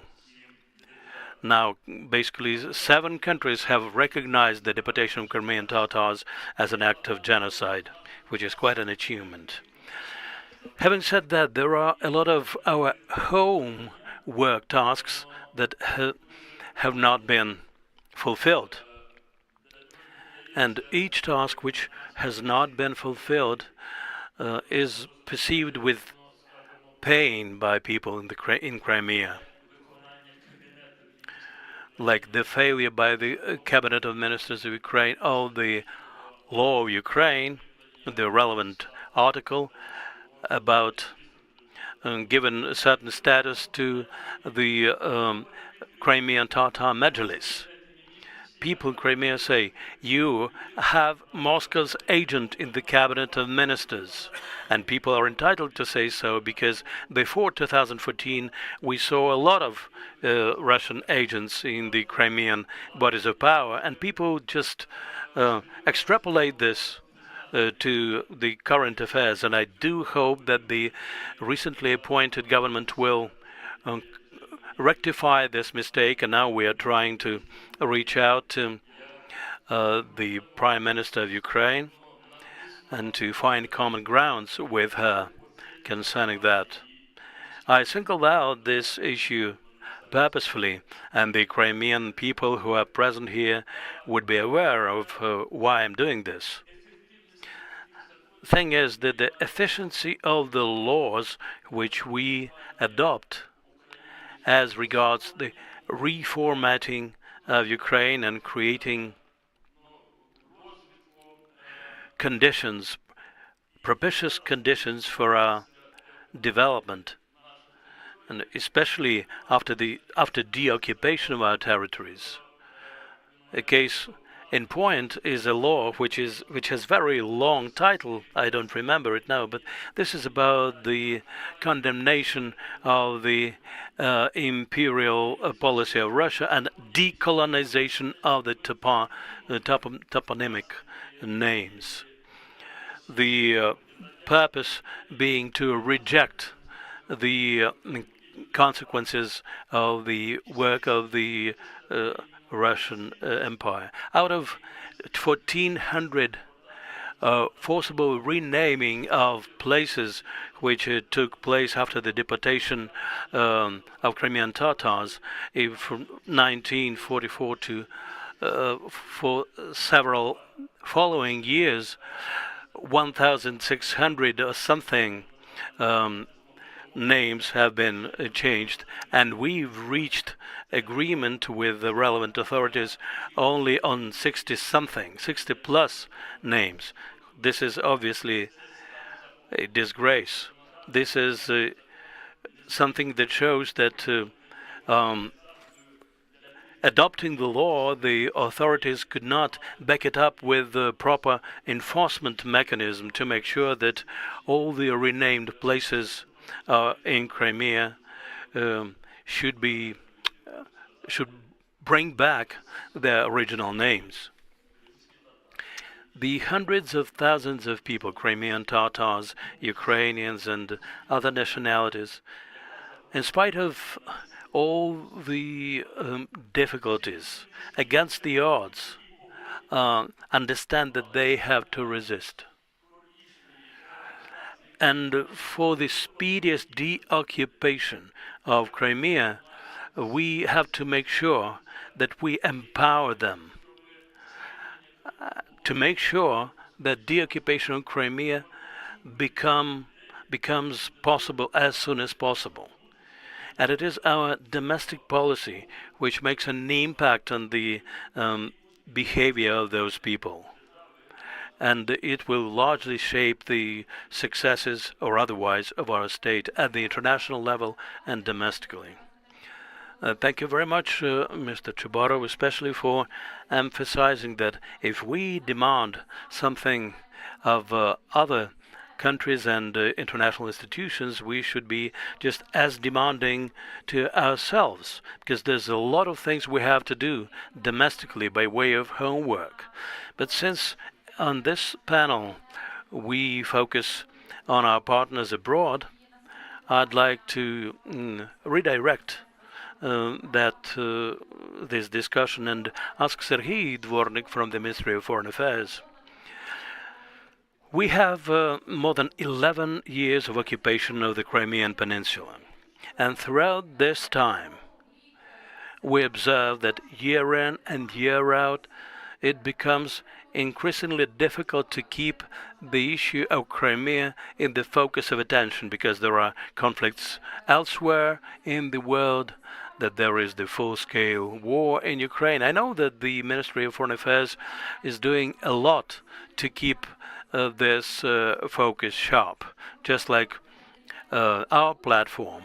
We try to make sure that this topic remains discussed and remains relevant at all possible levels and within all possible fora. We cannot push it to the sidelines, but this year we hear some statements that Crimea should be considered as Russian or even recognized as Russian. I would like to ask you, as a representative of MFA, what's your take on this situation now, and what are the most challenging tasks and issues in work of your ministry, and what are you going to do to address those issues in the near future? Thank you very much. A brief correction as to what happened last night. A lot of my colleagues had to change their agenda. I'm Serhiy Shabli. I'm head of the Department of the Council of Europe on Human Rights and Coordination of Humanitarian Issues and the Department of International Organizations. I understand that this information about me was given to you too late. So I just wanted to make that correction. Over the last 4 years, I've been working with the Department of International Organizations, so the question that you addressed to me pretty much is within my remit. Speaking in general, what you said is absolutely true, but we refuse to be daunted.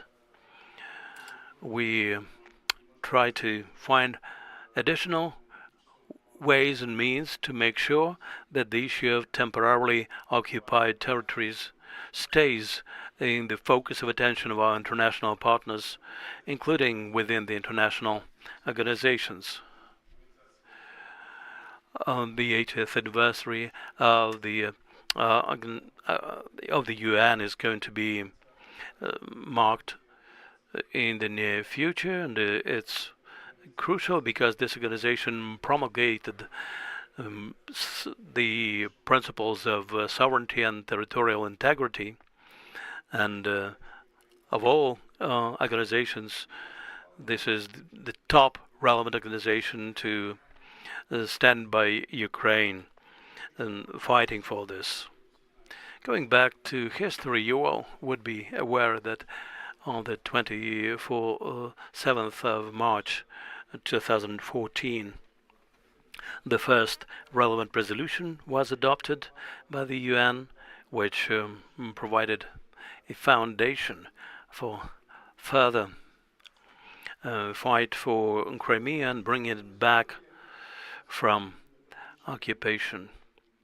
As of now, it would not be an exaggeration to say that at the platforms of international organizations, an ecosystem has been established to document and verify international crimes, and these instruments are very weighty at the international level. You are all experts here, so you'd be aware of this, and obviously the information which is provided by the Ukrainian side may be viewed and interpreted by our opponents as far-fetched or kind of tailored. That is why official numbers and figures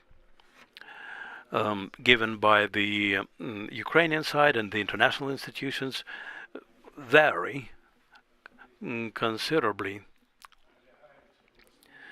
But the work of international verification mechanisms is used for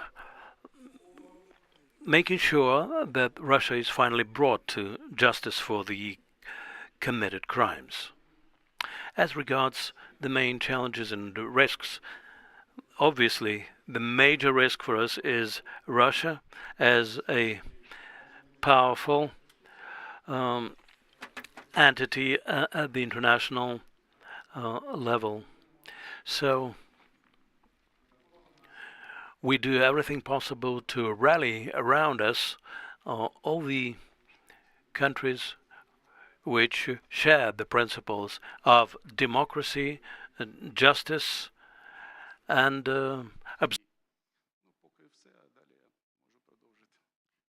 Well, this is it. Thank you very much. We have mentioned international organizations, and the biggest of them is, of course, the United Nations organizations. We have Chiara with us, who represents UNESCO. UNESCO is the agency which is preoccupied with three issues: culture, education, and media. And starting from 2014, when the Crimean Peninsula was occupied, the international organizations, including the system, the UN system, do not have access to Crimea. This is a challenge, but still they collect data, they analyze, and my question is, how do you, for more than 10 years of the occupation of Crimea, you continue to collect and check the information, and what are the most blatant facts and trends that you see that you want to tell us about?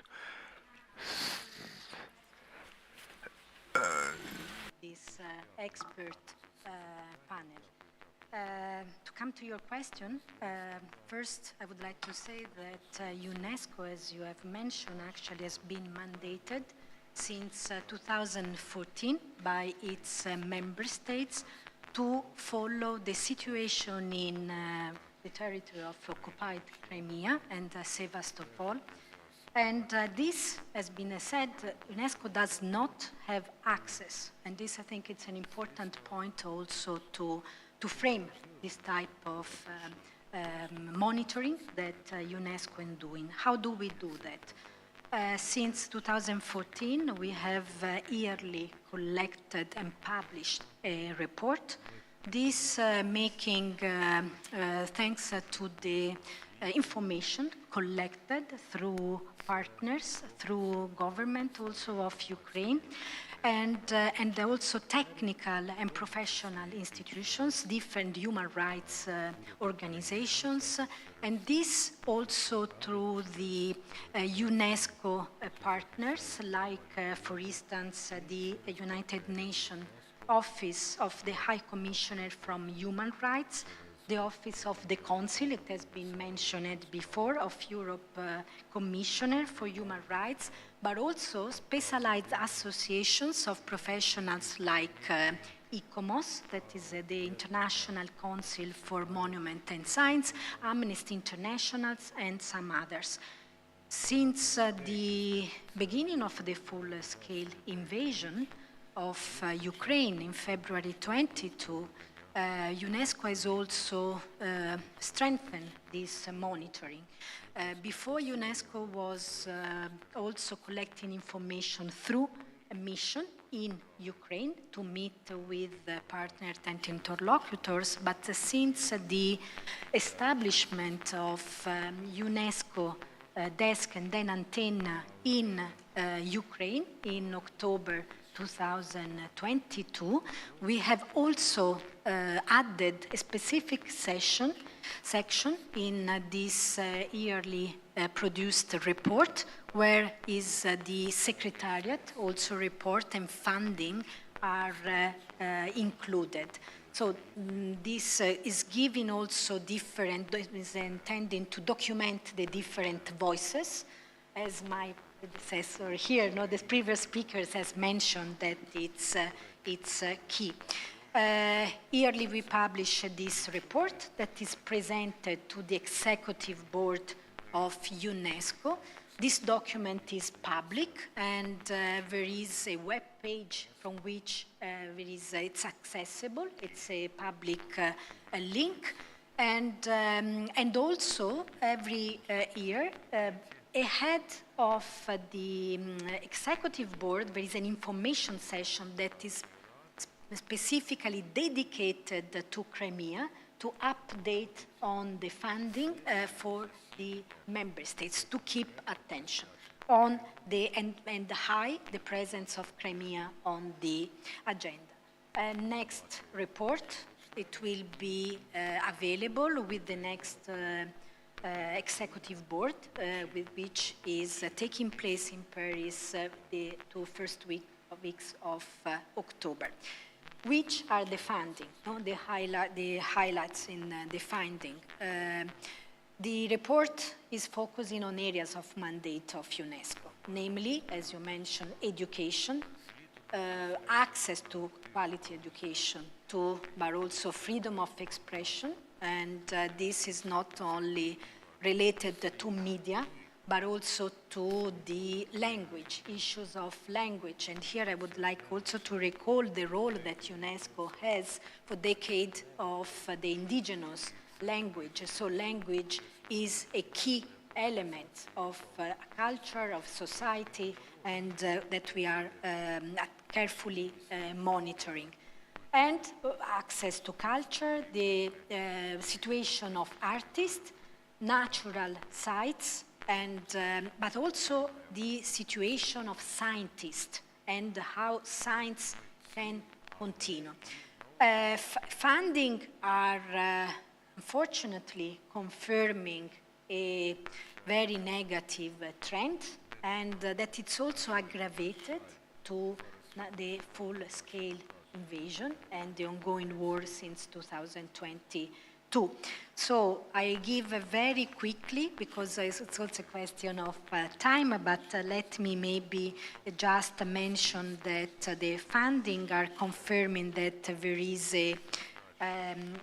definitely the occupation of Crimea by the Russian Federation continues to impact profoundly on the functioning of scientific institutions and the ability also of scientists to participate regional, international events and to produce, but the occupation is also severely restricting freedom of expression and the rights of access to information in Crimea, and the safety of journalists. We know that currently, according to Interlocutor, there are 18 journalists who are still detained, but this is beside numerous cases of accusations that have been recorded.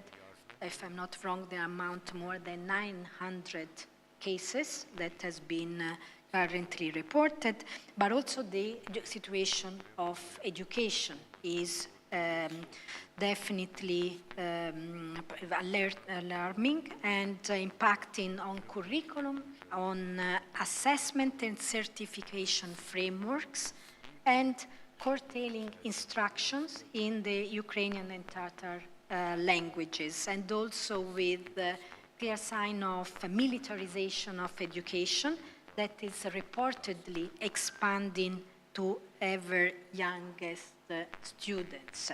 Last, culture, that is continue to be critically affected, and this is affecting the tangible cultural heritage, and in particular World Heritage Sites of Hirtonez and Kor and its buffer zones, where their interlocutor are reporting and illicit excavations, but also works. The Bachsarai property, cultural property, that is also listed to tentative list, without speaking of the numerous excavations that are conducted in the country, and also, I would say, numerous archaeological artifacts that are reported to leave the Crimea Peninsula towards the Russian Federation territories for exhibitions, events, but for which we have very little information about the status and the return. So these are some examples. I will stop here. Thank you. Дуже дякую вам, пані. Thank you very much, Chiara. You have mentioned, and you also very answered in very in detail about my question about Crimean journalists. We are very happy that one of them, Vladislav Yesipenko, came out of prison, and he actually spoke to us today, but he didn't leave the prison because Russia was lenient and allowed him to go. No, his term of imprisonment expired, so he came out because the term has expired. And the situation looks sometimes very hopeless. We are documenting this. Ukrainian human rights activists, UNESCO is documenting this, and you cannot do anything with this. Many Ukrainians are critical about the UN. They say that whatever you do, this leads to nothing. So my question is, are there any instruments, tools at all that we can apply and put pressure to bear on Russia so that it brings results? Because without knowing the context and having this information, as it has also mentioned by the previous speakers, there is no action that can be based and informed. So this is really the first step. The documentation that UNESCO is conducting is through interlocutor, but also, for instance, not having access also through satellite imagery analysis. And this in cooperation with UN satellite specialized agencies, UNOSAT, UNOTAR. This monitoring is conducted for World Heritage in Crimea, but also in Ukraine, in general, for areas that are not accessible, but also for areas that are accessible. And this allows, for instance, already to have a list of, generally for Ukrainian, and today more than 500 sites verified. And this is the first step. We have also to consider, for instance, that there are some activities that would start, and I'm referring in particular to education and support for artists.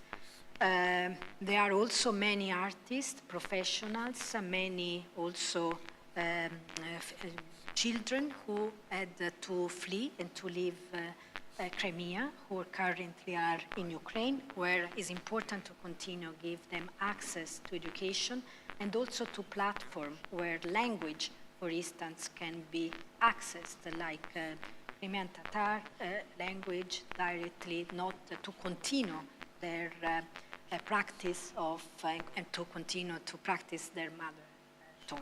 So these are few little examples, and but definitely access is a challenge to have a consistent impact. But monitoring, I repeat, it's already very important, starting action, and that can be used for any other Дуже вам дякую. А зараз я хотіла... Thank you very much, and now I would like to change our focus and talk about the world media, about how clearly present there, vividly present there is the Crimean topic. And as we say, is it harder to fight for Crimea on the platform of international organizations? And Natalia Humaniuk is one of the people who bring Ukraine's history to huge audiences in different countries of the world. So, Natalia, what is the situation now, and what techniques do you use, and which stories you are focusing upon in order for the Crimean topic not to vanish, so that there's attention to this, and what do you face in your work? Hi, since 2014 I live in two worlds, the world of human rights and the world of international security.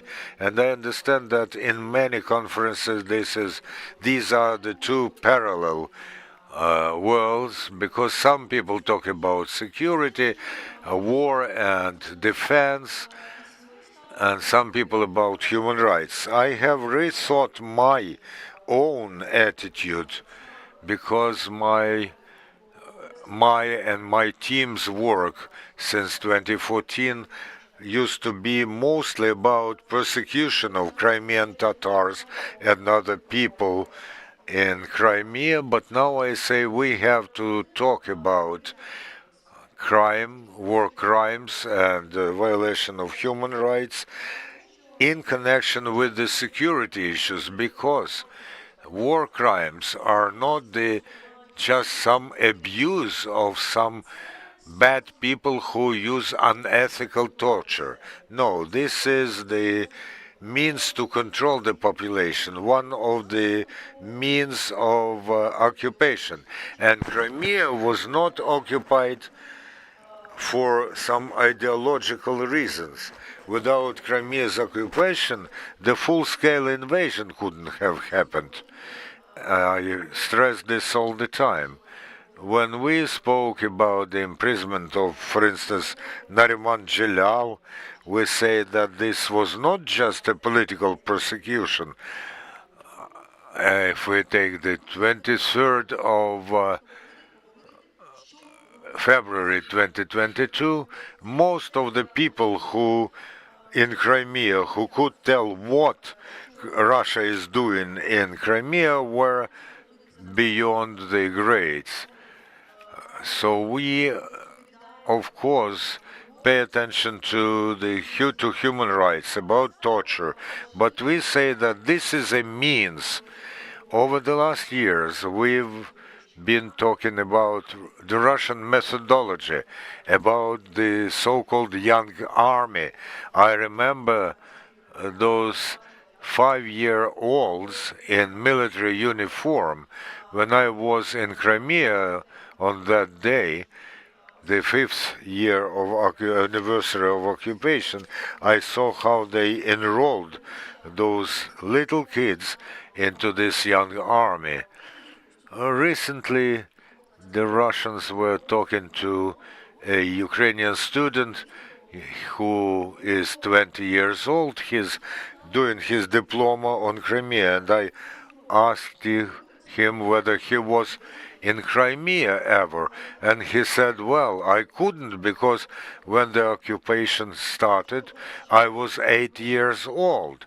So I can imagine a similar boy in Crimea. If our guy here has no connection to Crimea, then it is understood that a person who is growing up in Crimea has to be very well worked upon by his parents or her parents in order to know what is Kiev and what is Ukraine. I often quote the example from the so-called occupation methodology guidelines.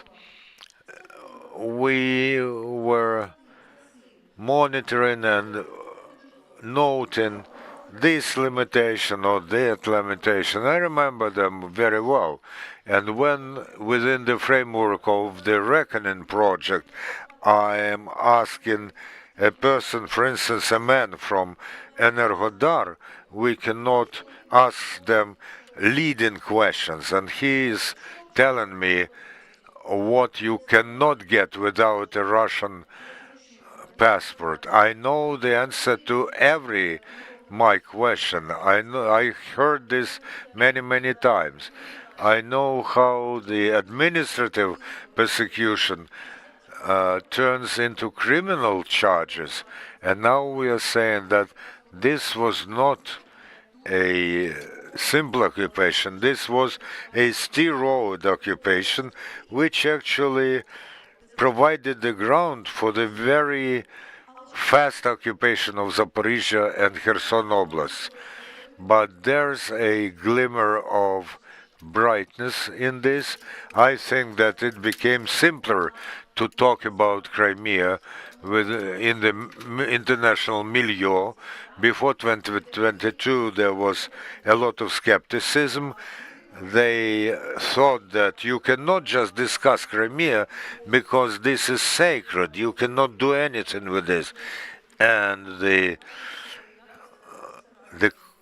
story of Ukrainian hits against Crimea says this is not something sacred, that the situation actually improves when Ukrainian military hit targets in Crimea. Recently, we covered the grain initiative of 2022, and the example showing that by our UAVs we managed to push Russia towards their borders in the Black Sea, and that made it possible for us to export more grain. And this is a more workable mechanism than an agreement which would be violated time and time again, even though it was brokered by Turkey. So it shows how forcible action is more efficient than what was the result of negotiations. We, for a long time, wanted to be what is called an ideal victim.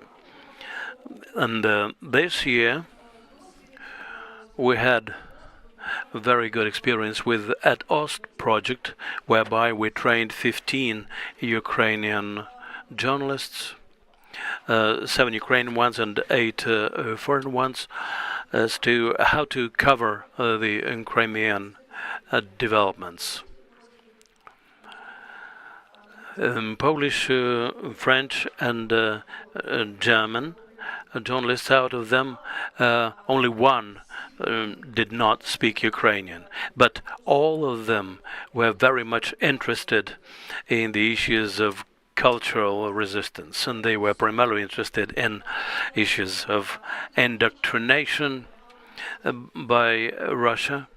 We, for a long time, insisted that the resistance should be peaceful, and we kind of shied away from forcible resistance.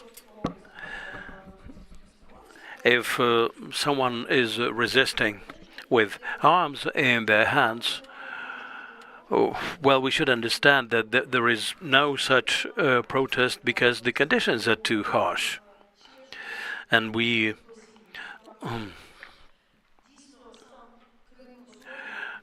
try to make sure that Crimea is just one of the regions we are talking about. Russia is using its national system of prisons. When you speak of this as a broader picture, speaking to people from abroad, it works. We should not accuse international media of anything. We've been dealing with this since 2014. We recall 2021 when Nariman Jalal was arrested. Was there a single television channel in Ukraine who would show some feature on him? We didn't find anybody.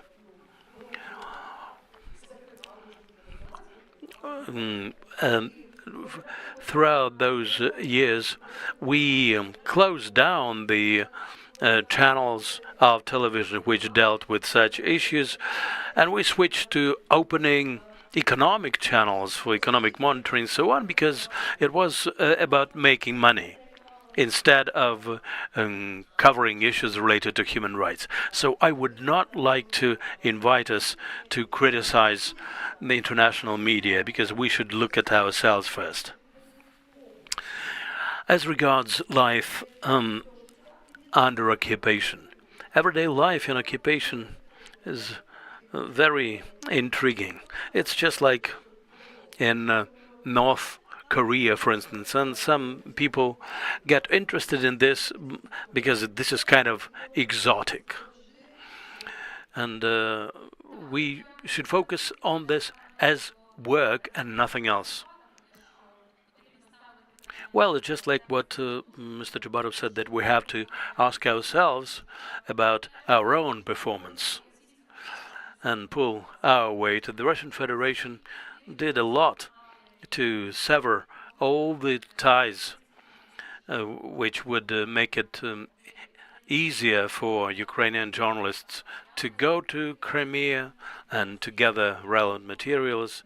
They just picked them off and banned them one after another. Taras Ibrahimov, Arinas Manchuk, Alexander Yefemenko, all of them stopped traveling to Crimea because of those limitations. And after the full-scale invasion, the situation is even worse because there's no legal channel of coming to Crimea, neither for Ukrainian nor for foreign journalists. The way through the administrative corridor is no longer possible. But it doesn't mean that we should stand on the sidelines.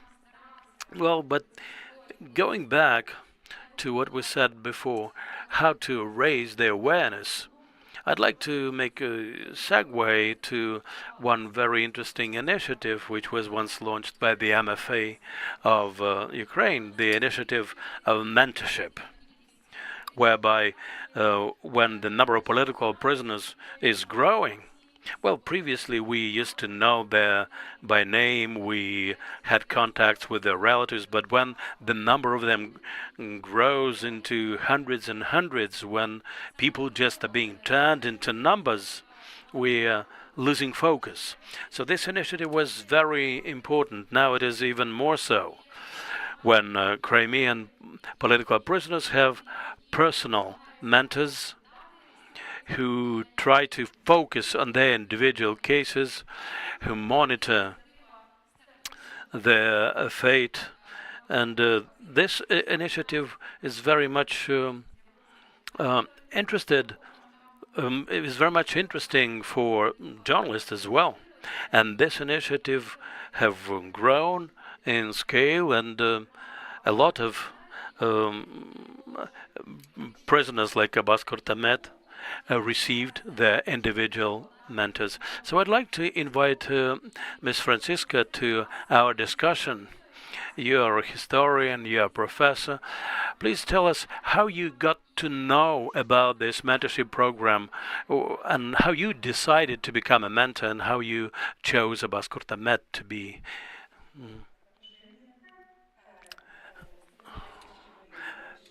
Thank you very much for inviting me. I hope you don't mind if I speak in English.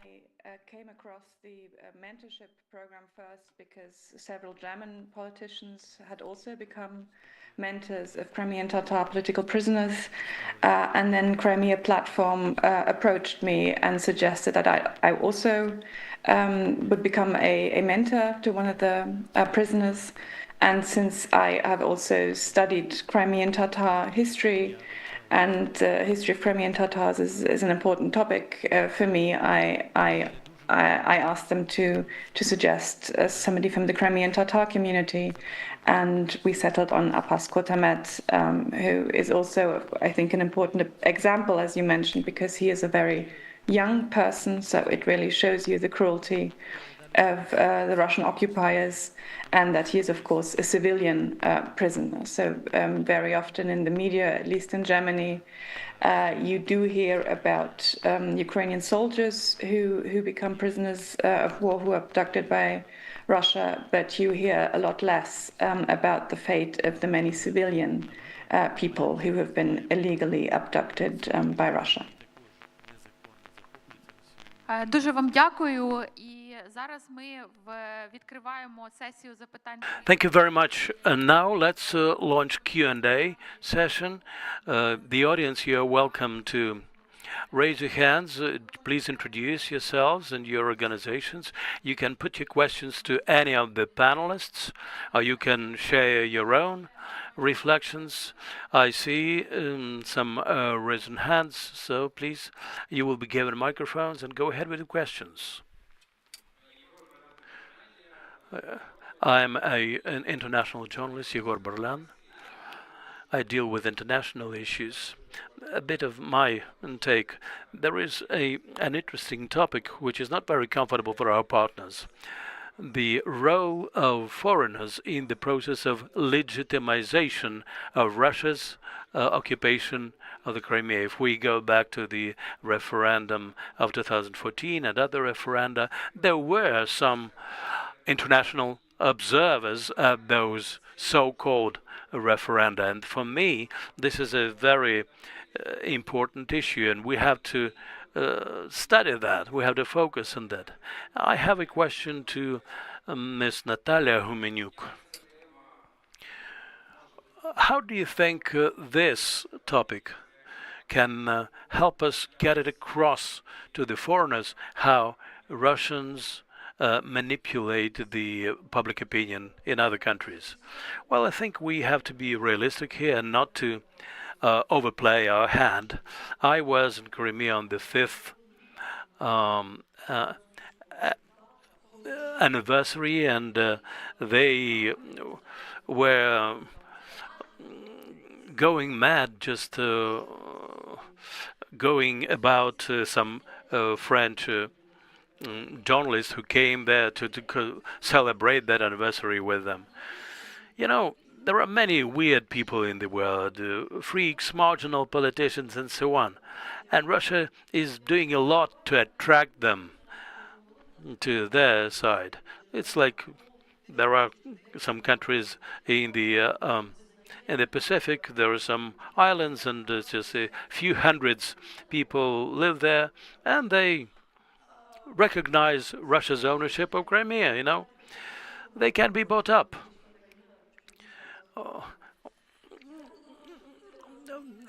Speaking about this, we have to understand how influential those people are. If they are just marginal people, we should simply ignore it.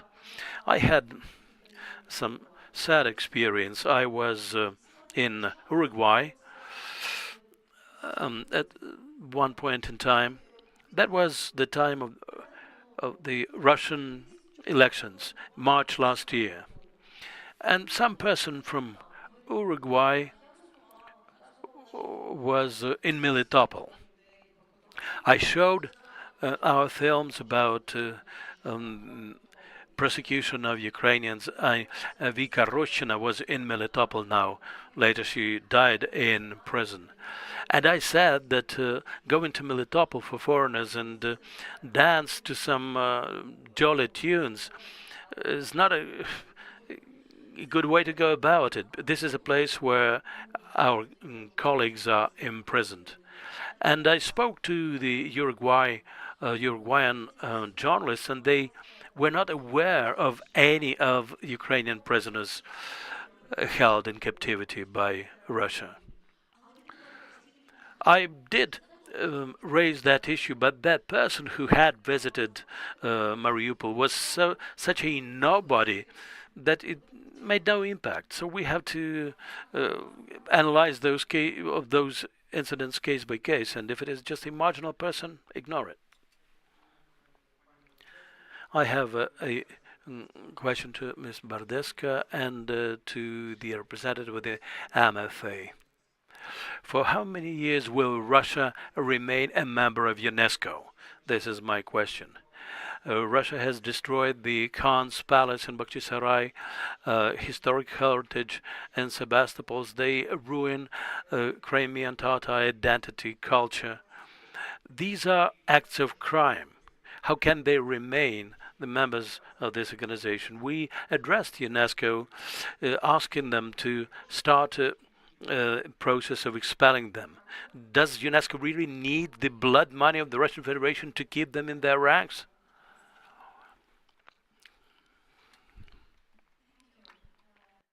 These questions many times since 22, as you can understand, and as you know, any member states which is part of UN in general by statutes and Article 2 is eligible to be part of member states of UNESCO. So this is the contents, but this is also why it's also very important that this action of reporting, of documenting the cases and what we are doing in this report is continuously done and published and make it available to the international community.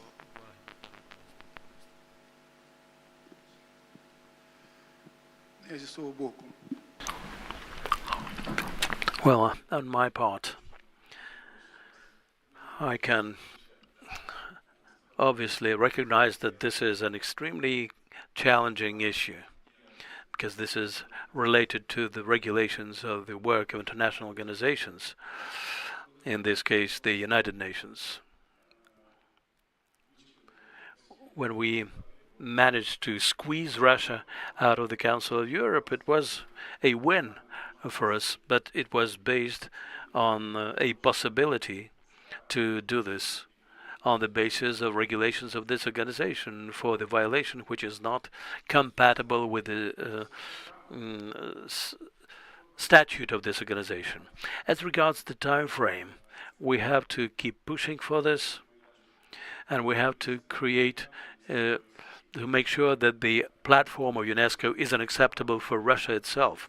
One example, which may not be very relevant here, but it also can be cited as a positive example. Maybe you've heard that a couple of days ago, the government of the Russian Federation decided to leave the European Convention for Prohibition of Torture. Given that the regulations of that convention also did not envision that. But since 2022, we demanded for this. At a certain point, Russia understood itself that the further membership within this organization is harmful to it. Likewise, as regards the cultural heritage, if we provide information which would be backed up by corroborated facts, how this country violates all the rules, traditions, and customs related to cultural heritage, maybe at some point we'll be able to get rid of this country within UNESCO. Please. Volodymyr Lyshenko, I have two questions. The first one about the UN. It is a well-known situation that a lot of Ukrainians captured by Russia, Russia puts criminal charges on them. The Deputy Secretary General of UN in charge of anti-terrorist and anti-extremist activities is a representative of the Russian Federation. As far as I remember, in July, on behalf of the UN, he signed a memorandum with Russia to counteract extremism and terrorism. So we understand that the terrorist country is in charge of anti-terrorist activities within this international organization. This is unacceptable. Is the Ministry of Foreign Affairs doing anything about that to preclude the further execution of this office by this person? The second question is about the Geneva Convention. There can be an intermediary country which would be dealing with prisoner exchange, POW exchange, or combating torture of civilians. You said that Russia is withdrawing from this convention, so obviously the torture will increase. As far as I remember, in March 2022, Ukraine addressed Geneva and Switzerland to be a broker, an intermediary. But I haven't heard about Ukraine appealing to any country to become a broker in these issues. So the first question is about the UN, and the second one is what Ukraine is doing to find a broker country which would help us liberate hundreds or maybe thousands of civilian captives from their prisons in the Russian Federation. Well, the final point is most memorable, so I will start answering from the end. Since 2022, there have been such initiatives. You said that you are not aware of them, probably because the reason is that this issue is extremely sensitive, and in order to find such a country, which would be an intermediary, there should be bilateral consent, bilateral agreement by Russia and Ukraine. If Ukraine suggests a certain country, but If Ukraine suggests this, it's almost by default that Russia rejects it out of hand. There's a lot of behind-the-scenes dealings, and there are a lot of countries that both countries are dealing with, and I do. As far as the presence of Russians in international organizations, including top officials, well, this is the procedural issue. Ukrainian side, together with partners, regularly asks to remove those people from the work on directions that directly afflict Ukraine. This is not done publicly because, of course, Russians will use their opportunities to work against Ukraine despite any procedural arrangements. This usually depends on the leadership of international organizations. This is very complicated so far in the UN. As far as the Council of Europe is concerned, we were successful to some extent. There was a Russian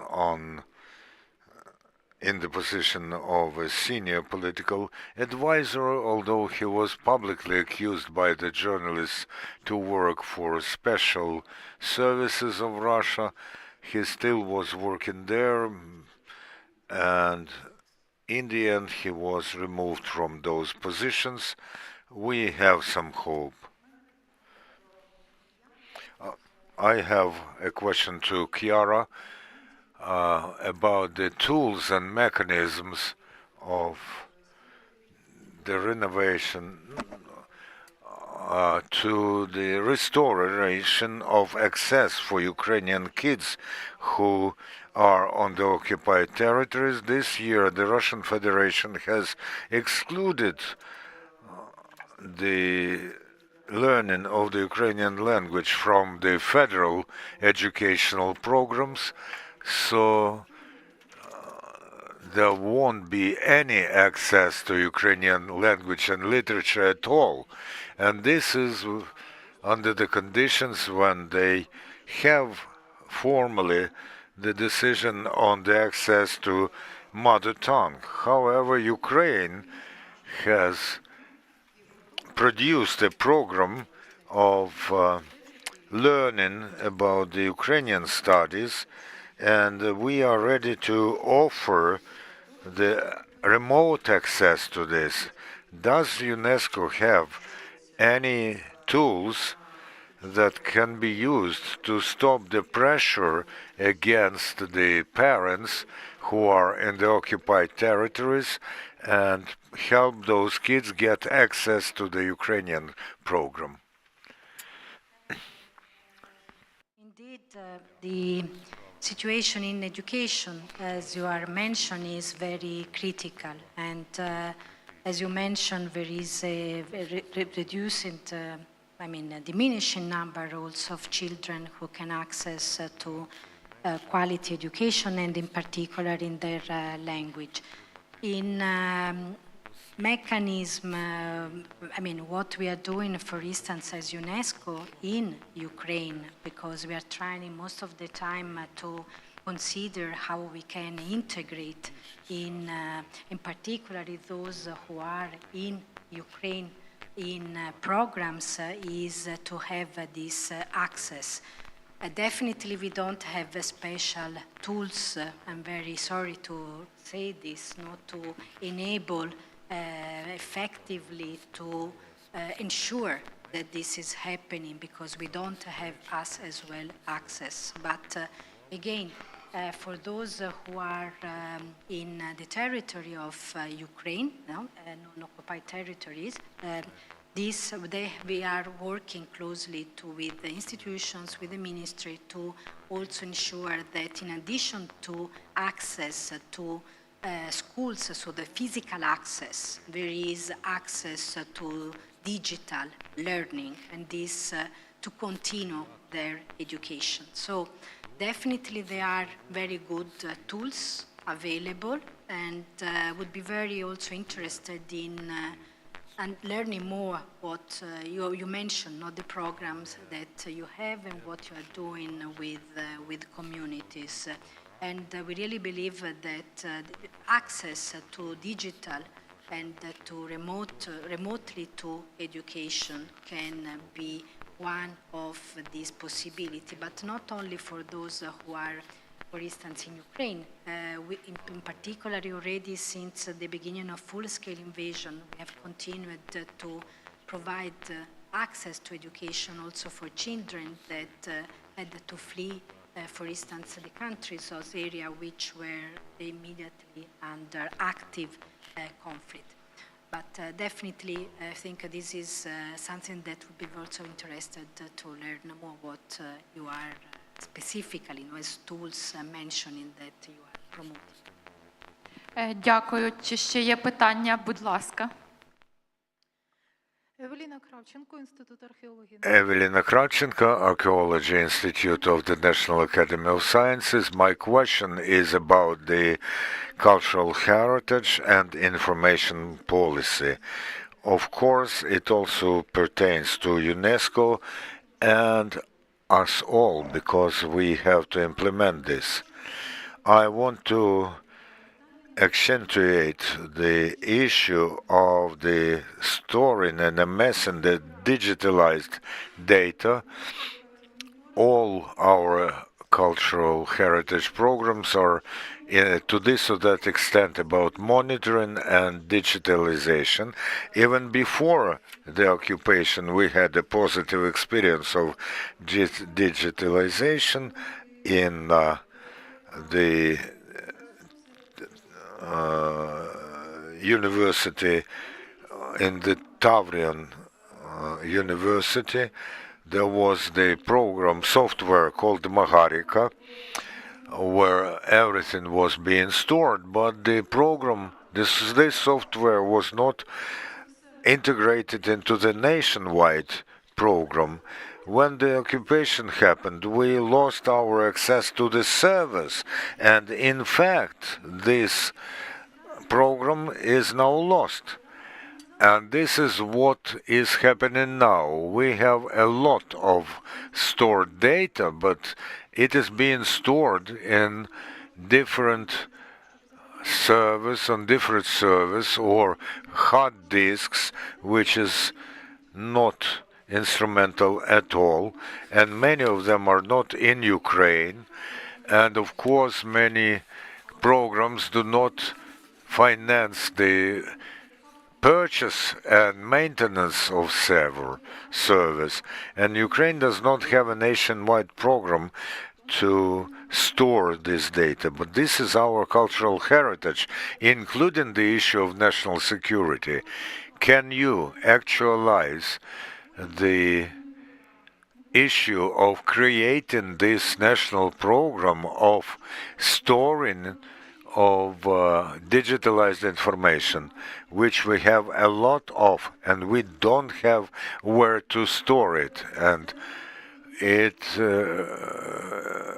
is being stored on hard disks, on servers of NGOs, on servers in different countries other than Ukraine, and we can lose access to this data. Well, there's a lot of issues, questions to you, Chiara.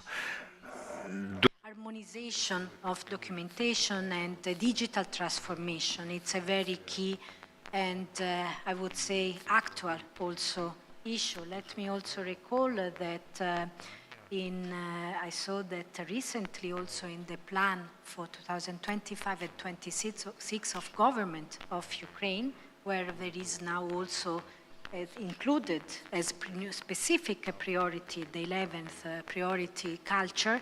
Digitization is also an important component. And definitely UNESCO in this is currently assisting the Ministry of Culture Strategic Communications in reinforcing this centralization of data and modernization, also in terms of supporting the registries for movable, so collections, but also sites.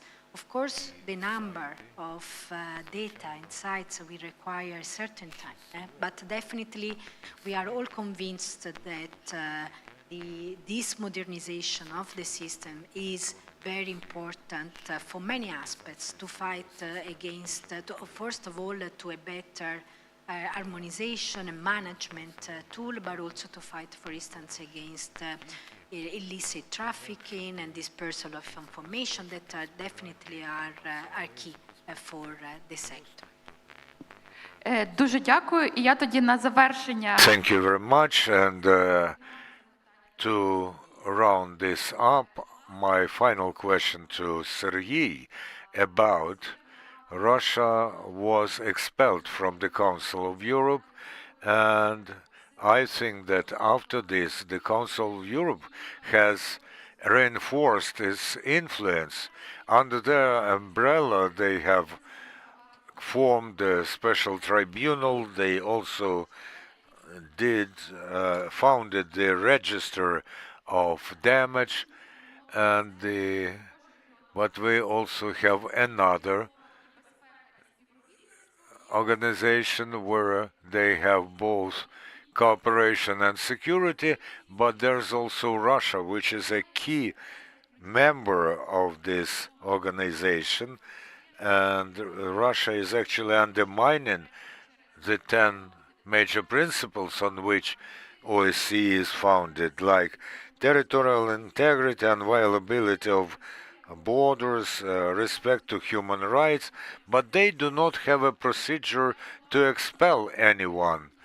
A month ago, I was in Helsinki when they marked the 50th anniversary of the signing of the final act, and our Minister for Foreign Affairs spoke there saying that Russia does not have the right to be a member of OSCE. Does the Ministry for Foreign Affairs has a consistent strategy saying how to do so that Russia is no longer a member of the OSCE? Well, I have to say that as of today, there are no realistic expectations to solve this issue, and the level of activity in OSCE is there. It has to become stronger. Yes, this happened a month ago. This is a systemic event that happens there. We use this organization in order to draw more attention to us. We have some success in the Parliamentary Assembly, which adopts resolutions, and there are some moderate successes as far as the presence of Russia in international cooperation is concerned. But you know, it's easier for me to talk about the Council of Europe. It was very pleasant. I was very pleased to hear such assessment of our work. Of course, we had some disappointment in 2019 when Russia came back to the Parliamentary Assembly. We had to use démarche, but in the final count, truth prevailed. I believe that truth will prevail everywhere. Every organization which wants to do something have to look at the founding documents and do something to the states that violate those founding documents. This is diplomacy for you. Thank you very much, colleagues. So we are summing up this discussion. We put 3 stops there because our work is continuing. Let's give a round of applause to our panelists, also to Francisca, who joined us online. Thank you for the number of questions, and I invite you to join our cultural program. Thank you very much for this wonderful panel. We are rounding up the discussion part of our forum. I want to thank all the moderators and participants, speakers, and for the fact that despite this awful night, terrible night, we are still here. This is important for us. I want to thank our partners who helped us to conduct this forum. This is the office of the Crimea Platform, the representative of Ukraine, of the president of Ukraine, the Majlis of the Crimean Tatar people.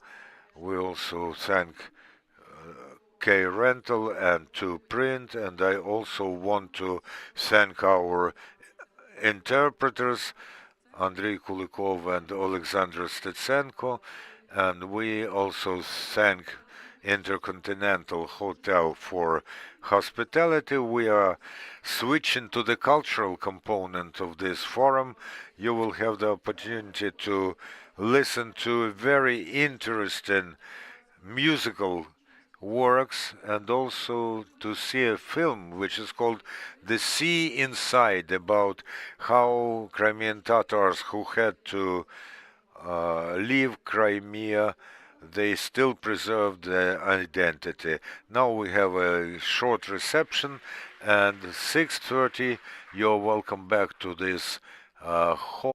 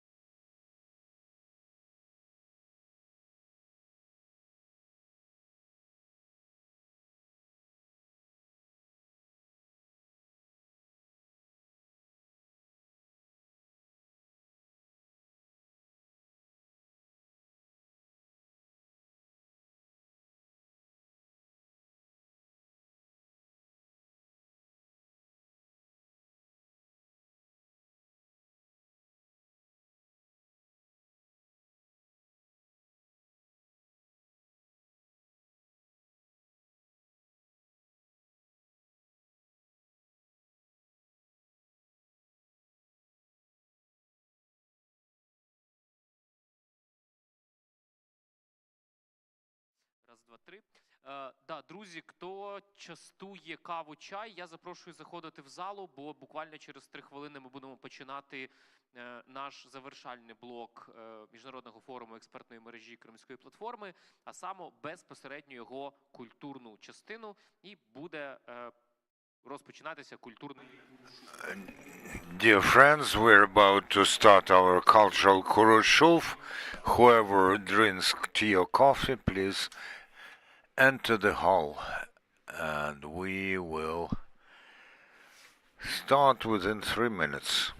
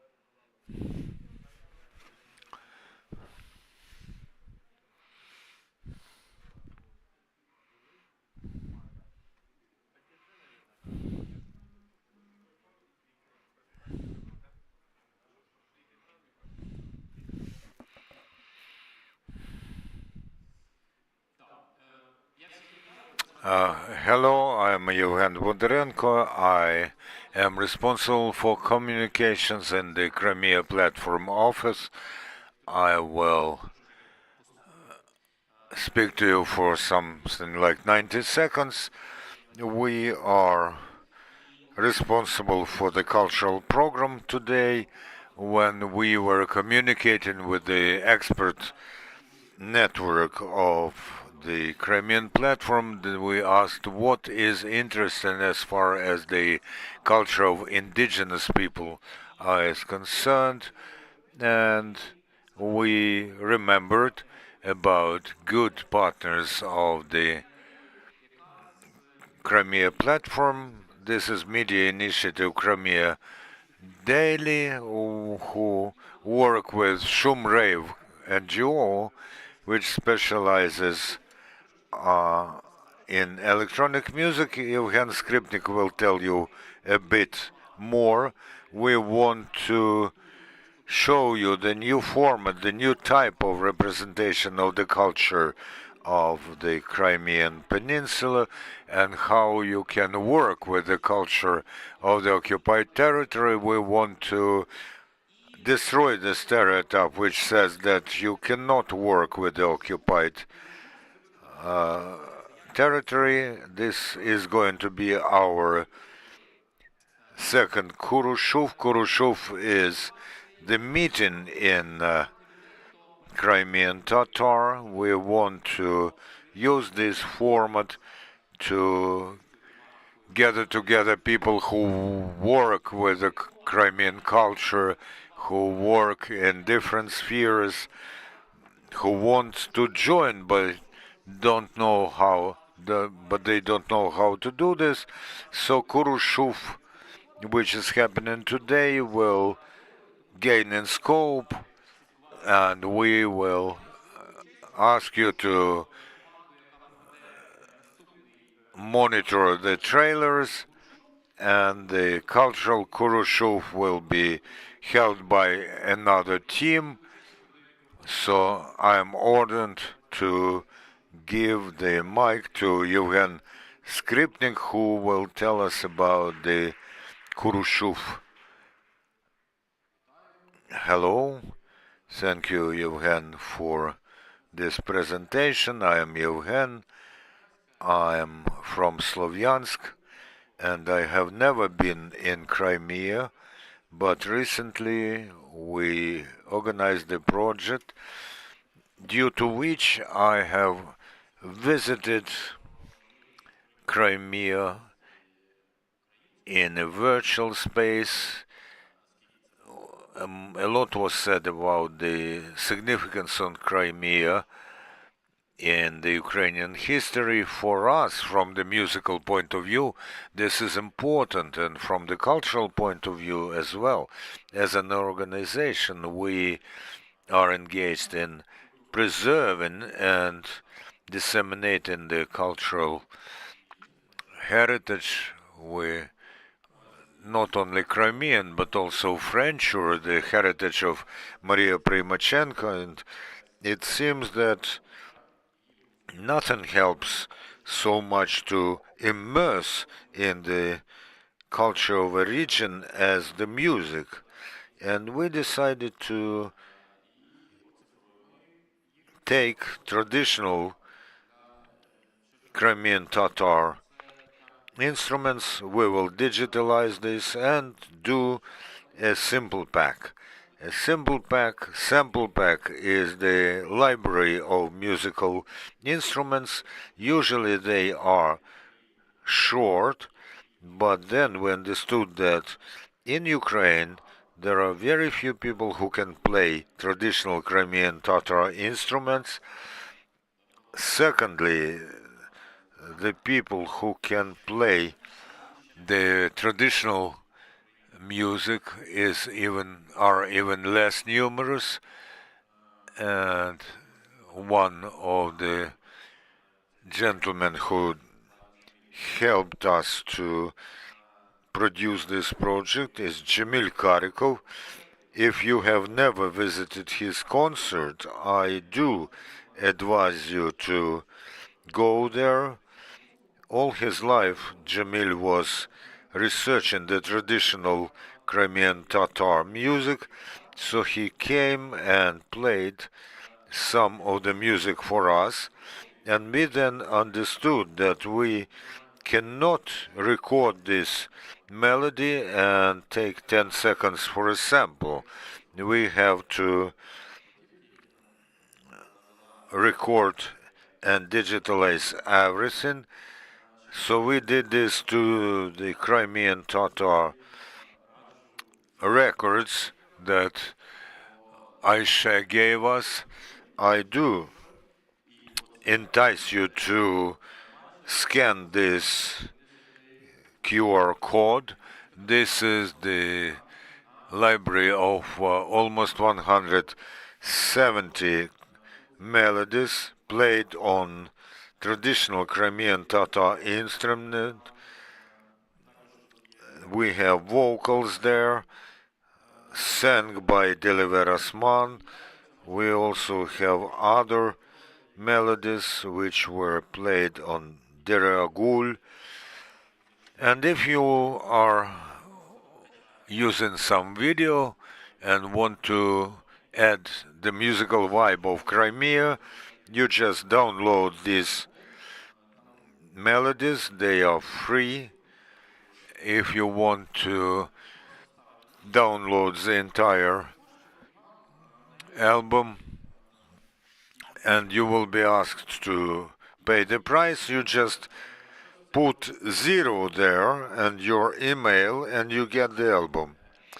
But then we thought what to do next. One thing is to digitalize the cultural heritage, and then you have to disseminate it. So we asked our friends who are producing electronic music to take these melodies, either vocal or music, and to write the electronic track so that young people are mostly more interested, not just the traditional singing, but integrated into the way that people are listening to music now.